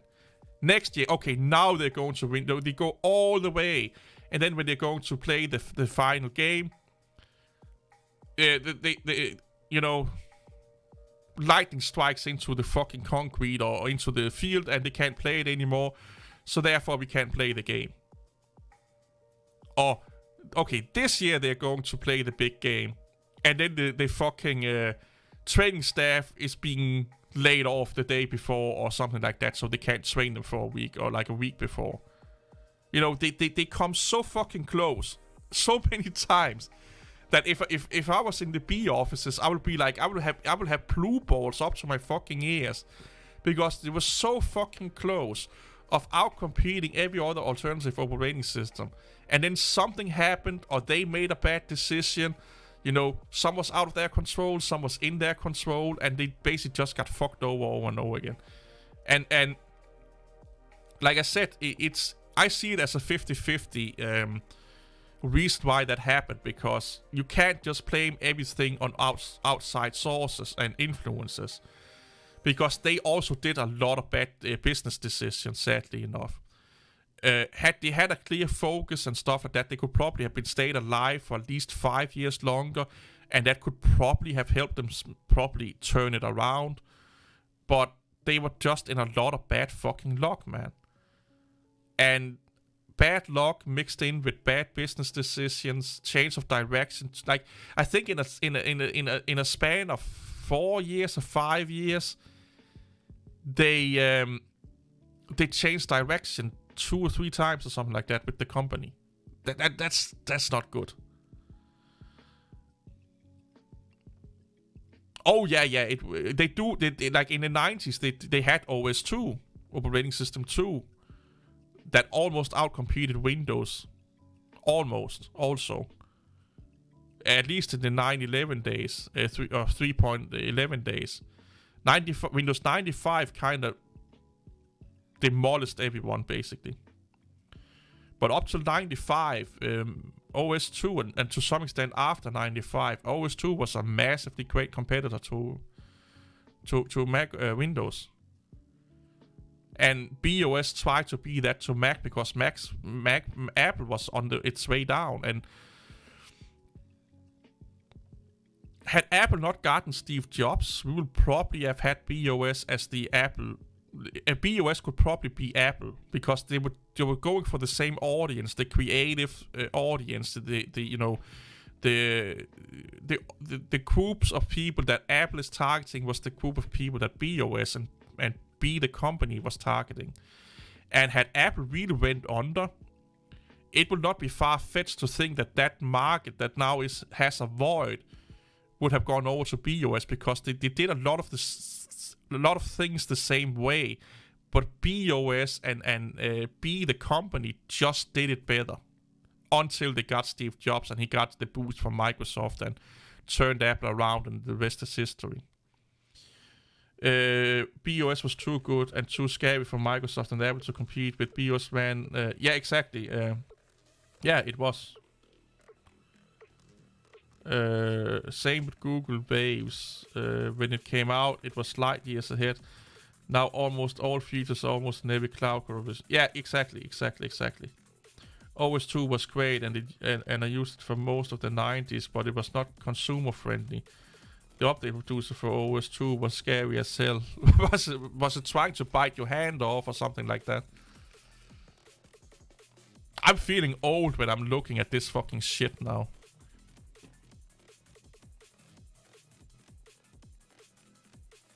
Computing was fun back then. There was so much going on. And Linux was like, remember in the 90s, Linux was this thing that people were talking about.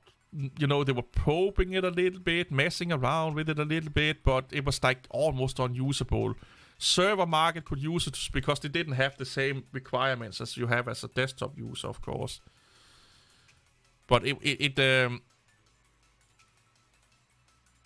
was a lot of this, like,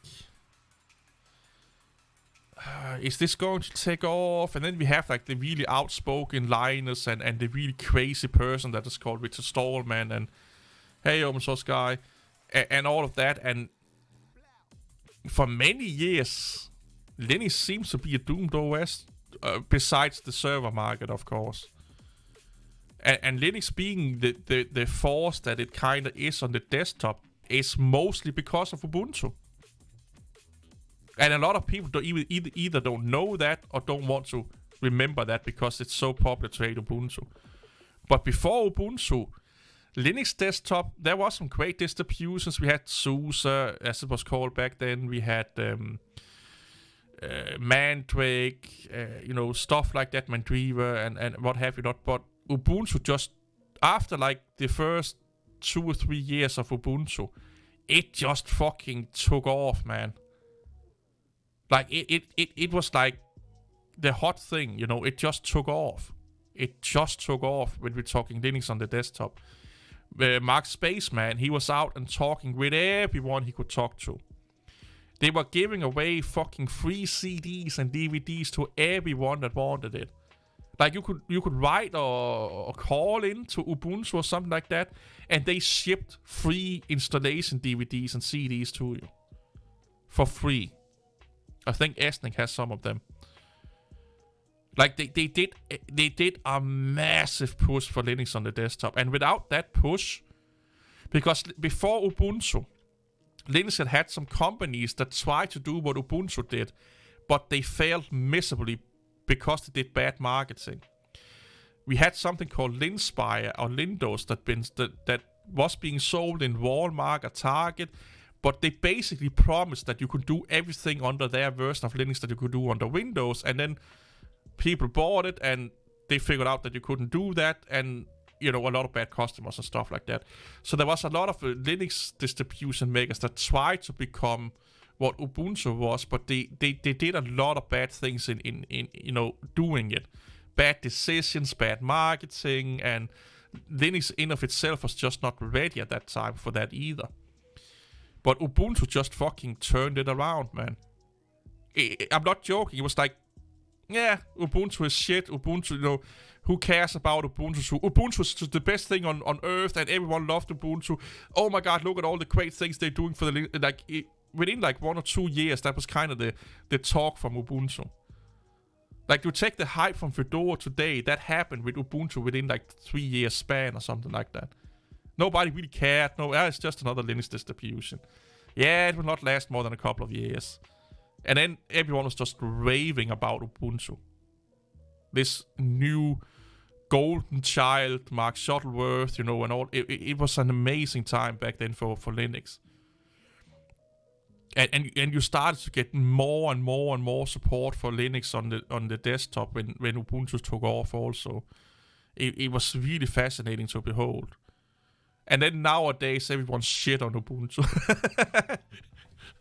Like within like I would say it kind of went downhill in like 2014, 15 for Ubuntu. And now everyone is just shitting on Ubuntu. And we're like, we wouldn't be here today, to be honest, without the effort that Ubuntu put into the market. So some appreciation would be good if you ask me. Like, you don't have to agree with everything they do and like everything they do, but we have to appreciate that without them, we would probably not have Linux as we have it today, because they were the ones that did the biggest fucking push to get people to use Linux. Like look at it like this. You can research this. The last user base number we have for distributions is 2015, I think it is. Ubuntu had 40 million plus install in 2015. Fedora had 10 or 15 as the number 2. Everything else was every other distribution was like meaningless. And you can probably expand that with like amp that up with 10 or 15% today. Ubuntu still is the most used distribution today, no doubt about it. But that was in 2015, and it's mind-boggling to think about. Not a fan of Ubuntu, but they did make Linux desktop ready for the order. Yeah, they did. Or they did the best they could, of course. Because of a lot of people thought Mac OS to be a better version of Linux. Well, Mac OS is a better version of Linux than Unix for most people. That's the fact of it. If you want a Unix-like system, and you want to live in a world where you have access to most of the same things as people on Windows have access to, you only have one alternative, and that's Mac OS. I have nothing but respect and gratitude towards Ubuntu for what the powerhouse is. Like, I don't, like, here's the thing. Just like with your fucking spouse at home, or your mom, or your dad, like, you don't agree with everything they do, and sometimes you get angry at them for saying something and stuff like that. But in the end, you are not angry at them, and that's how I look at Ubuntu. They did some bad things. They took some crazy direction. They are pushing snaps a little bit too hard, and there are a lot of things I don't agree with, but there's also a lot of things that they do that I do agree with. And I'll say overall, I like Ubuntu more than I hate the things that they are doing right now. Because they are only really doing one bad thing if you look at it. Or it's not even a bad thing, it's just people don't agree with it. Like, it's a difference of opinion. And that is snap packages and pushing snap packages into Ubuntu. If you take the snap package debate out of Ubuntu, there's not really anything to bitch and moan about. How many Linux distributions can you say that about? The only bad thing you can say about Ubuntu is snap. Like, that's it. Today. That's snap. Like if you go to Arch Linux, it's the community. There's so many things, not so many, but in general, there are a lot more things to criticize other distributions about than there is Ubuntu. Then they criticize Ubuntu for wanting to make money, but every distribution, like Red Hat wants to make money, SUSE wants to make money, Fedora wants to make money, OpenSUSE wants to make money, or else they can't fucking keep themselves alive, or getting sponsorship. That's also another way of saying money. You know, getting sponsored hardware. Is it worse that you get let's say $2,000 to buy hardware, or someone give you hardware for $2,000? It's still the fucking same. It's a monetization. It's instead of money changing hand, it's hardware changing hand. You are still being paid. You are still getting something of value. You know. Like right now, the only problem I see with Ubuntu is the Snap thing for me.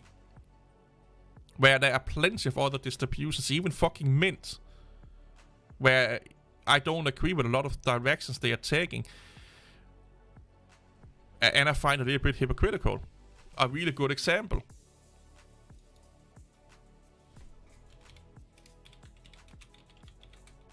There are no Snap packs installed.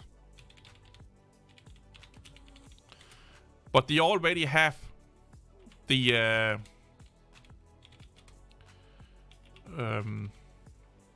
Flatpak enabled. Why should this not be a user choice? Why should I not be allowed to decide if I want Flatpak or Snap? That's again the same with how I look at snaps. I don't like them to choose for me. I want to have the choice myself.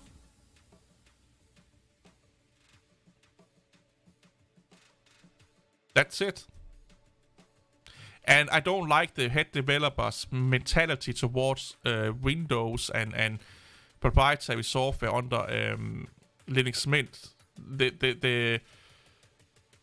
The politics of the distribution, if you can say it like that, or philosophy of the distribution, I don't really like, because he looks at Mint OS as being at war with Windows, meaning that he wants Mint OS to take users away from Windows. And again, we can't live in a world where we are at war all the time. We can't live in a world where we are at war all the time. I don't think Snap sucks. Because Snap Flatpak sucks and App Images sucks. Yeah, Flatpak is also trying to be like Docker. They are all trying to be containerized universal package formats. They're just going about it a little bit different between, you know. But in the end, if you don't like snaps, you don't like flat packages, because they're doing kind of the same thing. It's just who is standing behind it and some of the technologies that they're using, but not much. Like, they're trying to do the same thing. Just in a little... It's like having a 4-cylinder powerhouse in a car versus a V4. So you have a straight line 4-cylinder car, or you have a V4. That's what it comes down to. The idea behind it, the philosophy behind them is almost identical. What the end goal that they're trying to do is the same. They're trying to reach the same end goal. They're just going a little bit different ways. Other than Ubuntu using 6 months release schedule and shipping free CDs around the world, I cannot see anything Ubuntu did in the early days that justified their growth. Mandak was just as easy to use back in the mid-90s as Ubuntu. So, they gave us better and more convenient automatically hardware detection. They gave us, they talked, this is a really important thing, they went out to talk to hardware developers or hardware makers, or what the fuck it's called, to help them support Linux. They help software companies to support Linux. They, how often did you see Mandrake's developers in the news? On TV, Mark Shuttleworth went on fucking TV to promote Linux. They made a more easy and convenient installer, Ubiquity. They worked more closely with open source projects, like the GNOME folks and so on and so on and so on. Like, they did a lot of things that other distributions...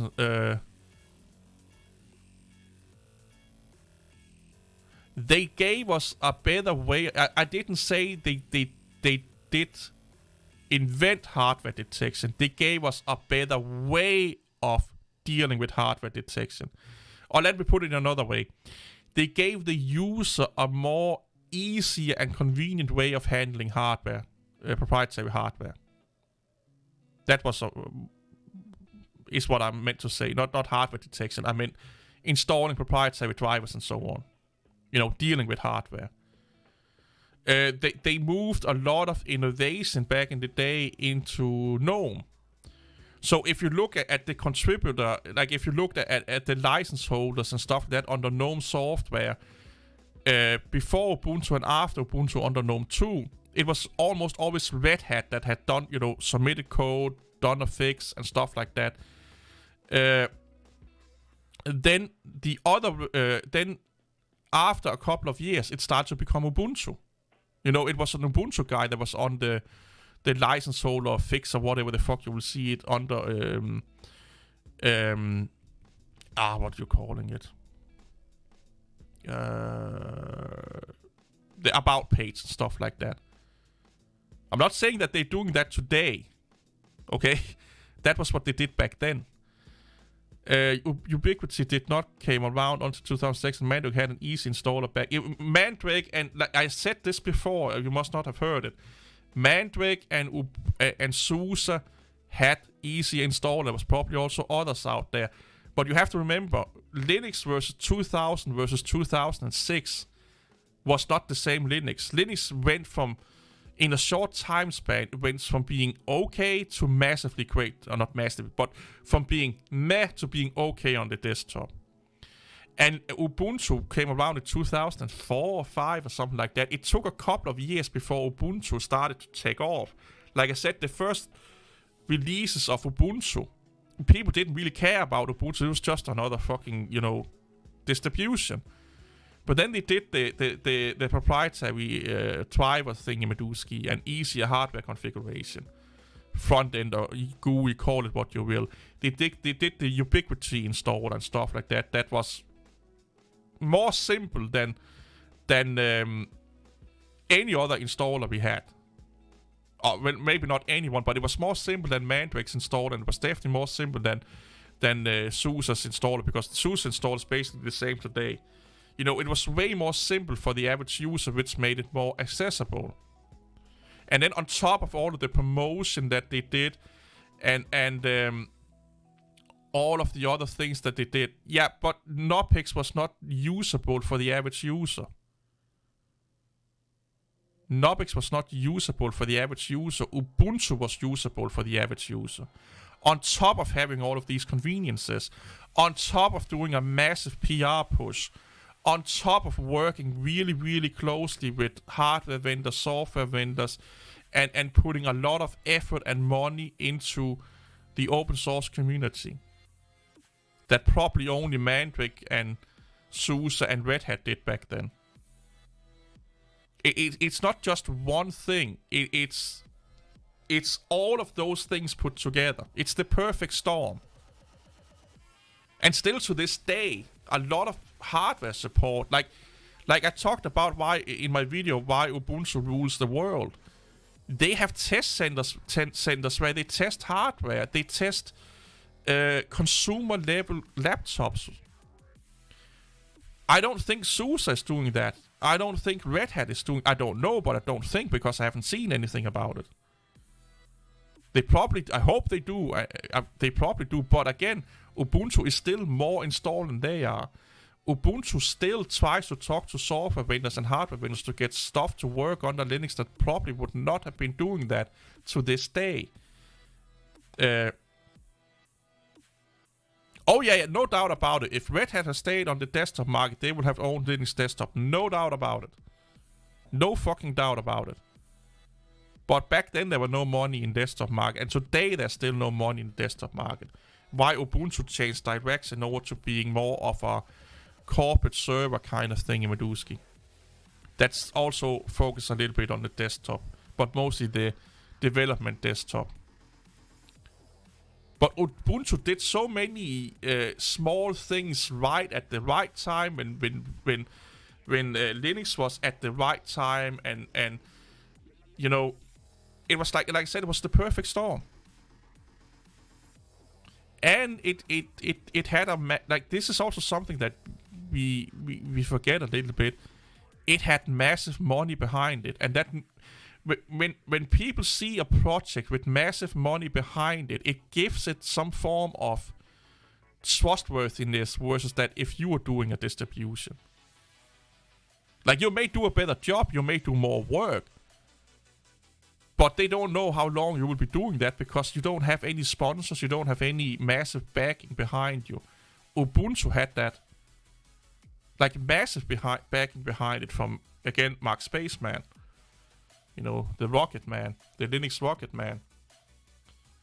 And that gives it, you know, the project some form of validation. It gives a project some form of interest from other people, that someone's willing to spend that much money into it.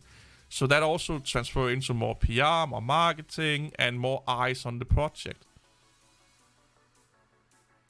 So again, if you look at it like with BOS, BOS was ahead of its time.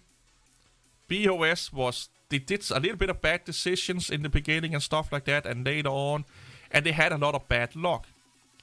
Look at Ubuntu. A lot of good decisions, a lot of good luck. You get what I'm saying? So it could, of course, have been other distributions, but it just happened to be Ubuntu. And I think it's because Ubuntu did so much for the Linux desktop in form of marketing, giving us convenient tools, giving us... Like, Ubuntu really didn't start to take off before they did the Ubiquity installer. Like, let's be honest. Before the Ubiquity installer, they would say, oh, it's just another Debian respin. And back then, Ubuntu was nothing more than a Debian respin. It was Debian with the GNOME desktop, and then they slowly started to introduce more and more of their own code into it, and their own things of looking at things and doing things.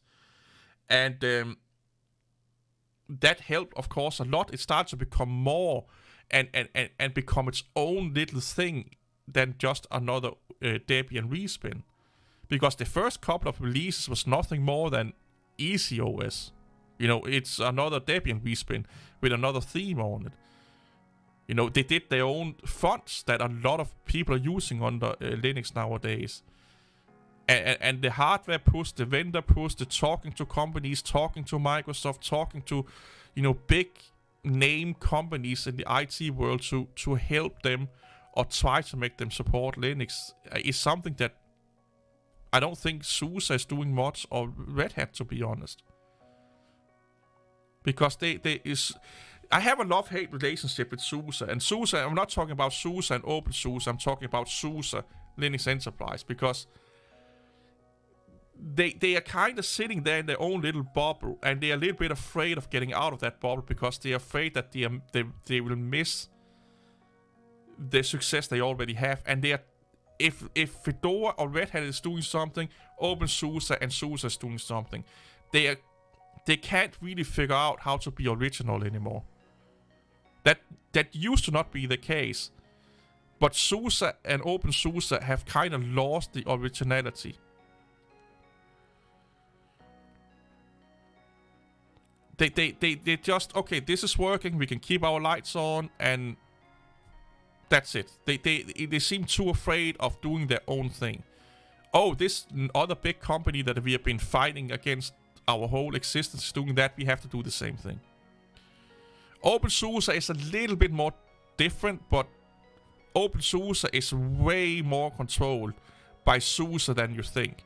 There are committees that are controlling the direction of OpenSUSE to some extent, that have a lot of SUSE people on it and so on. Like, Fedora is more independent from Red Hat than OpenSUSE is from SUSE. And I wish, like, SUSE back in the day when they only had SUSE was amazing. Like, it was in my opinion, the pinnacle Linux distribution. Even when not Microsoft, when Ubuntu was coming around. But when they started to copy everything Red Hat and Fedora did, it was kind of when I lost a lot of respect from OpenSUSE and SUSE back then. Again, I don't know who came up with this the first, but now Fedora is working on a web-based installer for its distribution. Guess what OpenSUSE is doing? They are now also working on a web-based installer for that distribution. I don't know who did it first, but those two, they're doing almost the same fucking thing. It's sad to see a distribution that used to push boundaries and be a trendsetter in the Linux community just becoming a copycat. I still love my Linux, my SUSE OpenSUSE distributions like Tumbleweed. But Tumbleweed has not really done anything since it came out. What is the new technologies that SUSE bring to the table other than a refined, better version of Yast and its installer? At least Red Hat and Fedora is introducing new technologies that they have made. It's sad to see, man. I still find it sad that SUSE is not getting the kudos they earn. It's one of the oldest, but they have, like, after they copied see you later, Esling. After they copied Red Hat with the whole OpenSUSE and SUSE thing, they did it like back then they were owned by Novell. Novell owned SUSE back then, and they saw what Red Hat was doing and they copied everything Red Hat was doing.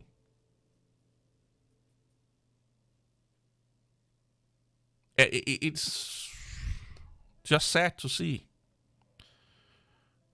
SUSE is way too German to do funky stuff like so. Yeah. SUSE, when it's shipped with 8 CDs and I love when they ship in the collection. I loved it when they book. You learn so much from the SUSE Linux books that you got with booklets and paper books you got with the distribution boxes. It was so fucking amazing. Exactly, combined with the German angst and the urge to never stick out of the crowd. I know that, being German myself. Yeah, and it's too fucking sad, man. SUSE had a web version about 8 years ago, but didn't accumulate at the time. It was a prototype, fiddle around thing, but the thing that they're doing now is that they are using Cockpit, the web-based thingy, as an installer for both Fedora and OpenSUSE. I think they're both using Cockpit, or is it only Fedora using Cockpit? Or is it only SUSE using Cockpit? But they came at a release announcement like days after each other. Almost. And I think in this case, SUSE or OpenSUSE announced it first. And then Red Hat came out with it. But that don't mean that they were the first one to, think about it. It just means that they announced it faster. And they need to do something, man, because they are sitting on so much great technology and so much great engineering potential with SUSE and OpenSUSE. And I feel like they are both of them are just running a little bit on life support mode. Especially Leap, because now they're debating on doing this adapted platform kind of thing that's basically a containerized system. Which they as far as I can see it, is that they are trying, they want to kind of make Leap into what I think it's Silverblue. Is that not the one with the containerized thingy with Fedora?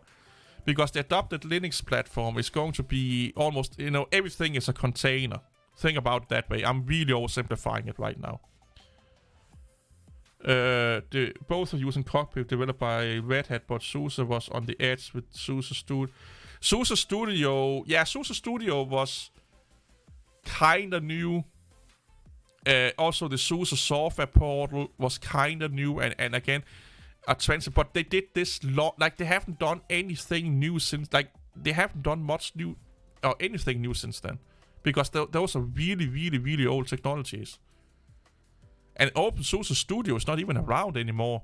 Now it's been morphed into the what the fuck is it called? The OBS system or something like that. Because OpenSUSE Studio was where you could make your own distribution in the cloud and stuff like that. You can do that with OBS right now. Yeah, Open Build Service plus Kiwi. Yeah, exactly. Yeah. There's just so much. Here's the thing. Let's say OpenSUSE, they really fucking pushed marketing. They really went out of their way to do new exciting things to make Linux better on the desktop. They are one of the few out there that could potentially kick out Ubuntu. Like, Red Hat and SUSE or OpenSUSE are the only two distributions that have a chance of kicking out Ubuntu. No one else. Mint, Element, forget about them. No other distribution have the same power and money and development effort behind them as those distributions have. So if they really wanted to kick Ubuntu off the Linux desktop as king, they could do it if they really want to. But that will probably mean that the Fedora can't have the aggressive updating schedule that it has, and we need OpenSUSE Leap to stay the way it is right now, because that's what people want. They want the 6 months to a year release fixed release schedule. They don't want to containerize anything, because OpenSUSE Leap is meant for the corporate world. It's not meant for the end user. It's not. You can use it, but it's not really meant for that. And Tumbleweed is not really meant for the desktop either. It's meant for the Arch Linux people. So they don't really have a distribution that is like in the nature of Ubuntu, which they used to have. Leap used to be the alternative to Ubuntu. Like they were doing a lot of the same thing as Ubuntu before it was called Leap. And like I said, they have massive of talent, and they have a massive big corporate sponsor behind them called SUSE. If they really want to dethrone Ubuntu, I think they can, because they have a lot of great technologies. Like I said, they have Yast that will help. So, like, if I have a video coming out about Yast, if people only knew how convenient Yast is for them, like, if you put Yast into Ubuntu, it will be like fucking almost like a Windows experience for a lot of people when we're talking configuration, because that's the paradigm that they're used to. That's why I don't get it that Ubuntu don't have a system like Yast that people can use both in the GUI world and in the CLI world. Because it's basically, if you know how Windows Control Center work, you can figure your way around the Yast. And it's so easy to navigate it in the command line also, being a non-cursor environment. Yeah, Yast plus Ubuntu could be a flawless victory. It will probably not take out Windows, but it will definitely make way more people consider Linux, because it takes a lot of the complexity of administrating Linux away. And like I said, if Ubuntu if OpenSUSE just fucking advertised that, pushed it, and made a distribution that were talking to the largest computer user crowd under Linux, there is basically the paradigms of Ubuntu, they could dethrone Ubuntu. Because people don't hate OpenSUSE. People don't really dislike OpenSUSE. They are like, OpenSUSE is one of the few neutral distributions that we have. And they can use that to their advantages. Like, massively. Like, I wish I was the fucking CEO of OpenSUSE. Man, oh my god. I probably will run it to the ground, but I would be pushing that fucking shit everywhere, man. And I would be this adopted platform thing. Yeah, make it your own project. We keep Leap, but we do the Ubuntu schedule every 6 months, and let's copy Ubuntu for once. So we are making basically a Leap Ubuntu, OpenSUSE Ubuntu version with Yast in it. And let's do things that are more desktop oriented on Leap versus under Tumbleweed. So Leap is the focus of the newbie user, and Tumbleweed is the focus of the power user. So that means that Leap needs to have a lot of. Let's focus on making Linux as convenient and useful for a desktop user that know nothing about Linux as possible. And I think just by the fact that they have Yast could make it almost. Well, they almost don't need to do much, to be honest.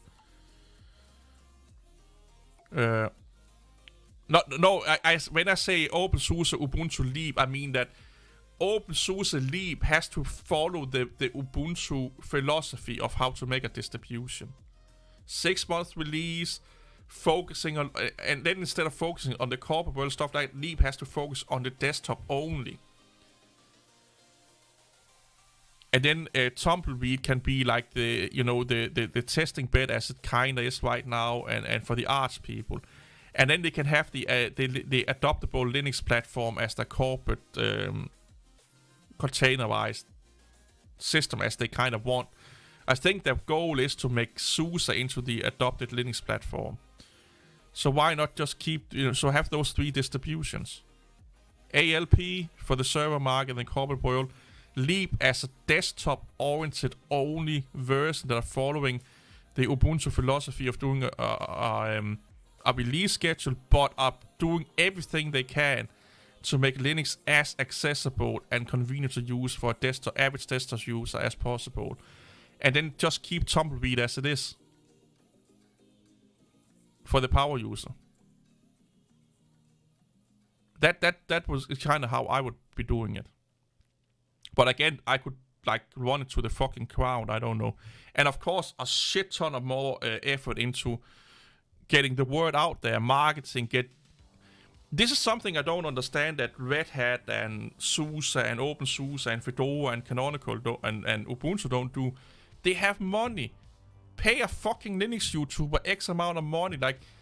Give as much as I hate Chris Titus Tech and those kind of people, but give them $5,000 for fucking promote Ubuntu or SUSE for a month or something like that. Go find a fucking general tech guy, not a Linux Windows channel and not a Linux channel, but a average software general tech channel, someone that do coding tutorials. Give them $5,000 to do coding under Linux for a week or so, and promote Linux for them. I don't understand why Linux is so afraid of doing advertisement. Red Hat used to have good advertisement. I used to get advertisement ads on YouTube for Red Hat. And IBM was one of the first companies to actually do Linux commercials. But we need advertisement. I'm sorry to say it, but we need advertisement, man. I broke some hardware, don't be dumb like me. Hey. If I want to be dumb, let me be dumb.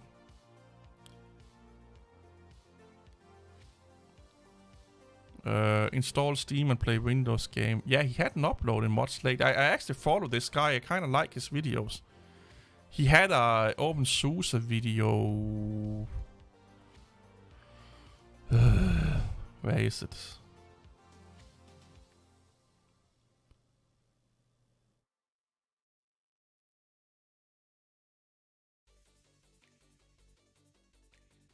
Where is it? That was the one that got me onto his channel. Or was it the Pop OS video I watched? Oh, here it is. OpenSUSE Leap. I think this is the one that I commented on. Yeah, here I am.